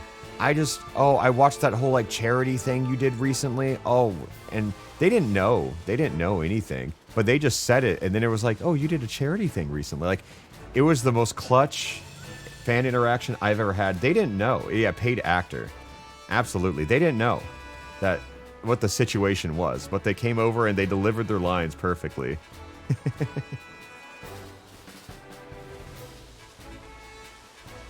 Also, another weird interaction, just, you know, I'm just going down the list now. Billy, who you saw at the whatchamacallit, the karaoke thing last night. Incredible human being. Love her dearly. She was my +1 at the last Sonic Symphony, and her and I went together, and we went to next door to where the concert was held. They had there was a Hard Rock Cafe, so her and I just went there before, had a couple drinks. And then when I was in the thing, Billy went to the bathroom and a fan came out. I was like, oh, hey, Alpharad, I was just in the Hard Rock. I saw you there. I was like, is that Alpharad? And I'm like, haha, yeah, that is me. They're like, yeah, look, I'm cool. Like, I'm not like too nosy or anything, but like, were you on a date? And I'm like, was I on a date at the Hard Rock Cafe before the Sonic No. And he was like, no, bro, you can tell me. You can tell me, like, I'm chill. And I'm like, no. Like, it's not that I question your chillness, even though I do. But no, that wasn't a date. No. And he was like, kind of gave me like that look, like, all right, you know, like I was lying. Nope. I have platonic friendships, believe it or not.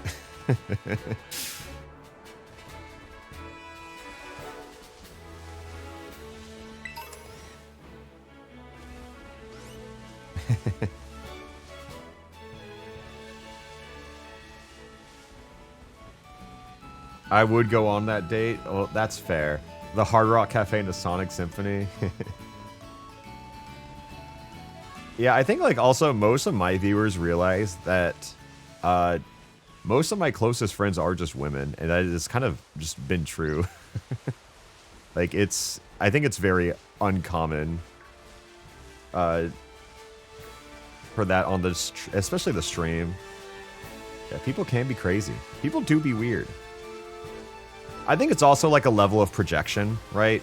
Where it comes from people who can't possibly imagine having platonic friendships with women and then see me having them and they're like, oh, they're fucking. Oh, they're fucking for sure. They're fucking. You know? Like, that's just what it stems from.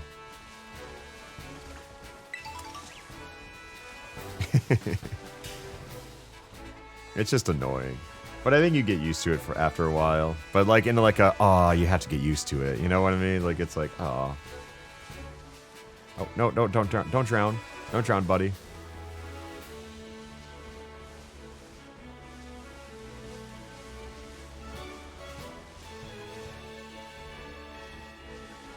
Oh, hello.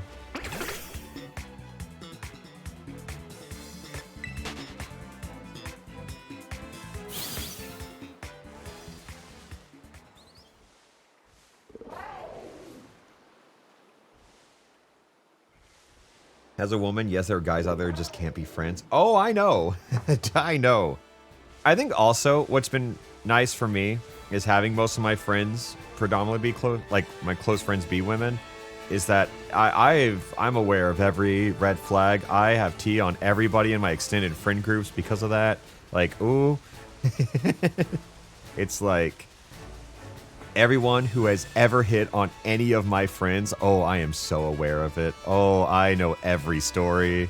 Oh, and I love the position I'm in right now. I could... I would never disclose such things. But there are some hilarious stories that are not mine to tell. Oh. Yeah, keeper of the tea. I'm really just the tea trader. Because it's like, I will pass along what I've heard, and I will collect new ones. It's an eye for an eye. Adriana be gossiping? I mean, yeah. I think that's why Adriana and I get along so well, for several reasons, of course. But also, I think a lot of people... Okay, well, this sounds bad, actually. No, my lawyers have advised me to not speak further. I think with Adriana is like... I think Adriana and I, both as human beings, were messier. I think we were messier because I think we kind of spread gossip a lot.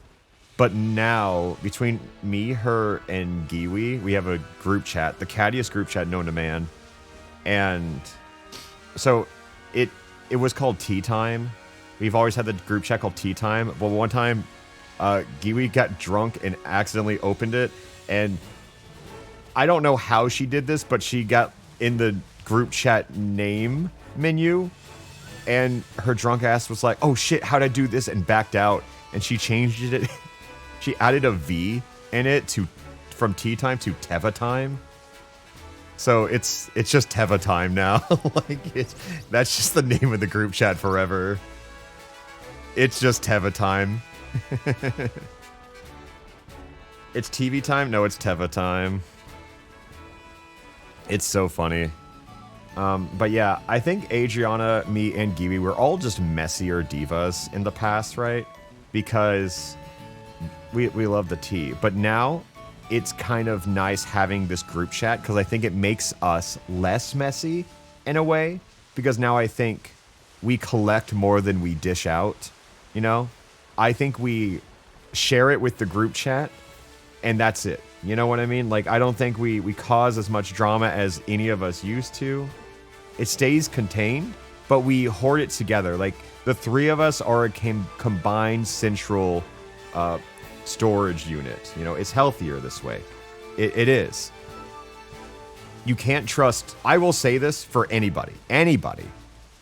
You cannot trust the three of us with anything. You know how, like, everyone always says, like, oh, everybody's partner knows everything, blah, blah, blah, all that. Like, with us, I think if I know something, Giwi and Adriana also know it. Yeah, it's Fort Knox in there.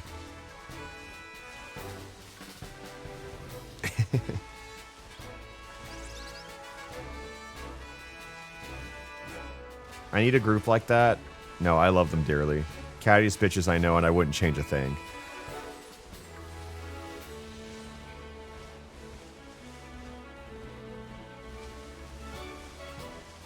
It's healthier. I think it's healthier for me this way. Because now when I have something, I know exactly where to go. Even if they don't know the people, I promise you they will. They're like, I know shit about people I've never met, never talked to, and probably never will. I wish Adriana was here. You know what? She would deny the allegations. To some degree.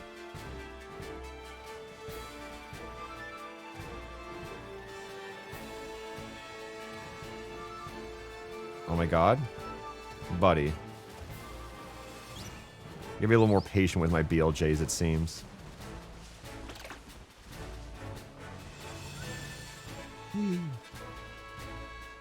Have the three of you ever had internal drama? You know what's so crazy is I actually don't think so. I don't know. I would say no. Because I think, like, it's easier when they own it.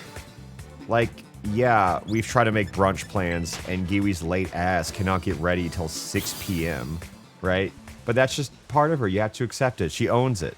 It becomes a funny story. It's an anecdote after a while. Like, I think the closest I've ever had to getting annoyed at either of them is simply Giwi being late, but I've just accepted it over time. Every time I make plans, I tell Giwi an hour earlier. Like, she's just that friend.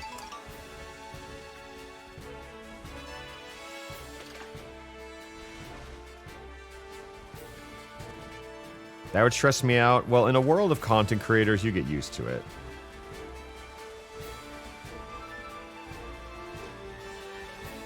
And I think I'm a pretty confrontational type. Whenever I do have, like, not drama, but, like, maybe, like, something a friend did upset me, I'm not really one to bottle it up. It's just like, if I have a problem, I will just tell you. But not in a way where I want you to feel bad about it. I just want you to be aware that this upset me, and then, you know, we can kind of go from there. And the ball is in your court. How it gets resolved is up to you. And I think that's really good. I think it's really healthy. Again, therapy does wonders. Because I don't have the bandwidth to fuck with people who aren't emotionally intelligent to have enough to have those conversations, just objectively. And if I bring that up to, like, a new friend and they get, like, freakishly defensive and there's just no constructive conversation to be had, I'm probably not going to invest any further in that friend. You know? I think it's just it's a pretty good litmus system for me.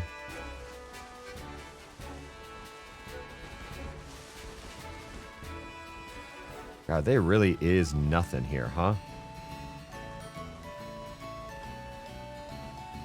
Am I hiring any new editors? I probably have the most editors I've ever had in my life right now, and it's working pretty well. So, no. And I think also, like, the process to be an editor is like a very... I think I think I have a very high bar. Because also, I don't even need someone who's a good editor. I need someone who's eager to learn and very good at communicating. Like, those are way more impactful than everything else. Like, legitimately, if you guys want any advice on, I guess, just job or working, I think it's better to be easy to get along with than being good at your job. I think, obviously, you should be, if you are good at your job, you're that's better, right? But if you are easy to work with, you will get so many more opportunities in your life. Good vibes go so far. Every recommendation, like, hear me out. I've had recommendations from people where they're like, hey, you worked with this person before. Do you think they're good? I go, yes, but, I always will give the warning if I think someone is hard to work with. And that typically makes people go, oh, okay, never mind then. You know what I mean? Like, it's more important on the recommendation. Because if I just say yes, then they go, okay, got it. Like, I've had some people being like, hey, should I work with this person? I'm like, absolutely yes. This person is an angel sent from the heavens above. They are phenomenal at their craft, an absolute master. I do have people in my life like that.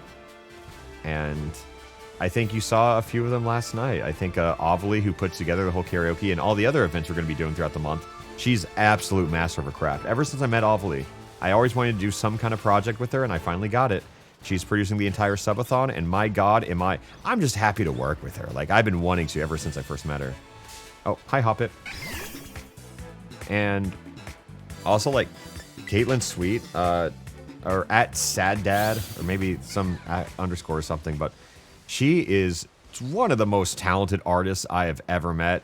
Every time I do any kind of project, she is kind of like, not only are the vibes immaculate, but she is like the first person I want to try to, like, how can I fit you into this, you know? Like, she doesn't work on the channel. She will only work on, like, commission work on, like, those live sets. And every time I can get her, she also does, like, all of, like, Ludwig's sets for, like, the Fast 50 or the Doug Shuffle Mania. Like, she is incredible. She is absolutely unreal. She also does 2DR. She had the Frozen in Time album cover, too. Oh, like, my God, she is unreal.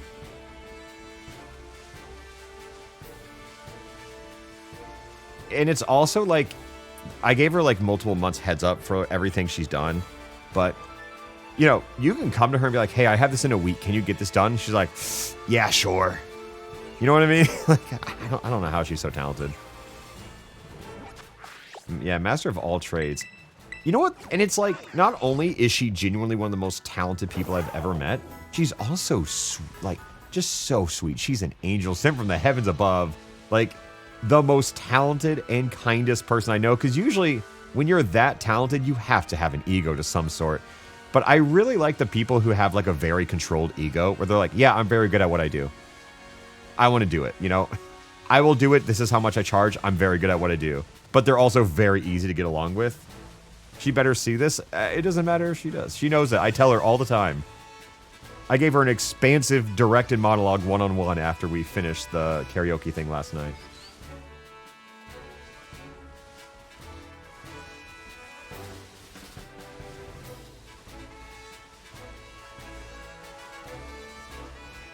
Genuinely, if they do a good job, who cares? Okay, so it goes back to my other point. If someone has an uncontrolled ego and they're bad at and they're incredible at their job, I probably don't want to work with them.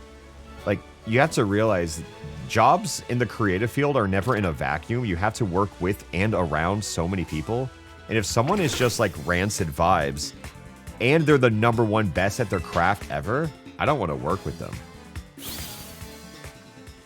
Like, it is just, I have seen portfolios of people and interviewed them and just gotten bad vibes on the call. And despite being impressed by the portfolio, sometimes the vibes are enough to dissuade you from working with someone. Because you have to realize, like, I'm going to have to be working with this person all the time. Yeah, I would rather take number 500 with good vibes. Because I think in my field, the people who I work with on my team, I can get along with, you know, and I think that's the most important thing. I still think it's important to have that dynamic between boss and, or like work relationship and friends, because I don't want to be too friendly, blah, blah, blah. But genuinely, I just like all the people on my team. And I think that is the most important part.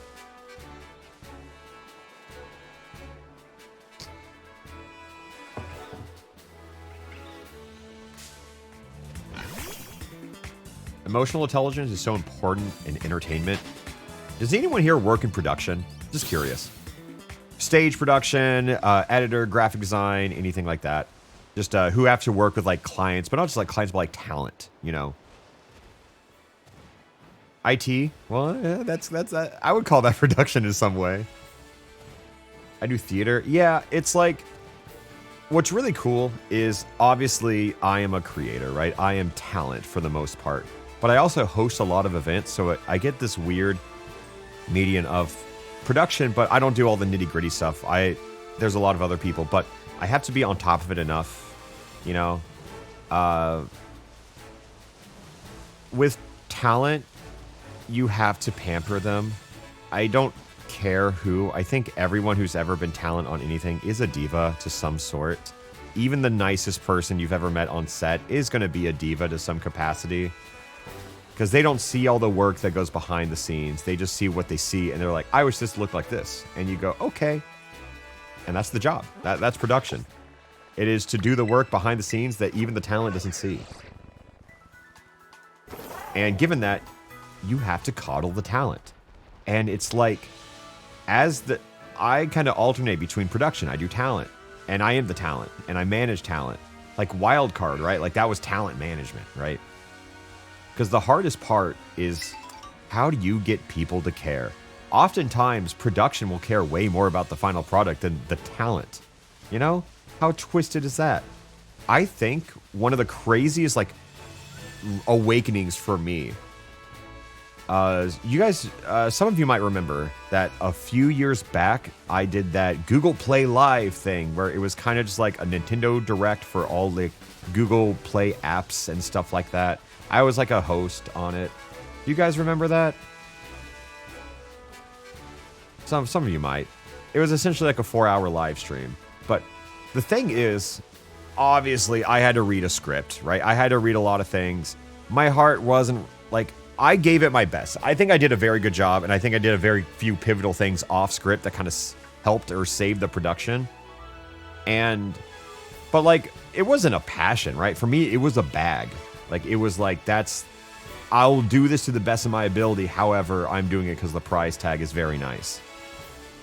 And then I went out drinking with production afterwards, after the show wrapped. And I don't know. I just guess for me, that was like just a bag, right?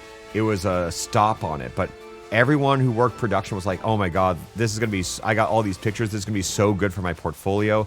Oh, I worked with Google on this. And I'm like, oh, like I come into like this Google thing as like, this is like a sponsor. This is a corporate thing.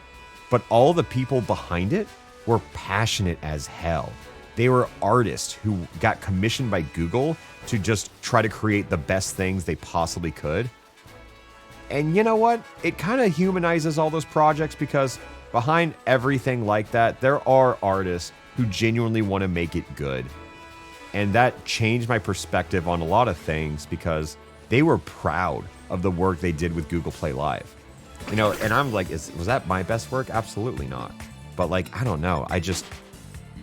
They were working on it for like 8 months, and it warms my heart. I love seeing people passionate in the arts, and I love seeing people, you know, get recognized for it. They got commissioned by Google, right? Like, when you really think about that, I don't know.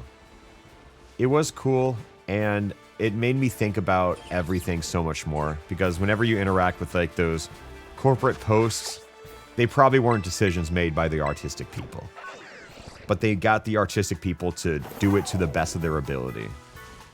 Because why would an artist want to half-ass it? That's their job. Yeah. I don't know. All in all, that Google Play Live was a very positive experience for me. Fuck, we gotta make TMT2 even better. Can any of it resonate? People are so proud of their craft. And you know what? We could even talk about Mariamon while we're at it. Like, this was a project I was very invested in, but, you know, I can't try to say that I had the same involvement or even emotional attachment to it as, like, Cannons or Crabasco did. Like, that was their baby, but for me, it was a project. A project I care about a lot. Like, don't get it wrong. I don't want to sound like this Google corporate exec, but I'm very happy with what they created, but when I think of that project, I think it was like, it's the baby of those two. Like, they put so much work into it. Don't get me started. Yeah, that's fair. But yeah, I think I just love art being made. I think it's also like, I have a real pretentious view on like being a content creator and everything like that. Like, I just like creating. I don't like creating or like just blindly following trends and stuff. Does that make you more or less or better or worse of a creator? No. But I think I'm drawn to passionate people. And I'm drawn to people who have ideas. I like people with ideas. I don't know, especially like content creators.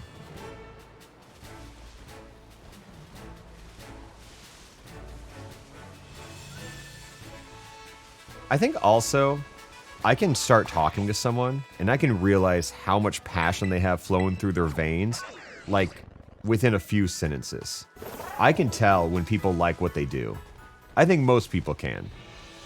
But sometimes you just meet someone who's excited about something they're working on, and that's it. Like, you don't need any other information. They don't have to tell you they love their job. They're just excited to work, you know?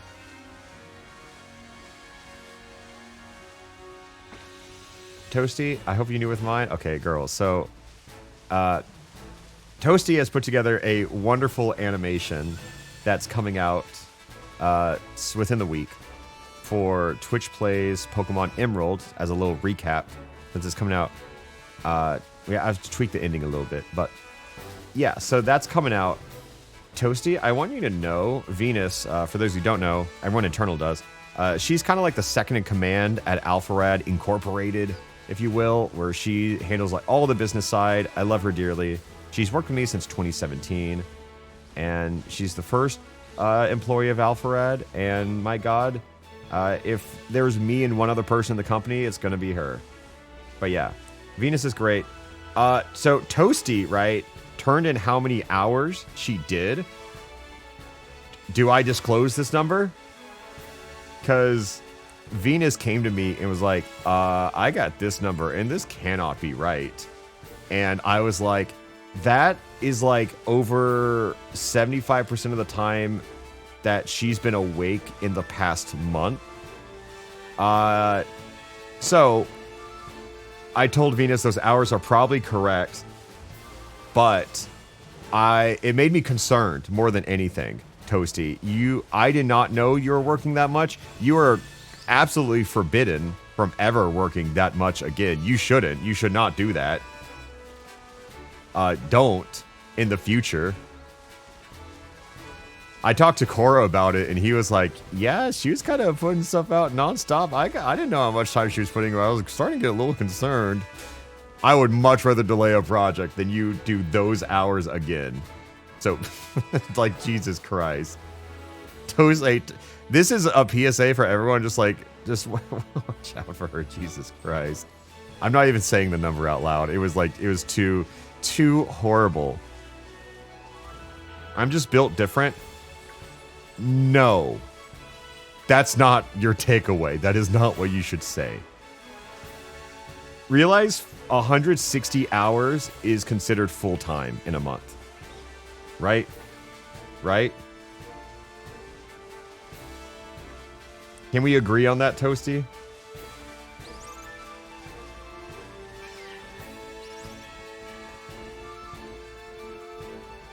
More than 160? 160 is full-time. Like, that's 40 hours a week. You know, that's pretty normal.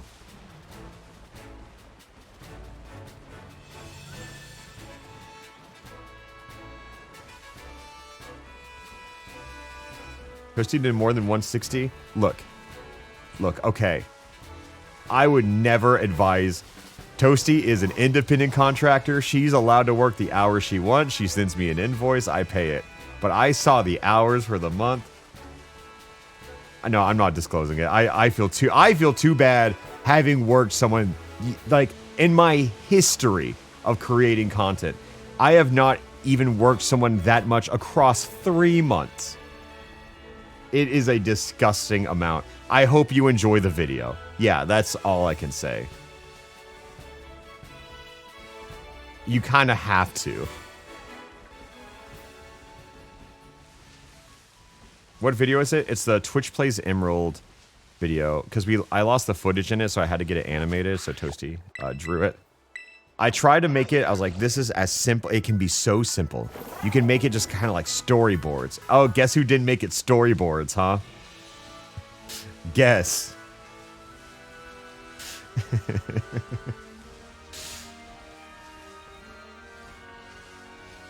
Yep. Yep.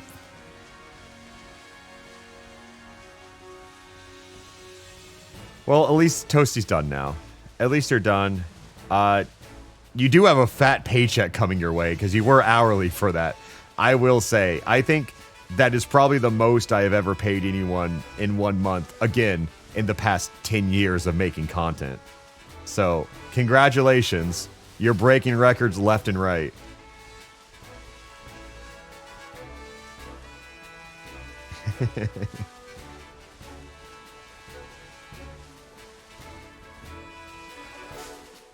Oh, hello.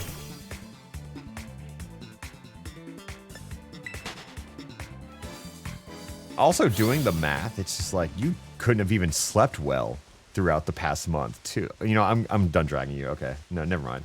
Congratulations. Yeah, 4,000 people listening in on a meeting. Oh, well, I mean, we'd have something to talk about if we found a new guy eventually.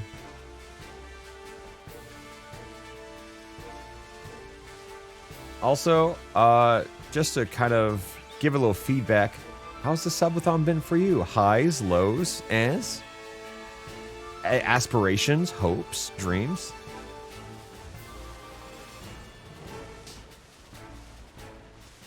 It's been fun. Cool. Cool, cool, cool. As lurker, it's been top tier. Great. I'll give you something to lurk for the next month, hopefully.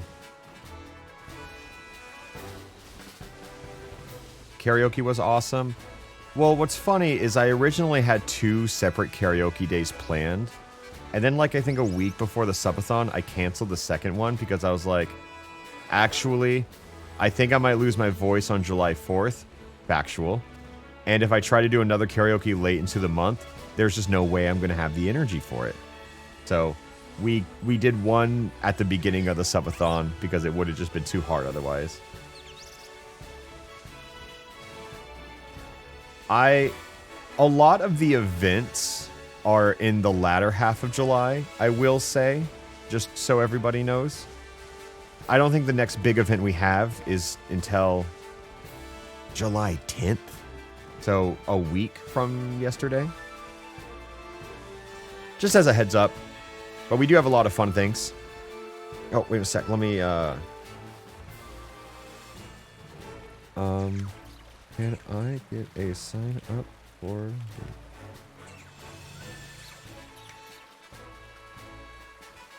I will post this today. As a heads up, on Saturday and Sunday, we'll be hosting a...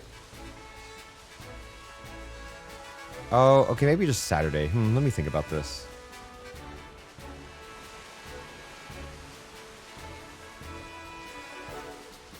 Do I have plans for Sunday? Yeah, I do. Wait. Also, I moved things around. Can we make it one day? And can I post this publicly for people to sign up?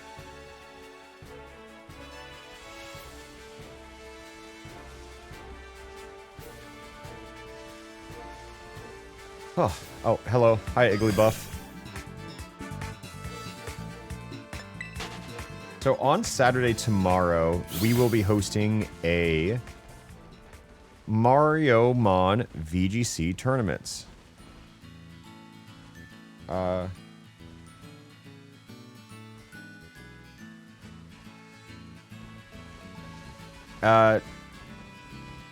We will have sign-ups for it. I will post them later today. All good. No worries. Yeah, I'll post a sign-up later tonight. So if you're free tomorrow, if you don't have anything planned, I try to do it on Saturday to be respectful of, like, typical work schedules, right? But if you're free on Saturday, you can make a team at Pokathlon or play.pokathlon.com. And I haven't figured out... Is Cannon still here? Is Cannon still in chat?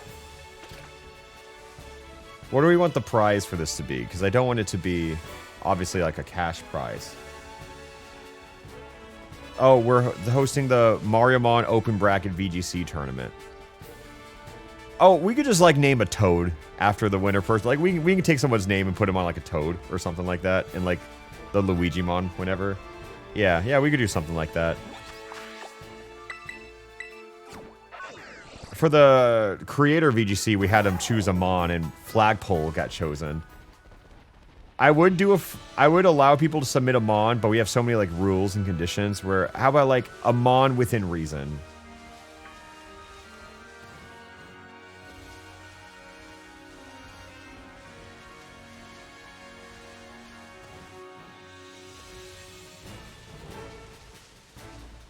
What is VGC? It's a fancy way to say doubles. Flagpole sounds awesome. We decided he's the Aerodactyl type. He's rock flying because we gave him the little wings from 3D World just to make him more than just a goddamn flagpole.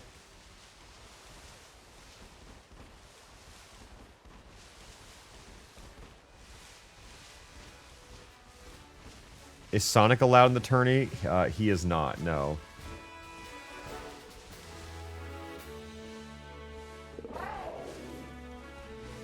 Will Jamboree update be with the FWAB guys? Yes, it will.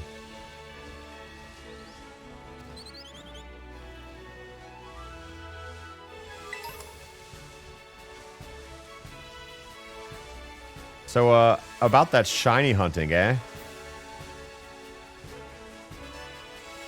That's a big-ass Hoppip. You see him? Wow, that's a plump fella.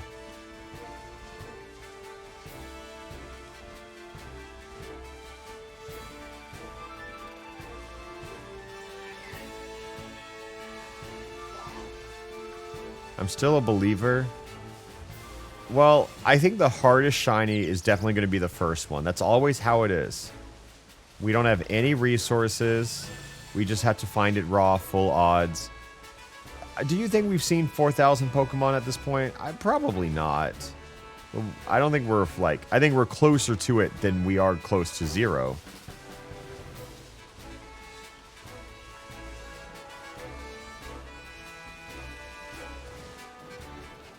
We do a prediction? Sure. I'm gonna switch over to Deltarune in 30 minutes. So, prediction for 30-minute shiny? Yes or no?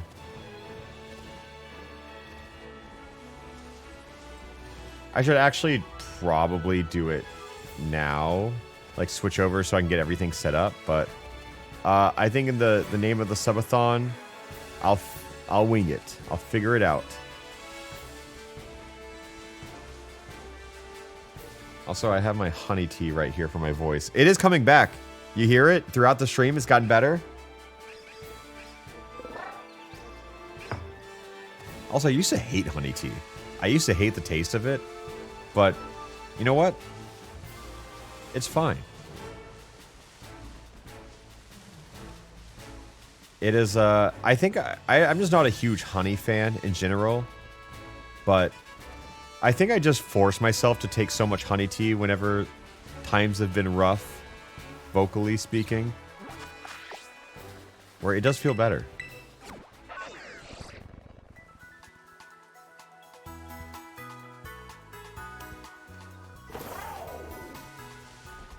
Yeah, I'm just not much of a tea drinker in general, I guess. But I will drink tea for vocal reasons because it's kind of required, if I can be honest. Do you guys want to know the scariest moment of my life? Do you guys remember the Coffee Pasta Theater video? I woke up that morning and I lost my voice. I had so many moving parts. Like, I was told, like, oh, we can reschedule it. Oh, we can do this. We can do that. Yeah, I lost my voice the morning of that. And I was drinking, like, it was like chicken noodle soup for lunch, honey tea for, like, every drink. Like, it was, I was doing everything I could. And then I did it. I got through it. But what was the coffee pasta? What was the first one? I don't remember. But I was like speaking like this. And it kind of worked out because everyone thought I was like using a dramatic voice. But in reality, I just lost my voice entirely.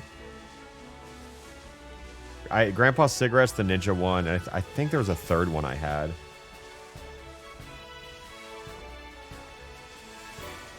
Yeah, I think people just thought I was being dramatic. And it was also the first live event I've ever done, technically speaking. Or, like, first one that I count. I did some, like, panels at, like, Smash events, like, way back in the day, before I, like, really knew what I was doing. Or, like, at some other cons. Because, like, I feel like early in your YouTube career, people will invite you. They're like, hey, do you want to come on stage and do this panel? You just say yes because you've never been offered that before, and that sounds prestigious, and then you do it. And then you don't know what the hell you want to... What are you writing that panel over? You know? You don't know what you're talking about yet. But if I were to do a panel now, I'd probably come to it with an idea.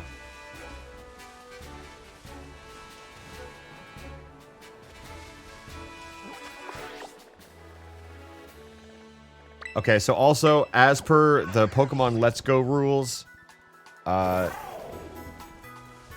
if I walk by a shiny and it disappears, and like I fail the shiny encounter somehow, that is still a win for the prediction, okay?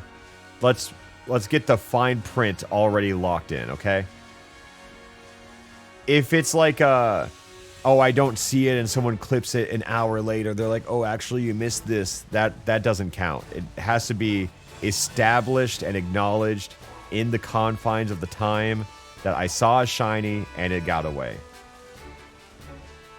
But I also think that's less likely, but I don't want people to feel cheated if it turns out to exactly happen. I want it to be stated.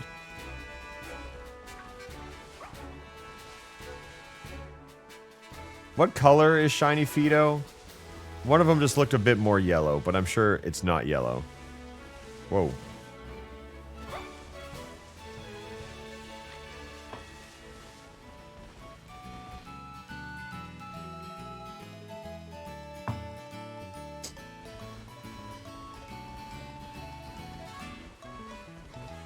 It's tan.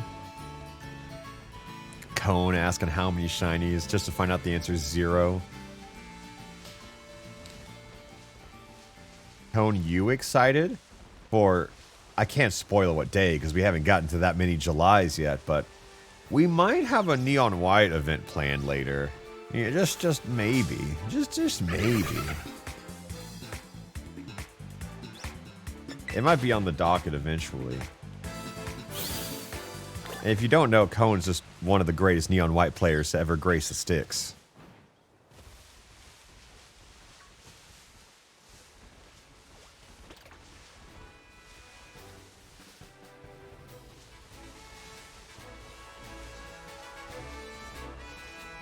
What global are you at right now, Cone? Because I know you don't grind nearly as much.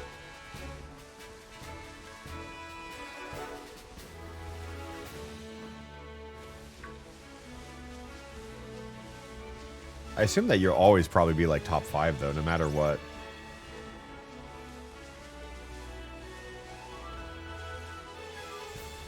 I'm 3. Yeah, is that the lowest you've been? What, is it AJ and Junpei? Or Junpei? What is his name? He's newer, so I don't know him nearly as well. What was it?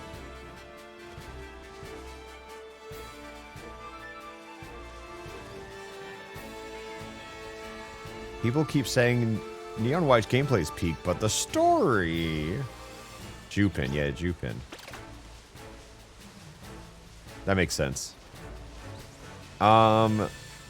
Here's the thing about Neon White's story. I think it's camp. Therefore, it's fine. I don't think it's great, sure. But I don't think it's as awful as people say it is. Because it's like, I think it's a Donkey video that really tarnished everyone's opinion. Like, oh, the story's bad, but the gameplay good. As a Xenoblade and Neon White fan, as I love Donkey's content, but God, has he done damage to two of my favorite games. I can't deny it. Cohen says the second half is pretty gas, but the first half scares the hoes. No, I see the vision. Just like Fire Emblem Engage. Well, I think that... Okay, I don't think that story is as camp as Neon White. There's literally a line in Neon White that says, "You're like the Naruto to my Sasuke." And I think that is certifiably camp. More so than Engage. Being like... Oh, your mom's... how do you talk about that game without spoilers? It's just a mess. Wait, really? Yes. That's real. See, Neon White haters don't even know the story. They just heard it's bad. What does camp mean? For lack of better words, corny, but in like, it's corny, but in a good way, I guess, is like the easiest way to explain it.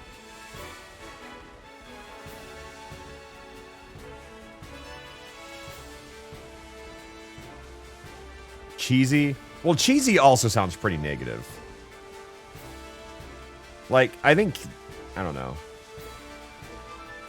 Yeah, it's corny, but it knows it's corny. Yeah. Oh, wait, Neon White 50% off till July 10th. Look, fellas. You gotta. You gots to. Greatest game ever made. I think it's so crazy... Cone, whenever I see like top Neon White runners who are like, I got into this from the Alpharad video, which it just makes me like, how many other like sleeping agents are there? The best Neon White player ever probably hasn't even picked up the game yet, you know? Like, I think about that a lot.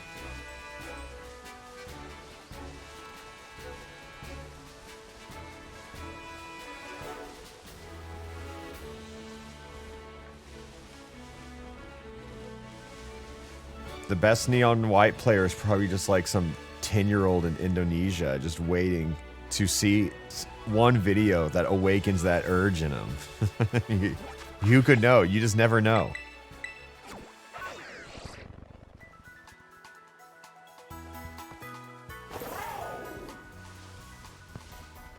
Actually, no, now that I'm thinking about it, there is a line that says, "You are the Fire Emblem." You know what? No. Yeah, no, Engage is kind of camp now that I think about it.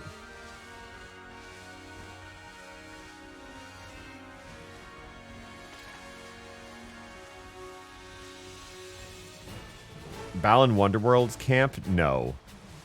I don't think so. I think if you have to question, is it camp? It's not.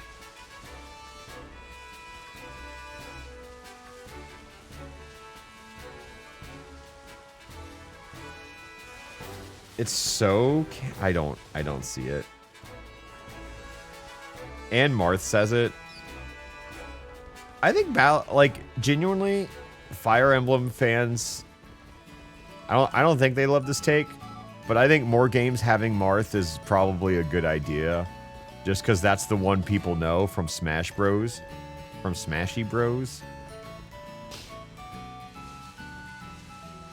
I think they I don't know. I think Emblems was a good idea. I like it a lot, even if it's fan servicey as hell.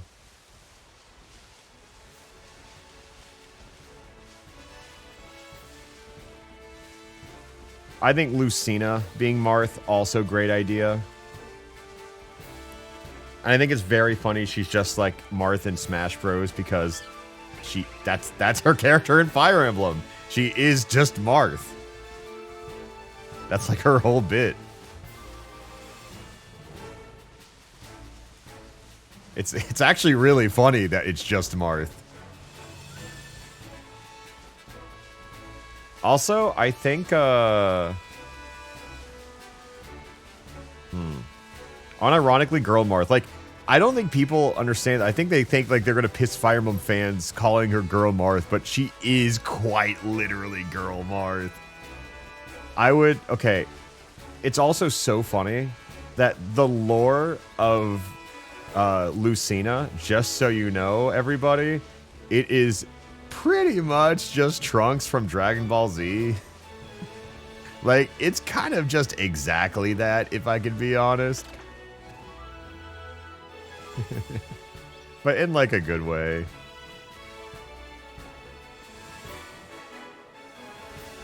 But actually though, yeah, people have asked me who like Lucina in Smash, they're like, what is she like in Fire Emblem? And I just say Trunks from Dragon Ball Z.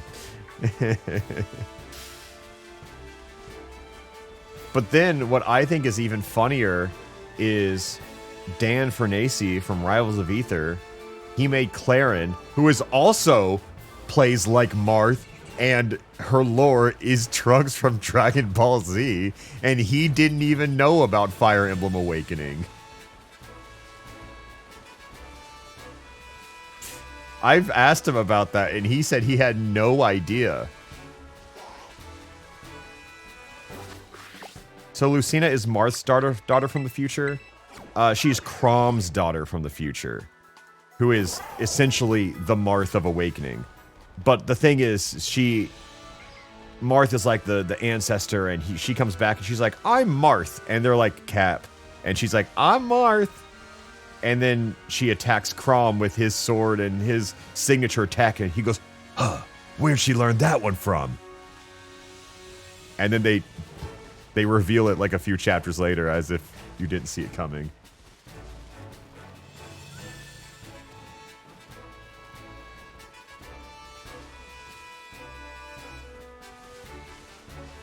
I'm Marth. That's Lucina. That's Lucina's house. Someone said you missed a Lechonk. Here? I feel like Lechonk being bright pink, you would stick out.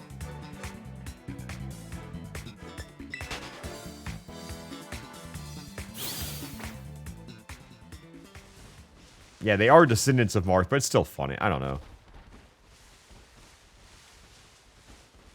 If anybody wants to get into Fire Emblem, it's one of my favorite series ever made. I love every game I've played.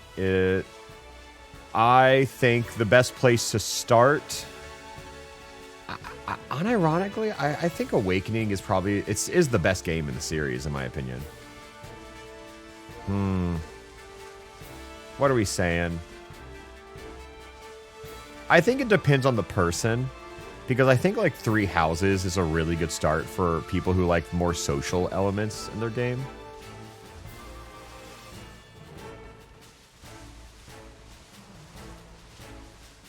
I think Three Houses is, like...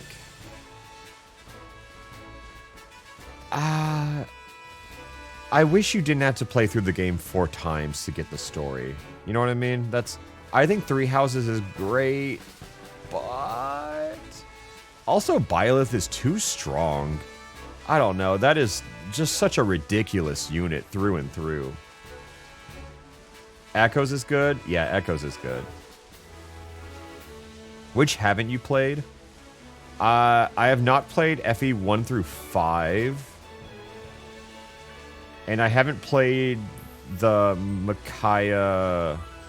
I forget what the second Radiant game is called, but... What about Fates? No. Fates is just kind of a mess, honestly. It's just kind of a mess.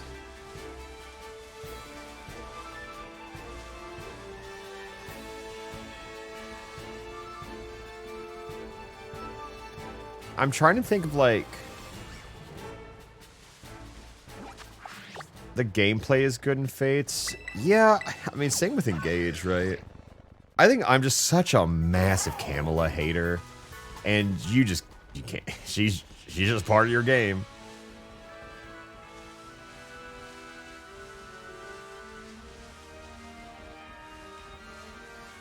By hourly reminder that Edelgard was right, says Cade. What? Is Fate's the one with Corrin? Yep, that's the one. What's oh my god, is there Azula? No, not Azula. Azura, that's the blue girl, right, from Fates? I like her design a lot. Back when I played Heroes, she was one of the ones on my main team. Azura, maybe? I don't know. I recently played Heroes again because I'm getting like really back into Fire Emblem, and I saw that, you know, they have like a newer like PvP mode. It's probably like multiple years old at this point. I don't know. And I played against the same guy 5 times in a row with my team from like 2018. I was like, haha, I'm still winning. This is awesome. And then I booted into someone else who had a brave Felix who hit me for like fucking 200 damage. What has happened to that game? Oh, what? I don't know. I just booted in, and I was like, you know what? I'm getting power crept beyond belief.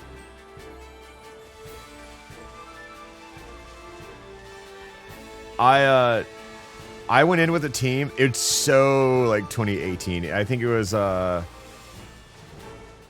don't remember who my 4th unit was, but it was like Azura Dancer, Brave, plus 10 Brave Lyn. Gotta put respect on that one.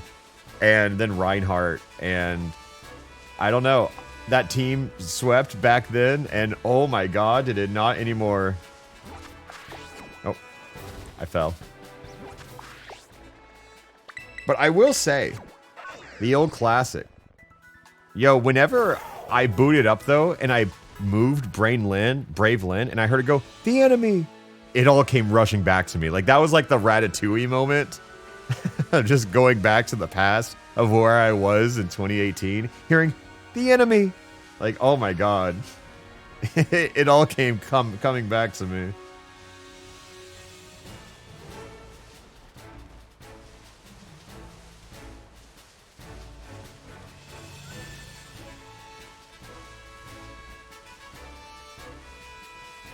Didn't you try to 100% Heroes?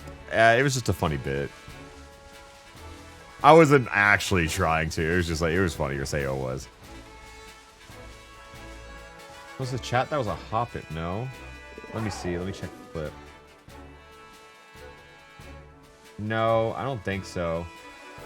No, it's because you've made the same mistake that I did multiple times, where I keep seeing the green limbs or the stems on Hoppip, and I keep thinking that's a shiny. Like, see that? And then you go, oh, no, that's pink. The enemy. It's so nostalgic. It's one of those sounds that you don't realize is nostalgic until you hear it. Show me the shiny male Combi.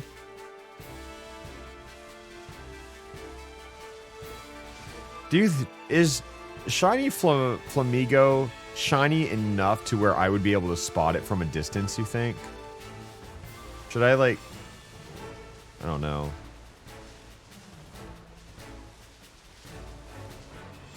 Someone says, I think so. Okay.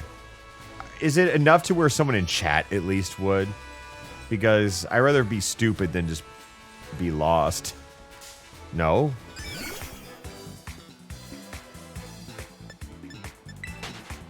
It's like whitish pink. Gotcha. Okay, okay.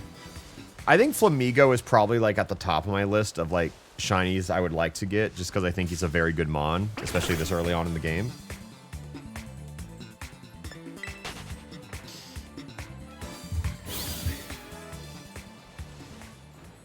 I wish, I understand why not, but I wish I was allowed to use D-pad to move in more games, even if it's more limited. It just feels better on my thumb. I'd rather hold down a button than hold a joystick.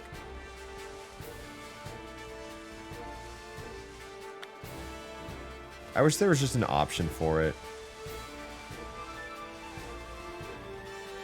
Low Kicks is a good shiny. I don't think I've seen it. I do like Low Kicks a lot, though. He's a very cool guy. Am I allowing current event outbreaks? What is the current / next event outbreak shiny?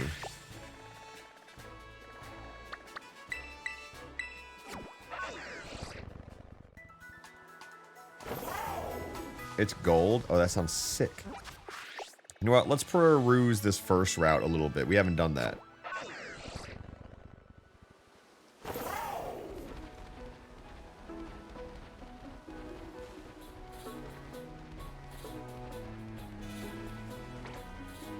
Do we have any shinies, chat?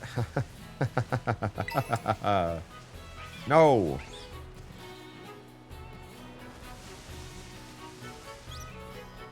Yeah, I welcome a Low Kicks.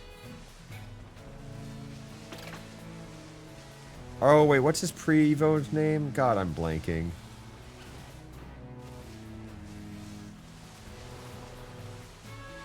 Nimble. Yep, that's the guy.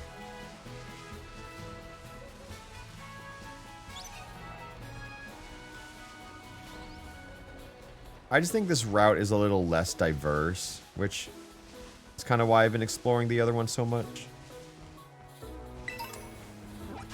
Yeah, I'll do this for the last hoorah for the prediction.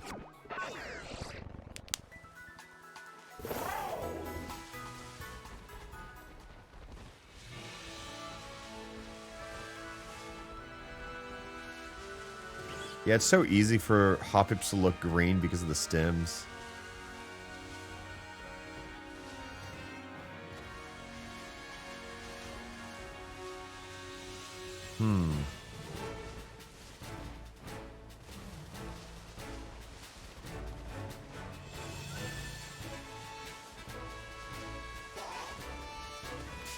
Hello? Choodle? Is that... Yeah, okay. I couldn't tell who he was. I would still love to catch a shiny that's just hiding in a bush like that I'm not even aware of.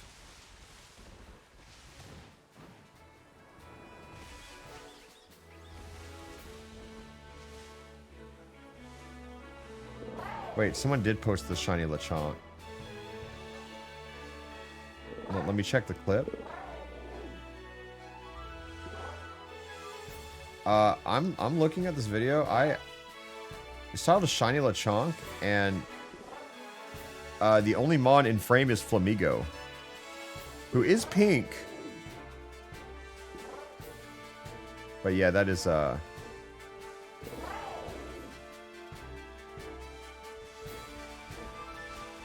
I can see the confusion.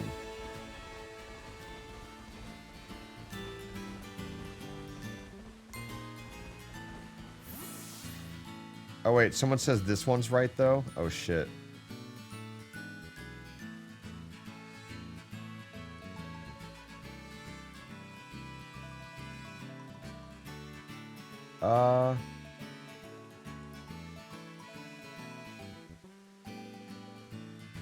Oh, the Wooper? No, I think that's a Zuril.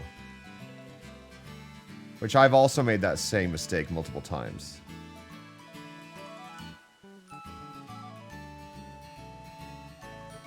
No, far right? Okay. But let me look again.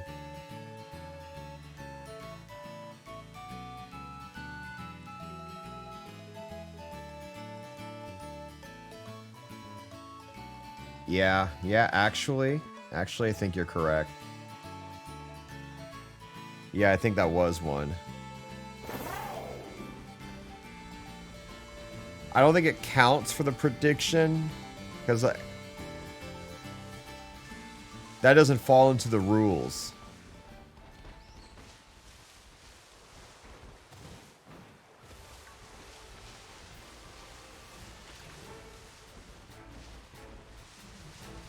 That was a clip. I specifically said, like, oh, if it's like something I just didn't even see and then I get clips like an hour later, which of course it wasn't an hour later, but like we did not interact with it. That's not like for me like the missed shiny.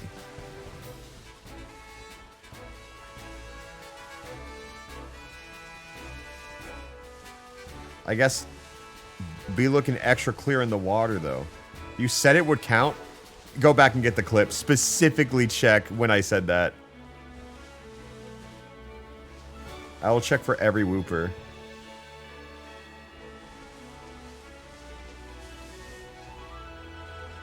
Bro, I shouted whooper.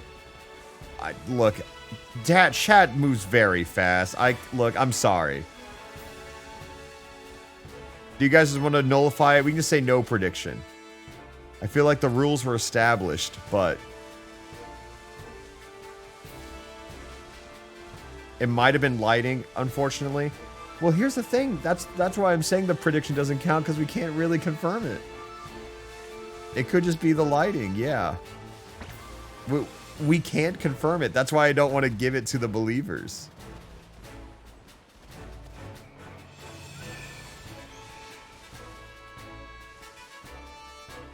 Yeah, it's not Azurill. I do agree. Oh, hi, Flamingo.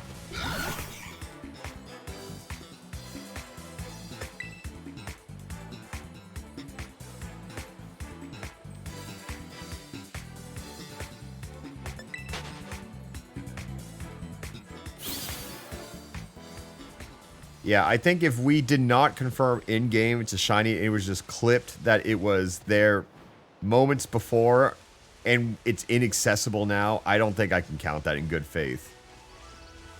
No, I think the deniers win, respectfully. Because we can't even agree if that's a shiny or if it's lighting.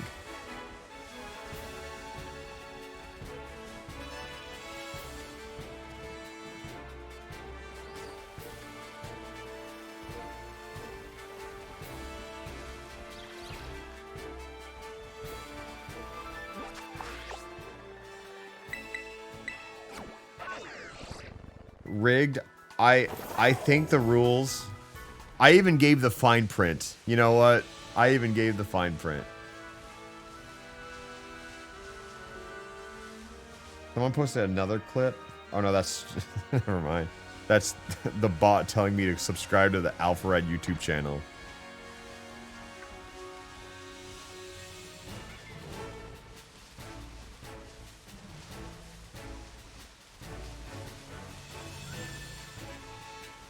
Let's go back to the lake and do another loop.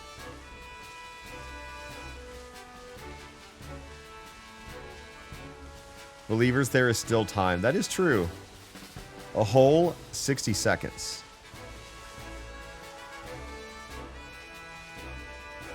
Well, our first hunt was unsuccessful, but we will have plenty of more throughout the subathon.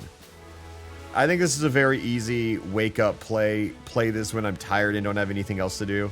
Above all else, I need a game I can go to that, like, I can play for 30 minutes or 4 hours. You know what I mean? And I think shiny hunting is good for that because there's no, like, set amount of time I have to play for. Someone says, wait, that fletchling, bro. Wait, turn around.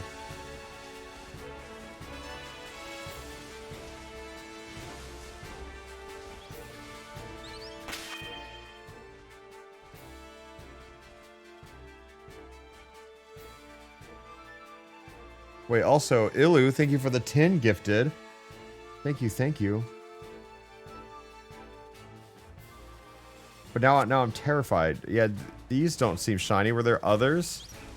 Are there other fletchlings?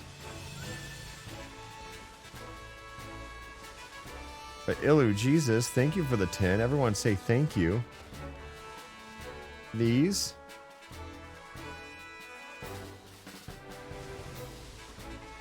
Despawned?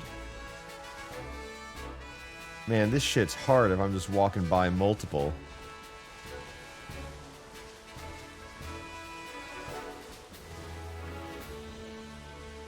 I'll look at these guys.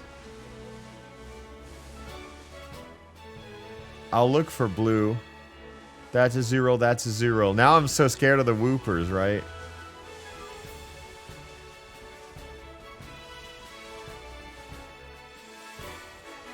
Because it can also be a zeros too. I'm taking an extra glance at all of them.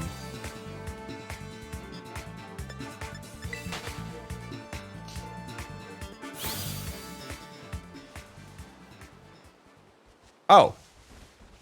Oh, would you look at that?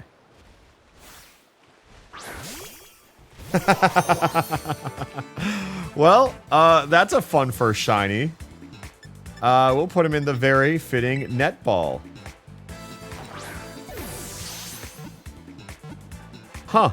So, we got our starter.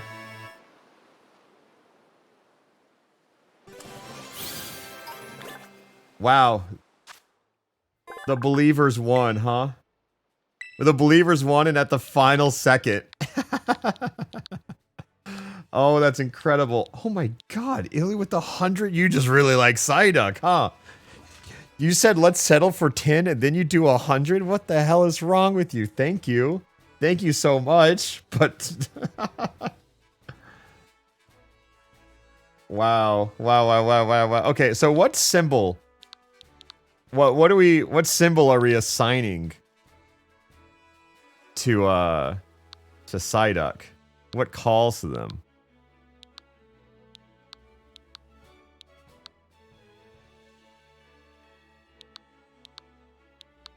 We can do 2 symbols if you want.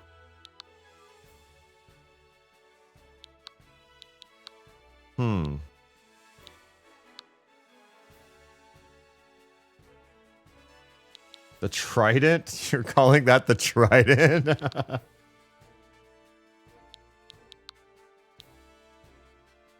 Copyright? Okay.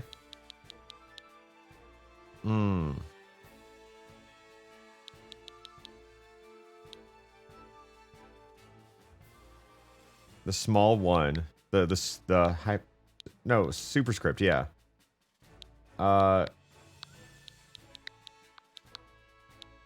What Greek letter is that again? People like it as a trident. Fond of no. Yeah, no is a good one.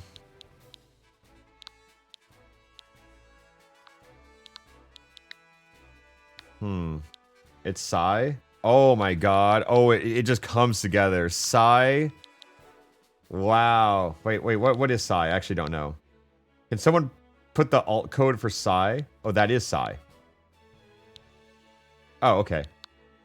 Wow, that's so good. Is it we could do no Psy? Wanna call him no Psy? People seem to like it.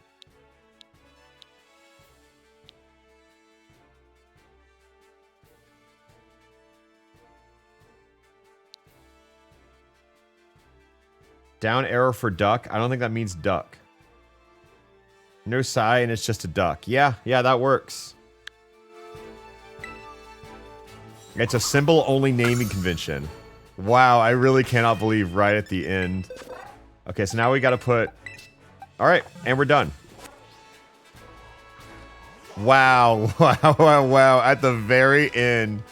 Oh, it's gonna be a shame when we have to evolve him because this shiny is just so much better. Yeah, let me save now. Okay. Give me a little break, and I am going to get ready for Delta Rune multiplayer, but I need a little time, so give me just a little bit, okay?